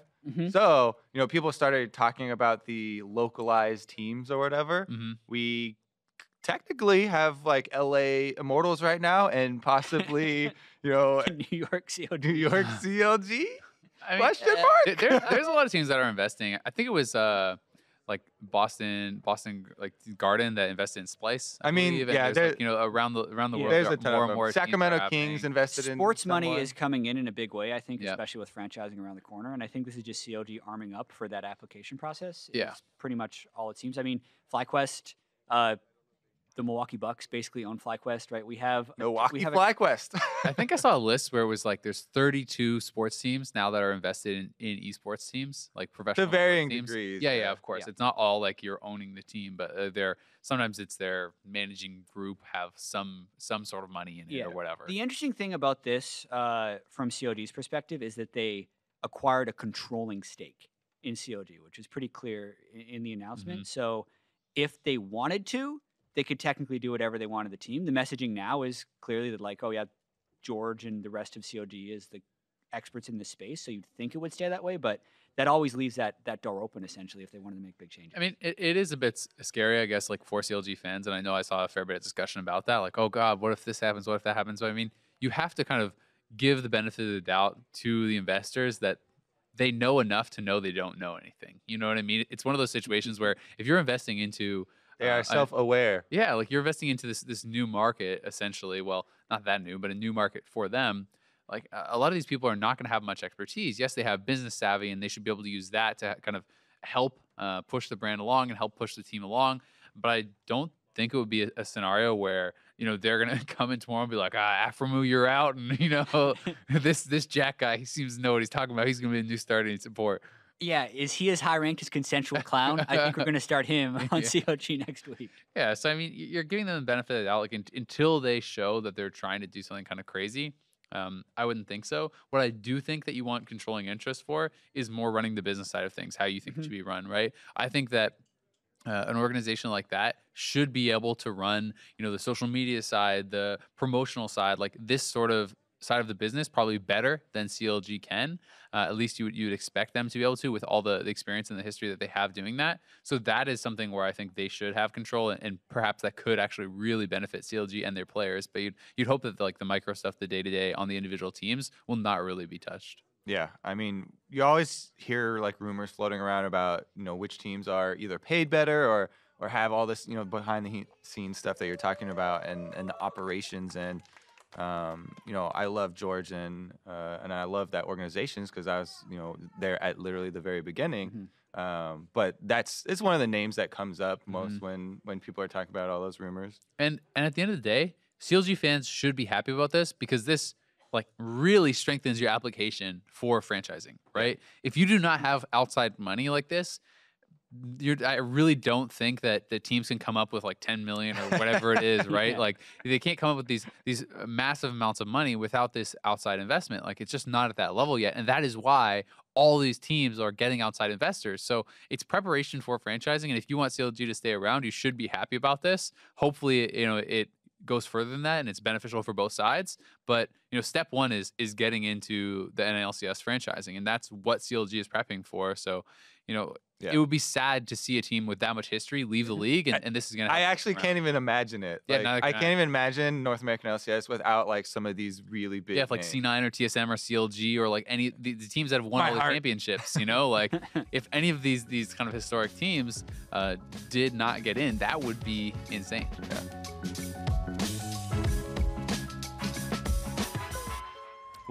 We're back and heading into game 3 of FlyQuest versus Team Liquid. Hey, you know what I can't imagine? NALCS without pastry. Oh, that's very nice of you to say. Well, we're also going to have a look at our player of the game from last series. It was Team Liquid's Matt. Supports starting to pick a lot more pugs.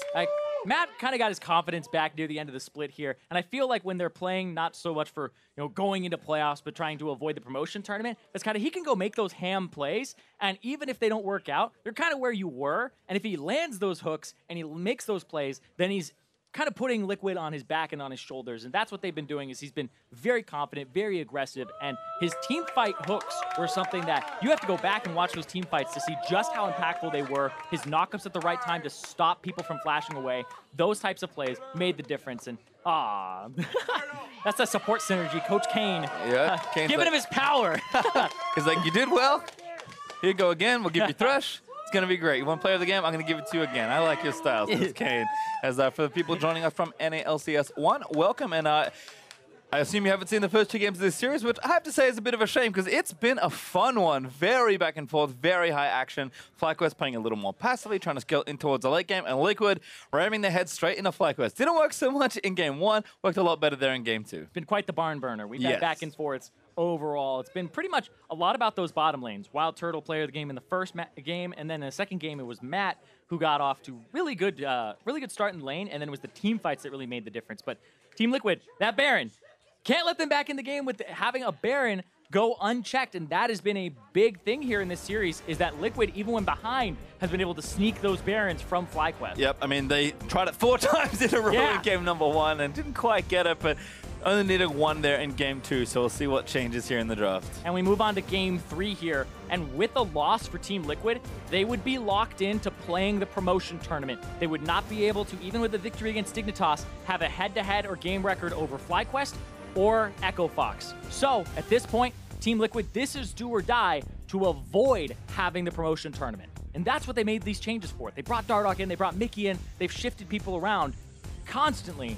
And at first it was go for playoffs, now it's avoid promotion, and a win here would delay that being a possibility for them for another day. Of course, be great news for FlyQuest because they would be in a very good position, breaking the tie that's currently in 8th place with Liquid.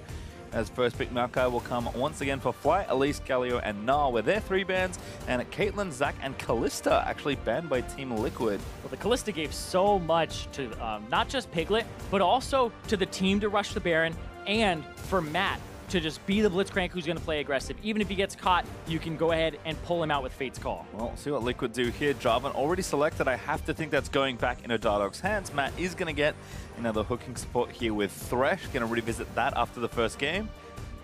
And our FlyQuest kind of have pretty similar openings that they had in the last game. They can take a mid lane here for high if they want something safe like Corgi. They can pick up their bot lane and secure something like Tristana if they want to take that away. Yeah, Tristana jumps out to me. Orianna's another champion that jumps out to me as well. And Wild Turtle had the Caitlyn last game, but the Tristana was the one that he got the player of the game on, had the resets and had the mobility in the team fight, as well as back then he actually had the Morgana Black Shield to help him out. And that was what they had actually picked here to counter the Thresh. I feel like FlyQuest may just go with Morgana here again. I think you have to. I mean, this is Team Liquid showing you pretty much the same draft, maybe even the exact same draft from game 1. This is exactly the same draft from Team Liquid and FlyQuest as game 1. Only difference is Gnar was banned instead of the Taliyah that FlyQuest had put up there. So saying they didn't want to have to deal with that. And this will be a departure. It will if it's locked in. We'll see if Varus is the selection there for Liquid, but I think now realizing that, all right, they've already picked their bottom lane. Piglet's like, please don't get me trapped in another bottom lane I don't want to be in. Well, it was Kog'Maw last time in game 1, and they're going to go with the Varus here, so this is a bottom lane that's all about pick potential and trying to catch people out. And so far, it's been good for Team Liquid in terms of winning the bottom lane and being aggressive. And FlyQuest, once again, in a situation where this Thresh and Matt, who've been looking on point today so far, they've been dominating the bottom lane. We'll see if that happens again. Well, there's a Shen ban from Liquid, so again, respecting the fact that Moon can also play Maokai that we saw in the last game. Is a little tougher with less income, but isn't too bad, as LeBlanc will be the ban there for FlyQuest. Going to take that away from Mickey. Yeah, I would assume the Taliyah comes out next, but Mickey has shown that he's okay with playing Orianna, which would then be the pickup afterwards.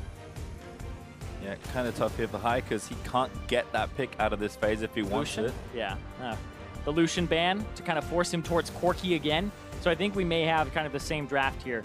FlyQuest, last time in this spot, they had actually banned Gnar, but they had already banned Gnar. So Taliyah, Orianna, could ban either of those here. I would assume it's the Taliyah if you were scared of it in game 1. Yep. And then that would mean the Orianna gets picked up by Team Liquid. But if you want to ban the Ori, might give you a better matchup. Ooh, they actually banned the Cho'Gath, so they're going to keep that away from Lolo this time, who took it in the first game. They didn't beat it, but it was a little troublesome. Wild Turtle need to shoot a lot of times to be able to get that kill down. And Mickey is actually not going to go for the Talia. We'll take Orianna for the 3rd straight game here. Yeah, having it all 3 so far in his debut with Team Liquid, which will prompt FlyQuest to go for the Corki. And then last time they went for the Rengar here. So, don't know if that'll happen again, but they did win that game. But I wouldn't really say it was off of the back of the Rengar.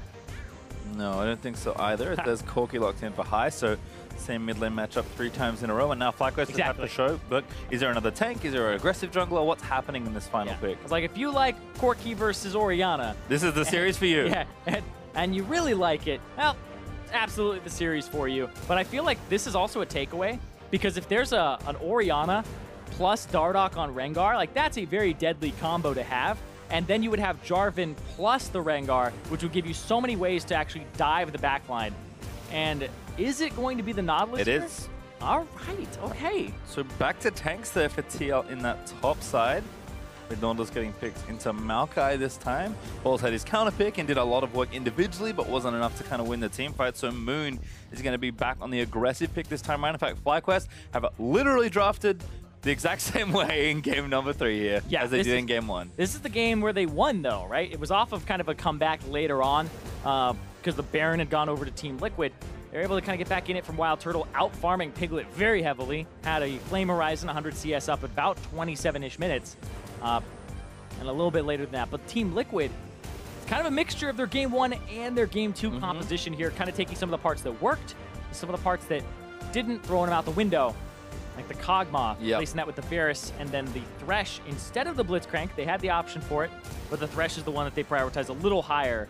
That's where my eyes are, is this bottom lane and what's going to happen here. Because, once again, Hook City for Matt. He teamed up with Lorlo, who was ecstatic after last game, and you have to have that confidence coming in here and that momentum from game 2 if you're Team Liquid, because promotion tournament on the line. If you lose here, you will be in the promotion tournament if you're Team Liquid. Yeah, and if you're FlyQuest, you hold on to those championship points, maybe. Yeah, they had to play Phoenix 1, and even the fact that Team Liquid has taken FlyQuest to 3 games hurts FlyQuest's chance, because game record will matter when they play Phoenix 1 if Phoenix 1 beats them. Well, a lot on the line here, but there's only one more game left between these 2 teams here. Let's see exactly how it all shakes out. Certainly Liquid investing heavily into the aggression of their bot lane. Have to think that Varus is the kind of pick that Piglet and Matt can really just get aggressive in the 2v2. They're already doing it with a Kog'Maw and Thresh. Now significantly better enabled to try and get work done early. I'm expecting action. We'll see what happens here in game 3 as we move out onto the Rift. Yep. Looks like Team Liquid, 5-man. They're rushing in. They're looking for a hook. They're looking for what worked for them last time with Matt on the Thresh, the Flash Flay.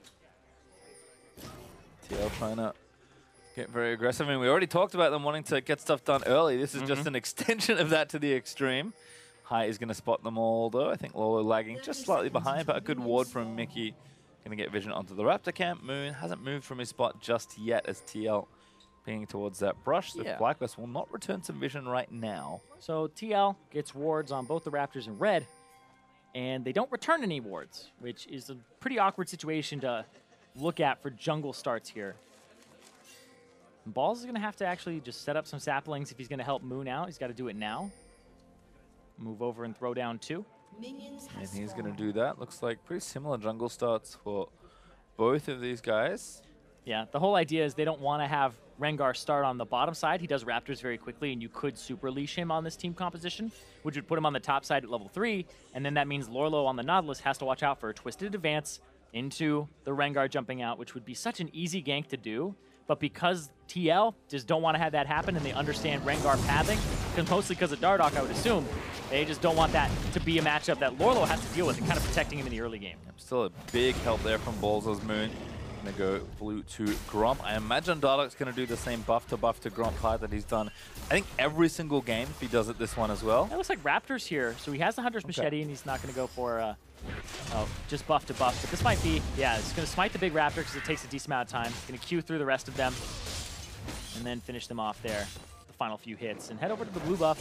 If he goes for the Wolves, then you know it's one of those clears where I call it the I hate Krugs clear.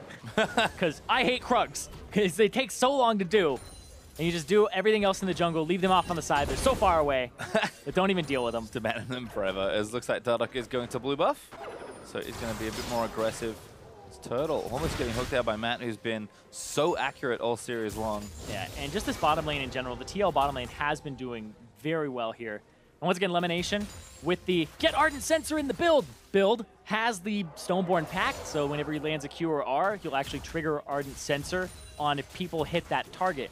So, kind of get the benefit of having the Morgana Black Shield and the range CC for catch. Because you think about the other Ardent Sensor users, they don't have the same distance on their catch. You could maybe run like a Nami, but it's still not the same in terms of travel speed and distance and lockdown as the Morgana. So a pick that Elimination is definitely adept at. I was trying to think like maybe he runs Zyra with it. You give up a lot of your power for helping out your AD carry with Stoneborn Pact. I mean, and that is important to note here in this lane. Part of the reason this 2v2 feels so clean for TL is that Stoneborn Pact, Morgana, and Tristana aren't doing very much at all. Yeah, Coin doesn't really give you combat stats at all. It's 5% cooldown reduction, and then that's it. You don't get any AP, you don't get mana regen unless you're picking up the coins, and I wouldn't even consider that really a combat stat. It's kind of just a laning stat, so you'll always have a little bit of mana to get back, and Morgana's W actually costs a decent amount. It costs 70 mana, the Tormented Soil. So when you're throwing that out constantly, you're really going to put yourself in a bit of a pickle when you're starting to run low, but the coin stops you from that happening. And again, certainly makes you enough money to get that sensor quickly. Well, we'll see kind of how that develops right now. Bottom lane getting pushed in, but looking okay for FlyQuest. High taking a lot of damage there in mid lane as is looking topside. Dardoch there as well, though. Both level 4. Moon already back, though, so it does have 2 longswords. Going to be very effective in this early gank if they can find it. And Lorlo caught the wave, and that Moon actually going all the way up. And so this is going to be a 2-on-2. Interesting thing to note here is that the longswords came out for Moon. He's a little stronger. Yeah, Lolo flash, but he's going to fight his way onto the turret with the Q. Dardoch will reveal himself as well, and Lolo's going to live this time. Yeah, Moon actually had a large advantage in that gank because he gets the jump, and then the second Q actually misses Lorlo there. Was a little fast on it, and Lorlo flashes over it, so he doesn't get the second part, the empowered. And now Matt, so much damage there. Just that auto attack from Matt. Great binding, though. Hook is going to miss. And that wasn't even a black shield from Elimination to try and react. That looked like the animation from the hook, the windup, was a little bit canceled by the lantern being taken. You couldn't hear it. So if you're going off of audio cues, it was just something that was covered up and masked there. Could have been bad for FlyQuest. Yeah, and you can see 10 CS up for Piglet. There's 6 here for Total to try and pick up, but going to be tricky with Team Liquid Duo pressuring them here. Gets almost all of them, I think missed 2. But again, Total's going to struggle to farm safely, given how aggressive Team Liquid play in every single bot lane matchup. Other than that, kind of looking in, see if High can kind of keep that CS continue to be even. And I think if he can keep up pressure, he did a great job roaming in the last game, I feel like, kind of beating Mickey to the punch in a lot of ways, but going to burn his TP here. Should be better equipped to, again, get around the map. And going to need to apply some good pressure. Yeah. Nice one to Mickey. Lorlo's Mickey wants to clear it, and he's actually going to blow Ghost here as Lorlo comes down. It's a 1v3 right now. Hook is going to miss. Great flash from High.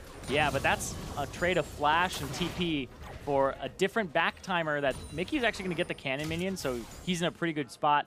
But gets the Ghost in return. And it's good roam from Lorlo for sure. I think, again, a lot of it's just how much priority High can get here in this lane. Dardoch's going to assist. Mickey gets all of them. Nice synergy there, actually. Yeah, just throw the Q. It actually looked like Dardoch was maybe trying to steal him, but you never know. You know what? If that happens, sets him up. Probably doesn't mind too much. When the jungler, if I'm a jungler and you call me to your lane to like help you push the wave, I'm pushing the wave as fast as it's up to you to CS it. You're taking my time for CS in the jungle. Efficiency. Instructions unclear to Koyoku. Yeah. But I pushed the lane for you. You told me to push. Well, Mickey gets one back cancelled, but going to complete that next one. Lost Chapter now finished. Going to be joined by a Dark Seal. Yeah, it looks like Lorlo, no TP, no flash. It's going to be Moon coming to the top side again. Has ultimate. And Lorlo would have to peel and play this quite well. He's low on mana as well. That's a super fast 6 from Moon, actually. He's kind of been hard farming, but Dardoch, again, also doing the same job. So yeah, very efficient from these two. Yeah, remember, Balls also has 6, and he has flash, twisted advance. So they would be able to close this distance quite quickly. I think you go now. Here comes the ultimate. Lorlo's got to get to a wall. There's the twisted advance. Or the crack enough with the depth touch. Could be enough. Double knock. Runs to the top lane to save his top laner. And now going to play back on a Moon. Lands the hook. And here's Dardoch. Hook going to land in. That's going to be first blood. Dardoch swoops in for it. Matt with the roam. Oh, that was so clean. coming in with the Lantern, and that's the thing. That's not even an 80 carry and support roam. That's him saying, something's going to happen after his back with the Moby boots, and now Elimination going to roam towards Mickey. Gets the flash there. Even though Matt was there with the Lantern, he had you, man. Matt's too good that even his own team isn't expecting him to be there. Elimination, good little binary. Now he's actually caught out of position. Does have flash and exhaust, but going to take a lot of damage. Choke not going to land, but Piglet flash ultis. That'll be enough as Mickey gets the kill. And Dardoch with the flag gets himself an assist. Love me some Jarvan. He's doing well today. Yeah, he's helping. Certainly is. As a nice read on that first top lane play. I just feel like Moon definitely outpassed him in the last game, but games 1 and 3 has just been red so hard. Morlo puts it onto Moon, who doesn't get enough damage off there, and also got the ultimate, which went through, hit Balls and Moon both up because of the flash, and then Dardoch comes through, and Matt, that was just so well played from the Lantern to the hook to the roam after the mobility boots coming through early to allow him to roam and catch Elimination here on the backside. Yeah, flashes. Matt gave him the Lantern, but they have to know Matt is there because he threw down the Lantern and gave Mickey a shield. You got to assume that. And Elimination ran off to the side to try and go back to mid, to go back to bottom. That is not where you should be heading after you saw Piglet leave the lane and shoving. And then they catch him out there. And so, yeah, it was another hook there as a prediction from Matt. Didn't quite land, but Piglet had his back there. Yep, DL up 600 gold as a result. Things going well as Matt is back on display here on Thresh. That blue buff over to High, who's going to run over and get it. All that early pressure from Fly not really paying off. Lola's got his TP and his flash back up, so does Balls, to be fair. And now High with the package, maybe he's the one that can get the next roam going, because FlyQuest do want some sort of lead here. Yeah, and when you're looking at FlyQuest to generate some sort of lead, it's usually High or Moon that you're looking for. And Moon's tried twice, got shut down once, got countered the other time. So High, it might be his turn, like you said. Infernal Drake on the table. And TL, honestly, in not the best of positions with the flashes down on their carries. So I actually feel like if you're FlyQuest, you wouldn't mind fighting this after getting another back here. And they're going to try to go mid, try to get something here onto Mickey. With Dardoch in position as well to counter. Jump lands, great shockwave. Dardoch around, but Moon already took down Mickey. High, though, could be the next target. It's a double buff Jarvan. High is getting slapped to death. High is going to try and fight, but Dardoch should have enough. Dunk! There we go. Dardoch with the double kill. Yeah, he saves it. Maybe he doesn't have to use it, but then he throws it out there just in case to get the damage there. And Dardoch right on time. The roams from Dardoch and Matt have been perfect. Yep, 3-0 on 1 as well for Dardoch. Been involved in every single kill so far. Is he even going to get damage done here? With the ultimate, but Turtle looking to try and take it down. Not enough. Oh my god, it is enough, Matt. Gets the slap at Elimination. Now locked into supportal combat with Matt. I don't know if he can do too much. Lemon already burnt the ulti. Matt, he's just going to find the flay, but the binding. Oh, Matt jukes it. Then lands a hook, but a black shield is going to miss it. But Matt still moving forward. Going to try and get the Lantern over Matt again. Going to look to try and turn it back around, but the TP is going to make everybody else leave. Balls going to get cancelled over. No, that's High. Excuse me. Rengar's here too. Coming in from mid. Matt might get shot down here by Corky. Enough there as Moon grabs the kill. And that was good from High to actually let Moon get the kill. A stack of the necklace, at least get some action on that and get back into this game because he's tried multiple times for things. He's gotten a kill on the mid laner, but now he gets one finally on the support. So he's stacking up that necklace, trying to get that Rengar snowballing. Starting the Drake briefly. FlyQuest, though, pretty quickly pull out of that play as we watch this mid-fight once again. And they see Dardoch. There's a ward that actually sees Dardoch on the side, but he's so fast to this because Mickey with the shockwave on himself that hits both of them, delays the damage just enough and groups them up for Dardoch to flash, EQ, and now he does enough damage at this point, even with Cinderhulk, not Warrior, to kill a one-on-one on High, even though High had blown stuff before. This will be Piglet walking forward. Remember, CC here goes through minions. He doesn't have to wait for it, but then just so much damage. The knock away there from Wild Turtle as well with the explosive charge on has been enough burst damage. We see Tristana's try to do that to style and then they save the person, but that was one that was right on point for Wild Turtle. Yep, certainly someone that is very practiced on this champion, and lane's actually going much better than I expected here for Turtle. He's up 15 CS. Managing to trade kills back and forth and keep that going. So just on at maybe a slightly better clip than we may normally expect. And given that FlyQuest plan in 3 games so far has been to get Total to 3-4 items and then try and go from there, it's good news for Turtle to be having a good start to this game. And Moon back down to this bottom side. Yeah. Dardoch also here. 3v3 potentially brewing here in bot lane. Yeah, you have to think about what happened with Matt, where he started to roam and pick up kills in other lanes, both the top and mid. So it's a 1-on-1 or a 2-on-1 for a bit on the bottom side, which has given Wild Turtle a little more freedom in this bot side. So he's been able to kind of have a good time up against this Varus, which should by no means be able to kill him. Look at this. Oh, no, elimination. The box is there. Elimination. He's going to die to Piglet. Matt, just so many plays in a row. TL also get the Infernal Drake, so finally getting that first Drake for themselves. Ball's going to follow. Lolo does get away. Pretty tanky at this point, so not too worried. And even mid lane taking a lot of pressure. Dardoch's looking for another kill on high. Yeah, and that was a really good hook as well from Matt, because what happens is he sees elimination for just a half second, dip through Fog of War, and then dip back, and he predicts where he is going to be based off the movement. It's very well done. There's a reason his looks so good on Playmaking Champions. Just really accurate with these skill shots, and that's 3 games again in a row for him. Thresh, Blitz, Thresh, where he's just been very, very good. We'll see if it's enough to kind of keep TL up in this early game. 1,000 gold lead for them is nice. Piglet's going to have to go back and spend some gold. Although he's going to get cancelled as Turtles threatening these turrets. Yeah, and Piglet doesn't have enough mana to actually ulti here and has flash and heal, so Moon may actually pop ulti jump out. They don't have complete vision. And just the bottom side jungle of FlyQuest pretty much belongs to Team Liquid. And we'll see this again here. No vision, and Matt saw a while ago that Morgana dipped out, but then he just, that's all it took for Matt to be like, there's a play here. Just Morgana walking up, showing herself for just a half second, and then dipping back into Fog gave him the time to do that. Really nice there from Matt.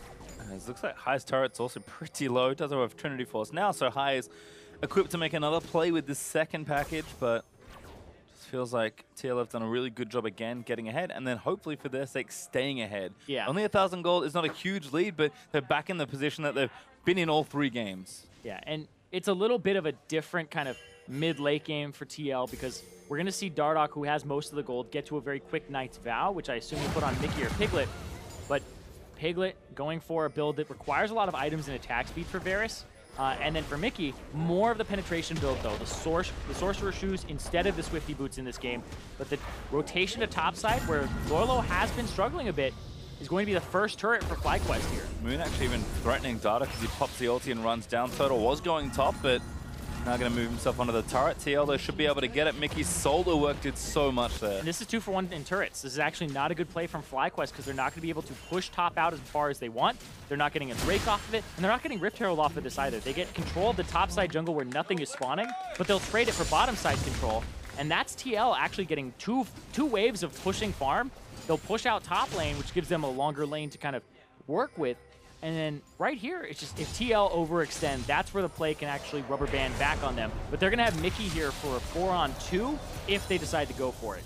Yep, Turtle going to take down the rest of that wave, so I think should be safe to go static shift first after that BF sword. So lots of early wave and farming potential for the Trist. Yep, get yourself up again in terms of CS. Remember in game 1, Wild Turtle went for 100 CS up over Piglet after the team started grouping. And that's the thing, is now they're going to put Wild Turtle in side lanes as soon as they become long lanes. And now it actually looks like TL is going to swap, try to go for the tier 1 turret top. And now it's the possible counter. If Tristana can get this bottom tier 1 turret and they can get this Rift Herald, then it actually ends up being an even trade and an advantage for FlyQuest because of the fact that they get the Rift Herald on top of it. And that could get them that mid lane turret. They just have to not lose their top lane turret. So this is all about map movement, then a counter, and who's getting just the tiniest bit more. And I think Fly's kind of doing the right thing with their comp. I mean, as soon as Trist had static shift, they're just moving Turtle towards that side to look to take a turret. High with a nice roam, doesn't get a kill, but does manage to take down a turret, joining up with the rest of his team in top lane. So certainly evening those turrets back up for now. We'll see what other damage can get done, but looks like, again, simple lane assignments here for FlyQuest. And we've seen this again 3 games in a row. They are just going to sit in this pattern for 10, 15, whatever it takes, and just farm up until they're ready, feel comfortable to teamfight. TL, your job is to stop this from happening. Yeah, and they have the Jarvan with the combo alongside the Orianna, and they have the picks from Matt. So you lose vision, and like you could see, look at TL. You talked about how it's their job to make sure nothing happens and that they can act, or something happens, sorry, that nothing goes unpunished. The top side vision is insane. They have so many wards in one quadrant of the jungle. I believe there's more wards on this quadrant of the jungle for TL than there are for FlyQuest in the game right now. I think so, as Piglet does get bound up, but again, no vision here for FlyQuest on this side. 4-man top. Because they control vision here, it could be a 4-man dive on top side. They're looking for elimination of Wild Turtle, and they don't even have defensive vision here. They just have to kind of see this coming, and he's going to get him before he can Black Shield. Oh, does flash out of the way. Black Shield's himself. Turtle There it is. He's going to try and kick him out. Does get Mickey out of the way, but Dardoch able to take that kill. He's on a rampage as Moon running up towards that top lane. Not going to be in time to save this one. TL make the play. Yeah, and now they'll have tempo. They can push this top tier 1, go for a tier 2. They can also try to get this faster than High can push. And remember, Rift Herald on Moon. He may use it mid and try to go for 2 turrets here, but Lorlo will be the answer. Yep, they're going to channel it, so just make sure to get the out of it. Team Liquid should be able to get this tier 2 turret, so a very uneven trade here for FlyQuest. Lorlo's going to have to back up as this turret dies. Let's get away now, though. Hook on the Moon does a good amount of damage. Rengo just going to run away. Depth charge committed. That's going to burn the flash. They keep going. Moon actually just going to turn around. Yeah, I think he's dead. Not high there, but yeah, no, never mind. Lolo has enough damage with the Abyssal Mask to take down the Rengo, who's got no defenses at all, really. Yeah, he got locked on. He flashed away, and that still got the flash out of him. Baron in a minute, and you're going to want that flash for a possible fight. And this Ocean Drake is going to give TL even more power. So TL get those 2 turrets on top side. They have perfect control of the enemy jungle right around Baron. I feel like Team Liquid started a big grind on how to do Baron, when to do Baron, and they are just forcing it down the other team's throat. They're like, this is our area. We're trading you for this part of the map, and they've done this in all 3 games. They've tried to go for Barons with very aggressive calls, and I think we're going to have another one here in just a moment once they reestablish the top side vision. History would certainly indicate that, as Infinity Edge is done for Turtle. We'll see just how many attempts that Baron does take here for Fly if they go for it. They're already up 2,000 gold, which is nice, but it's not a monumental lead just yet as High sneaks into this bottom lane. Yeah, I feel like TL, though, have the... Even though there's like 2 item spike on Wild Turtle, and he's up right now in CS, still have to worry about Piglet and his ability and the calls that TL have been making to go for those Barons. And yeah, Moon just takes so much damage here. Even Roots, but then the flash not getting him over the wall. The difference there. As Lorlo may have had to flash after, but this gave him a clear avenue to get in there. And yeah, that's... Oh. Yeah, you can see Moon not too happy with that play. Yeah. High's going to try to, you know, get him one back. Revenge. Well, good damage onto Lolo, but High not really there with the big damage items just yet, so Lolo able to tank most of that up relatively well. Yeah, now they're going to try to get him up top. They're like, you messed with our friend? And Root's going to come out as well. Lola should be going down if they can find a little bit more Highs. Yeah, but he's going to flash for it. Once the kill, he's going to get it. You can't do Moon dirty like that and get away with it, Lorlo. What were you expecting? They can do But they're going to get the Baron. Baron. Oh, there's TP from High, so he took TP this game to change it up. Ooh, Lemon, a little too far forward. Gonna get a big stun. No, doesn't complete. Mickey getting that next kill. Turtle gets out barely. Wrong direction on the play, but forcing the flash for Turtle. Yeah, that was Turtle getting the buffered rocket jump through what was the play there right afterwards. And then Piglet threw out the ultimate. It didn't connect either with Wild Turtle, which allowed him to flash the hook afterwards. So just seriously, that's playing on the knife's edge from Wild Turtle. Like, that is just fractions of a second. Ending up being in his death. Both TPs down though, so TL are just going to go back to Baron. FlyQuest are here to fight, but there's the TP in from Lolo. Baron is already low. They've got no vision inside of it. They need to get in now. It's low, 3K almost as Balls is going to just go in and try and tank up the rest of this fight. Turtle needs to free fire onto the right targets, but I'm not sure it's enough. High, he's going to get dope moves for the assassination onto Matt. Of all people, Mickey's going to shockwave to save his teammate. He grabs the double kill. That's 3. Liquid 3-0 in that team fight. Oh, can he get Dardoch? Oh no, the jungler! He's dead. Goes down to Lemon. Stoneborn Pact somehow kills the jungler. Who needs it? Yeah. Another one? Nope. Not this time. He doesn't have enough AP. It's a single point in W, I would assume. If he's not, yes, it is 1 point. I was like, no, let's not make this a thing. The Stoneborn Pact is already hurting my brain. But yeah, Lorlo TP's in. You can't cross that TP line, only balls can. And so Lorlo decides to go on the tank, have everybody else kind of collapse with him. But then the EQ from Dardoch onto High, that was just the flag and drag into the root auto attack from Nautilus, and then Dardoch followed up. And really, Dardoch has been all over in terms of this game. He is 5-1-5, highest KP on his team, but then right there, the coin, give me the coin. He even took the gold out of his body, rubbed him as he lies there on the ground, and he stole his money. A very critical kill there for Lemon, because the smite being off the table means that TL gonna have to go for Baron attempt number 3. Again, 4 was the number in game 1 that they went for before getting it, so we'll see if they can break their own record from the series. Yeah, these attempts can get you some things. They got him a few kills there. Dardoch died, and I actually feel like that's a net positive still for FlyQuest. They lost Lorlo on the top side, TP'd in, but then they got 3 kills for that one, and then Dardoch. So it was 2 for 3 overall in the entire thing, going in favor of Team Liquid, despite having to stop the Baron. Well, don't worry. We're going to have another attempt very shortly. It's like this game is just who can bait Baron better. And I feel like TL is just on it more frequently than FlyQuest. Not really a bait if they're always trying to take it. Yeah. Maybe that's the secret. Dardoch leaps in on Elimination. But an ulti from Ball's good, turn it back around the map. They hook lands again, finds Turtle. Corruption chain is going to land, but Ball's still tanking up a lot. Moon just can't find an angle for this fight at all. So flash forward, is they going to get a knock up in onto the tank? Ball's going down, not just yet. Massive Bramble Smash. FlyQuest just don't have the damage. Turtle even went Last Whisper now just to try and shred through some of these tanks. Yeah, so the Energizer build's going to take a little longer to get online with the rapid fire cannon for that extended range. But right now, TL, like they're sacrificing farm in side lanes, which is something they did last time, but while Turtle got a large CS advantage, and now it's like risky play after risky play. This is a bait with Matt up in the front. He's going to hook High. That's what they need. Right, shield though is enough. He's going to Valkyrie out of the way. Turtle trying to get himself out of the way. Needs to live, but Mickey on a rampage takes down Lemon. Hook lands back in from Lorlo onto Moon, and he dies. Baron again, wide open for TL. This could be attempt number 4. But I feel like the only healthy people on the team, besides Lorlo, and the Ocean Drake's going to help him though, would be Piglet and Mickey. TP in, all right. What's going on, Pastry? He, again, can still break that record. Oh, Baron is so low, though. I think that's going to be enough. They can't quite get in there just yet. Looking for a steal. Could have got it. Lolo able to take it down, but only takes them 4 once again. Team Liquid secure the Baron. It didn't take him 4 tries this time. It was just about, almost getting there. This is Matt kind of posting up, and there, the Scuttle Crab was the hero. They would have known that Matt was in the bush because Moon threw out his E, and it hit the Scuttle Crab instead of Matt in the bush. So Scuttle Crab's that 6th man there for TL, because that kind of gave the false sense of security there for the rest of the team to walk up. Sometimes the Scuttle Crab, it's better not to take it before you do Baron.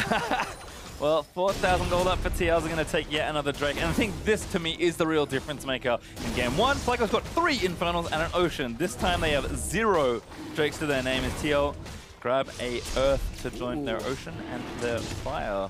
Yeah, we're looking at Dardoch with that 5-1-8 scoreline, but Mickey, 2 levels up, 5-1-6, Majai's Soul Stealer, 10 stacked. He likes his scoreline. He thinks it's going to get better. I think he rolled a 6 this game. Quite possibly. We'll see if you can roll even higher, but like we said, gonna have to change dice for that one. Like, I feel like Majai's is just doubling down on how awesome you are, but hold on. Oh, the bird. Dead Mickey! That's what you get for purchasing Majai's. The commentator curse strikes again. Cyrene, that was your fault. That was my fault. That was absolutely my fault. Oh, man. I'm sorry, Mickey. Now Dardoch gonna find High there, who's gonna flash after Matt. He has to juke this hook, but he's up against the wall. Ooh, good ult from you Piglet. can't juke them all. Black shield, maybe a little late, but High's like, fine, I'll just fire away and take down Piglet. Ignite! Not enough. Turtle leaps forward, but no one to kill. I feel like he got saved there by Ardent Sensor, Stoneboard Pack from Morgana. Probably. I am not joking. He was actually saved by that. No, this isn't supposed to happen, Pastry. It worked in game 1. That's all I'm going to tell you. That's all I'm going to say. Turtle is also getting stronger. LDR is done. Just needs that 4th item to really kick things into overdrive as Mickey... I mean, this is FlyQuest classic. Yeah, the flash route onto Mickey. No reaction, no flash away. Just gets blown up. And that gets him back in the game, though.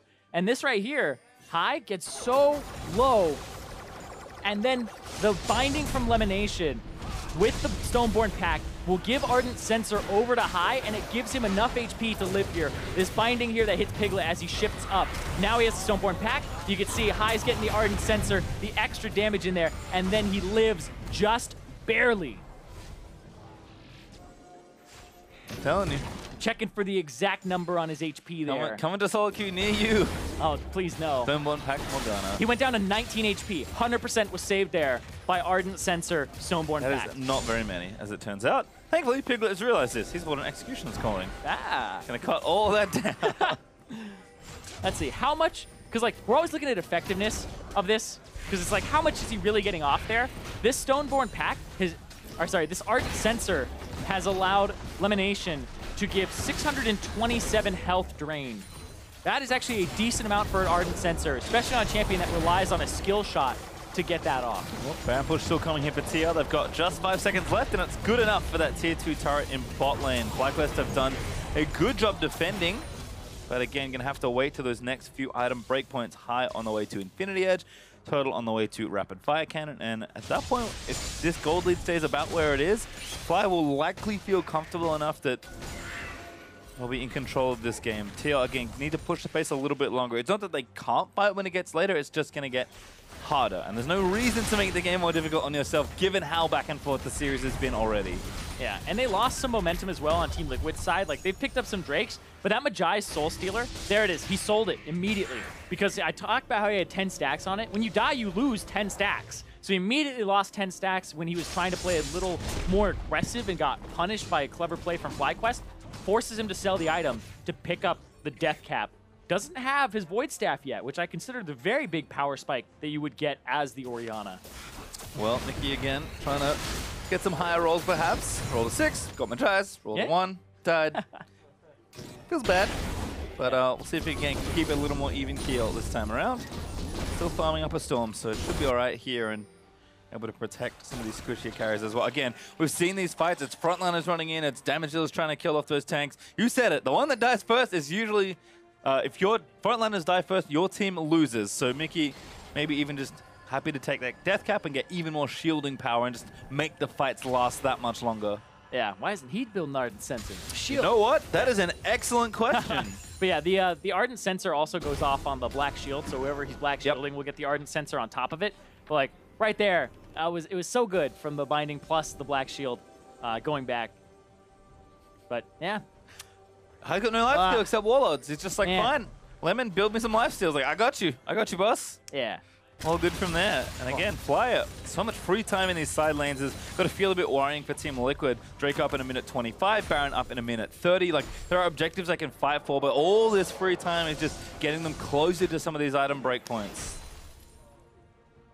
Tyrene only cares about one item breakpoint, though. I know, I'm watching this Ardent Sensor where it's almost 1,000 healed from Elimination. Like, the Ardent Sensor will like not require the skill shot only because it goes off of ultimate Q and E, but the Stoneborn Pact is only the Q and the R here. So the Stoneborn Pact healing is just hilarious to me because you can give it to the whole team if he actually like hits somebody with a Dark Binding. Got shield and heal power. Pretty hilarious. Gets even better. Like, I'm telling you. Please no. The Ardent Sensor is just incredibly powerful. Like, Lemonation is 1, 5, and 3 as a support, and he's still doing a lot of work here for his team with the Ardent Sensor. Well, it looks like we're setting up for that next major objective, so we'll see just how good Lemon Sensor is in a moment. Team Liquid, their new favorite place on the map is just to the left, where Wild Turtle, Lemon, and Balls are all recalling from. And you can see already in position, Piglet's like, I'm ready. Let's do Baron. It's up in 25 seconds. Yeah, and I like this from Dardoch. He now has the Knight's Bow, Gargoyle, Stoneplate, Locket combo. So the Gargoyle, Stoneplate, Locket will give big shields to his team if they're in trouble and will allow them to kind of avoid big burst. And now we're seeing lots of Gargoyle Stoneplates across the board here. So this is going to be very difficult for both teams to kind of navigate these fights. A lot of tankiness, Frozen Heart for Lorlo as well. And now it's going to be Moon trying to jump on somebody out of position. So Mickey. Lorlo has TP. He's trying to they're going here. package there. They're going to try and take down Mickey. They need to assassinate him as good as possible. The shockwave is good. High going to leave it. Takes him down. Bolt. TP's in. The Death Toad is going to let High go down, but he healed quite a lot on the other end of it. FlyQuest still going. Bolt flashes in. Roots up Piglet. He's dead as well. One more. Oh, it is enough. Turtle able to get it. Binding chance for Lemon. They're going to keep going for it. Turtle, looking for that triple kill. He's going to get it. It's the Wild Turtle special. Who turned on the crits? Because he gets like 4 in a row there, and they end up killing Piglet. They're going to push down mid. That's what you get for buying a Zeal before that team fight happens. That little bit of extra time to farm gave FlyQuest maybe just enough power to win that team fight. 4 dead on Liquid side. Mid inhib turret getting threatened. That minion wave is finally there. We're back to even gold here in just a second, but that inhibitor is going to go down, and the map is going to be FlyQuest's for the taking with both that Mountain Drake and then this Baron. This Baron, they have almost no vision in that area. It has been control warded after control warded for Team Liquid, and this was one that FlyQuest just forced super hard with the Rengar ultimate. They got the teleport out of Lorlo as well, and this will be the TP from high. It's just a race. To try and get here fast. They're not even going to care about that control ward. They are taking it very slowly. Bardoc's going to get there, but the Baron is so low. The damage is enough. They get it. Now they're going to have to actually kind of get out of there. Oh boy. Depth charge, he runs out of the way, but high gets protected by the Black Shield, throws out a binding TL. They need to get out. Oh, they found a hook. It's Wild Turtle. Mickey shuts him down. Team Liquid managed to find their way back into this game. He's going to get a kill. Lolo flashing in towards High. And there's this gigantic wave on the top side. They have to clear this out. High's got to put some shots on it. Baron buff up those minions. Balls just uses that ultimate, trying to buy time. 40 seconds left until Turtle is back, but TL should be able to break the base now for themselves. Yeah, it's going to be the tank here from Lorlo. He's going to hand off the aggro, and they're going to try to get an inhibitor for themselves here. 1 for 1, an eye for an eye. And that's been really, I think, a lot of this series just so back and forth. It's been a number of roller coaster rides in a row. I mean, FlyQuest really want to win this so that they can go into tomorrow and have, like we said, their own fate in their hands, and whether or not they end up in promotion. Team Liquid, if they lose this, they are in the promotion tournament. That was a great cancel on a couple backs using the redemption there from FlyQuest, but I don't know if they've got quite enough. Turtle just respawning. The rest of TL is going to move back. It's the base that they were more concerned with there. The redemption actually interrupts the recalls. It allows the turret to go down, and this will give them enough time to go do that Mountain Drake. Look at that super minion just getting in there. Slapping down the Nexus turret. Like, that's one of those moments where if Balls was a carry, he's TPing in. You would TP in and try to end the game there. This time around, though, ooh, it's going to be quick on this Drake. Elimination. They got to be fast. They got to be real fast. Gotta be really, really fast. Get out. Everybody get out. Get out of there. Turtle got the way pushing in bot side as well, but don't forget the supers in the top lane that FlyQuest will also have to contend with. Those inhibitor respawns are pretty close together as well, given how much action transpired. So FlyQuest going to do what they can right now in this bot lane, but Bald's like, I gotta go. There's a huge wave for me to deal with. Yeah, and they have Baron buff on Balls, who will be able to push that wave out, and they have Baron buff still on a few members here of FlyQuest, which will be a 4-man unit pushing because Balls has teleport. Lorlo doesn't have TP yet. And so actually, staying around a little bit longer, okay. And now Elimination will back. And as always, at this point, despite FlyQuest having a pretty nice comp for themselves, feeling comfy with the scaling that they've built in, execution is going to be the name of the game in these last final fights. Baron still up for a minute longer, but I don't think FlyQuest are really doing much more damage with it. So take a breather. Got about 1 to 2 minutes to soak it all in, and then our next objective fight's going to happen. I wonder what Elimination's going for here with that needlessly large rod, because Luden's Echo, Rabadon's Death Cap, Archangel's Staff, I don't feel like those are items that you want right now on the Morgana. He doesn't really have enough AP to warrant the Rabadon's Death Cap. The Ludens would be interesting. I feel like you go Rylai's Crystal Scepter. You throw down the W, give everybody Stoneborn Pact on that person. Let's go. I think so. Helps your ulti. Yeah, it doesn't build out of that anymore, though. It's the Blasting Wand, Amp Tome, Ruby Crystal. It's cheaper as well, remember, 2600-ish. Maybe he's just like, I want more AP. Yeah, that's maybe what it is for the shield, to just have a more intense shield. Because once it's harder to break, it's very difficult to actually get that that Tristana or that Corki. So he may just be looking at raw AP numbers here, and it could be the Death Cap, despite not having a large multiplier. Just saying, hey, the AP ratio is really good on this thing. I don't know. You get Lost Item Chalice, then you got multipliers everywhere. Don't have to worry about that too much. True, that's true. Hey. Oh, Guardian There's Angel. an idea. Yeah. Yeah, for Turtle, which makes sense. Yeah, that's his 6th item there. Whereas you look over at Piglet, and he's still got 2 items to go. And he's 2 levels down. So More of the same happening here, and he's about to be Flame Horizon again. He's more than 2,000 gold behind, actually, so total. It's like one of those things where like you stop looking at the CS, then you look again, and you're like, wait, what the? Because the Tristana is picking up way more in these pushes, and Piglet is not. And the Tristana gets to push the side lane, and Piglet played Varus game 3 so far, and in game 1 he played Kog'Maw. These are not safe champions to farm side lanes with. So he gets out farmed because he has to be grouped up with people all the time and share experience. All right, well, some fun is about to happen as Mid Inhib's going to respawn for Team Liquid. FlyQuest is not that far away, so it looks like a time to duel is once again upon us. We'll see how these teams set up. There's no objective to take right now, so FlyQuest is like, let's just find you and fight you. Yeah, if you don't know what to fight over, and there's nothing to fight over, and people don't like risking the end of the game. Could fight over Mid Inhib. Just respawn. I would think you would, but still got to worry about supers in top lane as well. You got to worry about side lane pressure too. I think High should actually be split pushing more because he has teleport, and I don't feel like the Nautilus would answer. Guess who's in the top lane? It's the 6-item Tristana who will not buy anything else except unless he sells boots. I think he's probably going to sell boots this game. Yeah, Fandom Dancer. Turtle's he's committed. He's already level 18 as well, so he's not even getting XP off this. Yep. The plan is going to his head. He's taking every bit of farm. He just wants to pad those stats of a Piglet. Look, there we go. There you go. There's the Flame Horizon he wanted. And you can see how far back Piglet has to play there. Like, Wild Turtle just gets to shove up. And even with, like, worse vision control of certain areas, like we've had throughout the entire game, Wild Turtle just gets that free farm on the side. And Piglet has to kind of group and get protected. All right, Blue Inhib back. Baron up in a minute 10. Elder Dragon up 40 seconds after it. I'm sensing some fun about to happen, Zyrene. Fun for one of these teams. Fun for me, because I get to comment on whatever happens.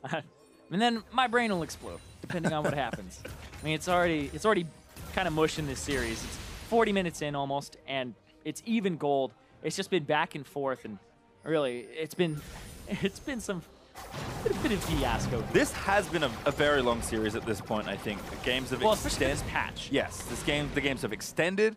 Every game, I think, has been longer than the one before, and this is certainly the closest of the two, despite the fact that TL were able to find themselves a lead early-ish into the game. It just never really grew out of control like it did in that second game for them.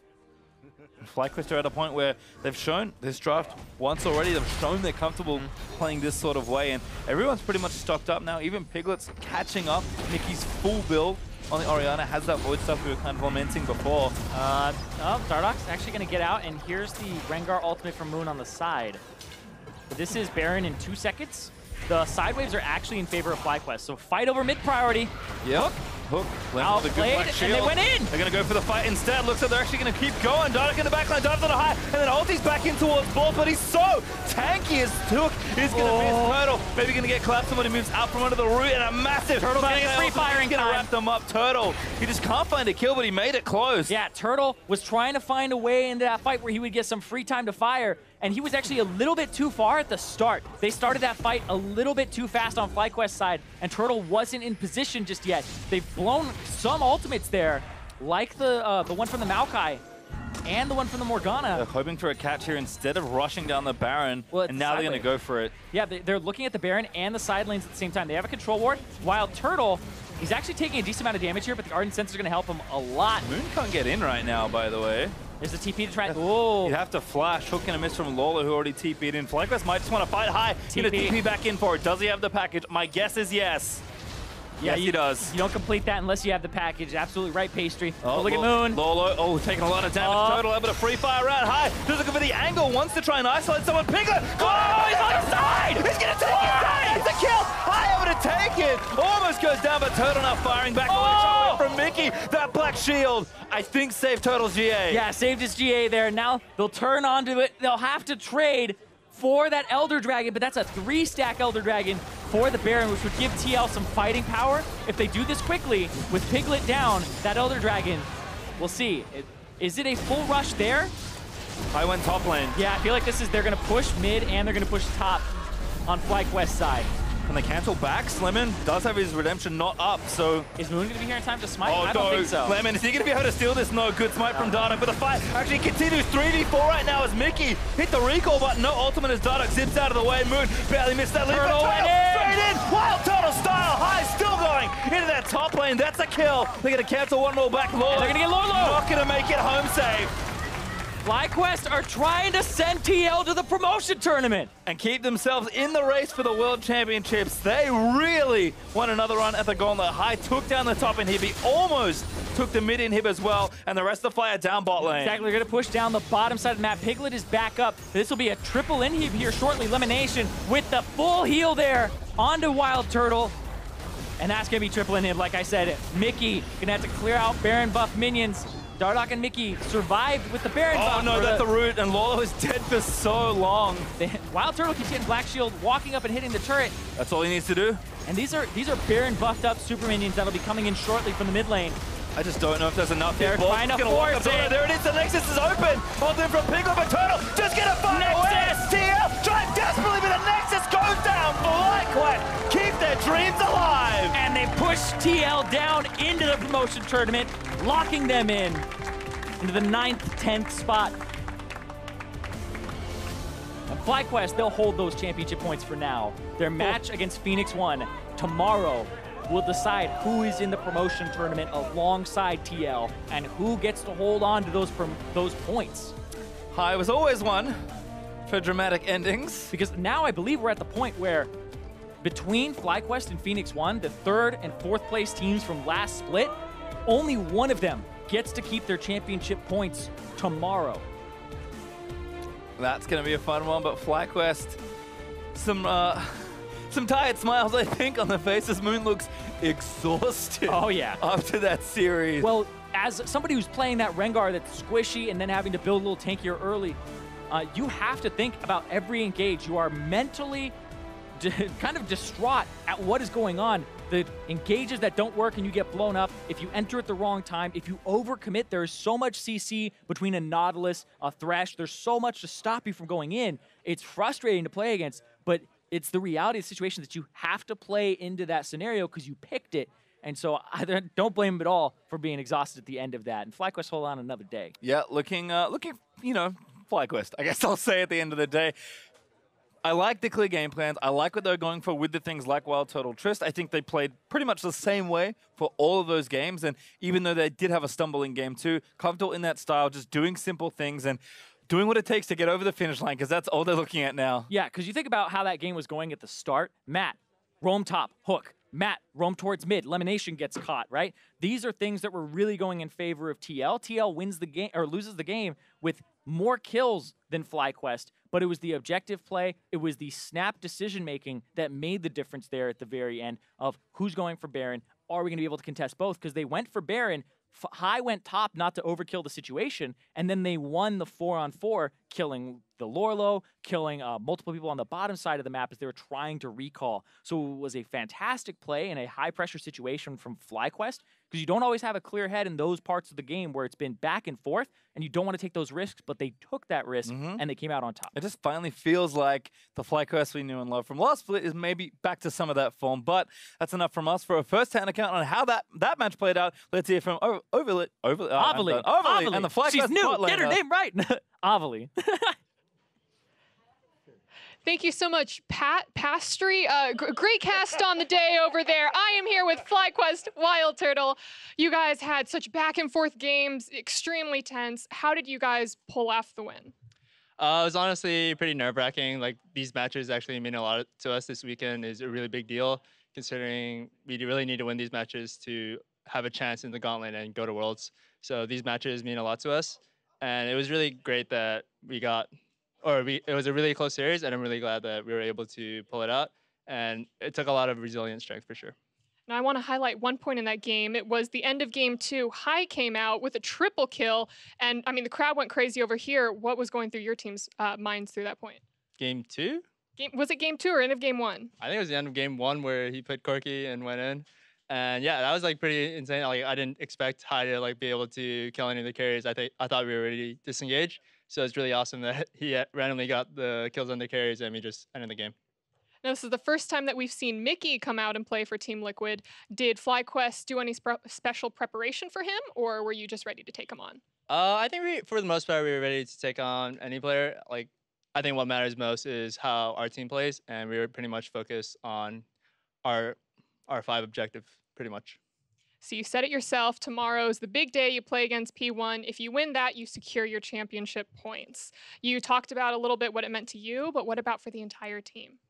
It definitely means a lot for the whole FlyQuest organization. Like, we've been trying really hard this late. We obviously came up pretty short. So to be able to compete in the gauntlet and maybe pull a dream type of thing, it would be pretty awesome.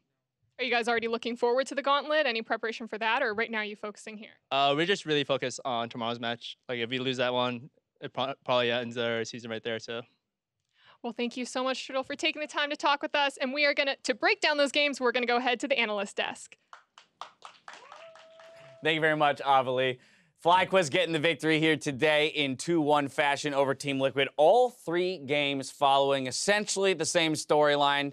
Skirmish, skirmish, skirmish, skirmish, skirmish, skirmish. Eventually, we get to a late-game team fight where the death timers are long enough. Somebody kills enough people on the opposing team in order to push for a victory. And it just so happens that here in Game 3, it's off the back of a very, very decisive move from High, of all people, to initiate a fight. I mean, that's why High is so great, right? One of the all-time greats. It's because you give him a long enough game time, it's a scrappy enough game, he finds the chance to make the big play and drag your team back into the game. And it happened in Game 1. Happens again in Game 3. Yep, and again, when we look at those picks there on your screen there for FlyQuest, to me, once again, a quintessential FlyQuest comp. You've got, High has played Corki God knows how many times, too many. Quite a few. You've got balls on an engaged champion from the top lane tank. Moon, very comfortable on that Rengar to play it aggressively, and then Wild Turtle even at times throughout, showing once again his ability to play the Tristana in an aggressive fashion. And I think it fits right in his wheelhouse where he's always been criticized for flashing forward. Well, guess what? He's got that move block put into his kit so that he can close that gap, still have the flash to blow defensively. It enables him to be more aggressive. It did feel like one of the few times in the series as well where Team Liquid didn't really have the scaling on their side, at least, you know, close to even, or have like a really strong playmaking champion in the early game. Game 1, they had the Kog'Maw. Game 2, they have the Kalista. Both those have really strong power points. Varus a lot lower tier of a pick in that sense right now in the current meta. So it did feel like this was one of those games that as it went later, Piglet's effectiveness dropped off. Right, they don't have that scaling, and that's where they might be kicking themselves for giving up some advantages that they had built, because they did have the gold lead in the earlier portions of this game. And so with an early game, more early game focused composition, if you play it 100% cleanly, should come away with the victory. When you allow it to devolve into skirmishes the way the FlyQuest wants, you eventually get to that 41-minute fight where High decides, on a whim, I see a Piglet left out in the mid lane. Let's go, let's fight, and comes away with a big play. Yeah, it's just one of those things that a lot of people don't have the guts to pull a trigger on something like this. And here, High teleports in, draws all Team Liquid to him, and then it kind of leads them to get split up after all that running back and forth, and he finds the opportunity to just jump onto Piglet. Barely lives through that, and that's why we're talking about it takes guts, because you don't know 100% I'm going to win this skirmish. Especially when you're playing the game of crits, yeah, right? I mean, we saw Piglet throw a couple crits in there. If it just goes the wrong direction in that late game fight, he could have cost his team the game as well. And he has, you know, the gumption to go for something like that. Gets that kill, then it forces Team Liquid into a weird spot where they're trying to trade Elder Dragon for Baron, but it just takes too long to get it down without their AD carry. FlyQuest are able to get in range to collapse, and then they get a couple more kills, and this is finally what's going to be able to get them the game, as Fly had dipped out from that Baron and just gone up to the top side to take down that top inhib. Yeah, I like the play call from Team Liquid to try and trade Dragon for the Baron. The problem is the one person that died on your team is your DPS bot for those objectives in your Varus, your ADC, and so therefore, as you mentioned, not being able to close out the global objective in time and get home safely with that Baron. 3 inhibs go down, and it's just kind of a super minion push there at the end for the easy victory. Yep, in FlyQuest, you see another one of those kind of heart race monitor graphs where for the goal where it's just up and down constantly, just kind of the story. Glad to know that's not attached to a human. Nope, that would be very scary. A very dead human. Yeah. I mean, it's better than being flatlined the whole time, I guess. That's at least it's moving. Right, but there's a story there somewhere. Yeah. I don't know what story that is. It's the story of a very scary game. Your heart rate is erratic. It's jumping around. That's how this series went. And here's the thing. It doesn't get any less scary for FlyQuest. No. Team Liquid now is locked into the promotion tournament with that loss. For FlyQuest and FLICKR, everything's on the line tomorrow. The team that comes away with the victory is the team that moves themselves up into that 8th place slot and will secure their spring split championship points to qualify for the regional gauntlet here in summer. So again, you thought that this was a high intensity matchup in terms of what was on the line for both of these 4 and 12 teams. It just gets amplified by 100 tomorrow. And I think this is where, once again, FlyQuest experience and leadership will hopefully shine, just because this was a game that had huge implications. Both teams probably felt the pressure. I like that neither team played scared, really, for it. Yes. They both played aggressively, but you saw that as time went on, FlyQuest just were able to find slightly better fights and eke out these wins. All right, Team Liquid is going to the promotion tournament, but now that we've had 3 games of evidence, I'm going to return to the question we kind of mulled over at the end of Game 1, which is Mickey, Dardoch, this roster, this version of Team Liquid. What are your thoughts?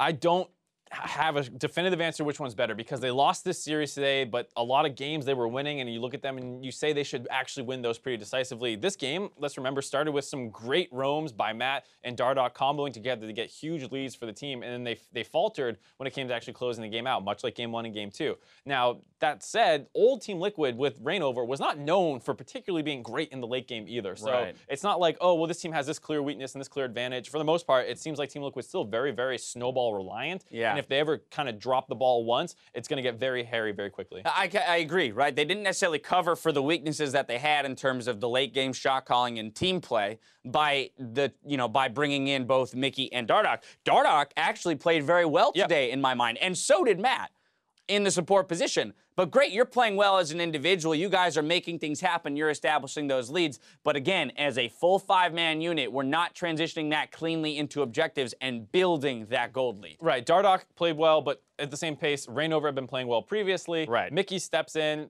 goes fine in lane versus High, but High's not a super lane dominant player anyway. Right, jury's still out on Mickey, in my opinion. Right, the same way I'm feeling. So it's not like, okay, he subbed in for Golden Glue, massive upgrade, thank God we got this guy. Right. I didn't get that feeling either. It's still kind of like, well, he had some good plays, had some blah plays, so who knows exactly. Jury's still out, but a tough loss for Team Liquid, as it does bring an end to their ability to climb the standings here in the regular season. Let's go ahead and take a look at those standings coming into the final day of the regular season. Immortals end today in first, and now it's just up to the second-place team, TSM, performing against the third-place team, CounterLogic Gaming, to see who ends up with the actual #1 seed. And with their loss, Team Liquid is our first team locked into attending the promotion tournament. Our last day of the summer regular split kicks off on NALCS1 with Cloud9 versus Echo Fox. Then the first place decider match, TSM versus CounterLogic Gaming. Over on NALCS2, Team Liquid takes to the Battle Theater, opposite Team Dignitas, followed by a battle to protect championship points between FlyQuest and Phoenix1. We obviously hit that one a little bit already. But the big ticket matchup, TSM versus CLG. Let's just get a little bit of preview. I'm sure we'll talk about it plenty at the beginning of the show tomorrow. What are your initial thoughts on that matchup and how it might go? I am really concerned a little bit for Omar God, just because one of the things that TSM does super well is kind of combo their mid-jungle pressure together to go around the map and take over objectives and things like that. And I'm not going to say, Bjergsen's going to destroy Huhi, but when you put Sven and Bjerg together, they are probably one of the best mid-jungle duos in the league. And it starts getting a little bit hairy for the young jungler to try and step up and match that. Luckily, it's not that aggressive of a jungle meta where it's like, oh my God, this Lee Sin's killing me at my red buff anymore. A good point. It's a little bit better than that, because that's something Svenskeren did to a lot of people in the past. So he doesn't have to worry about that, but it is still that kind of, oh, we lost mid priority and now they're roaming down and I'm not in position to cover a bot dive. It's funny, I feel like every time we go to the TSM versus CLG matchup, I'm indexing very heavily on the individual strengths of TSM members. You know, again, looking at that mid lane, Huhi's no slouch, Bjergsen's just a god, right? Svenskeren is a veteran who has practice on this stage, whereas Omar God is trying to make his stamp. I mean, Darshan has had his fluctuations throughout the split, and Hanser has, at least domestically, relatively stayed at a high level. But what we have to take into account is that kind of nebulous CLG team play factor that it's so hard to put a value on it. Especially around top lane. Like, I think that's the best one to point out, where like Hanser's just like getting solo kills, has tons of damage and going crazy, and then Darshan takes, Shen into Nasus and makes a million plays for his team. What was that? Yeah, so it's two very different styles in the top lane especially. It just makes for an exciting matchup every time rather those two teams meet. For today, though, the casters, myself, and the entire live broadcast crew, thank you for watching, and we'll see you tomorrow for more North American LCS. Good night.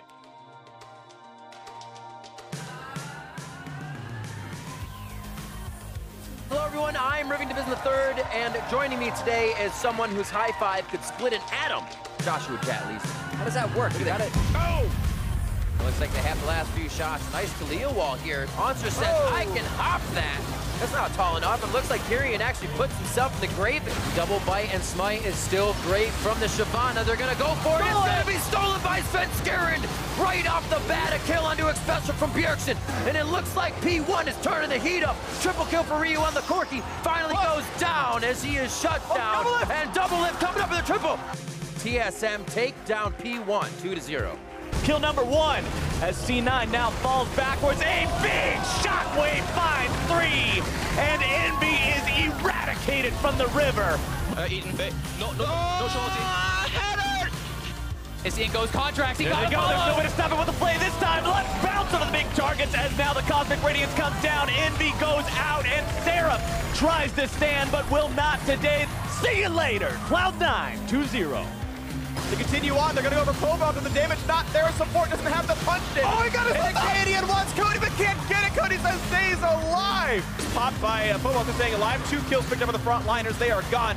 Damage simply was there for Cody-san. He wants a 4th. He wants Gate. He's not going to get him just yet. Now he wants Frog, gets the 4th. What? Frog, get the beta! A bit of a barrel slow. Here comes the engage. So on to 2, looking for Acadian. And he is not taking it. The second going to fall as well. Cobalt gets the kill.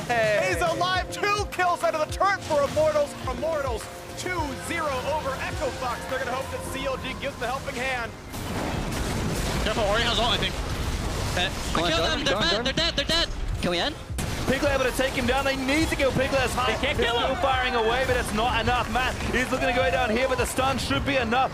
He's going to get dope moves for the assassination onto Matt. Of all people, Mickey's going to shockwave to save his teammate. He grabs the double kill. Flashes in, roots up Piglet. He's dead as well. Oh, it is enough. Turtle able to get it. Binding lines for 11. They're going to keep going for it. Turtle looking for that triple kill. He's going to get it.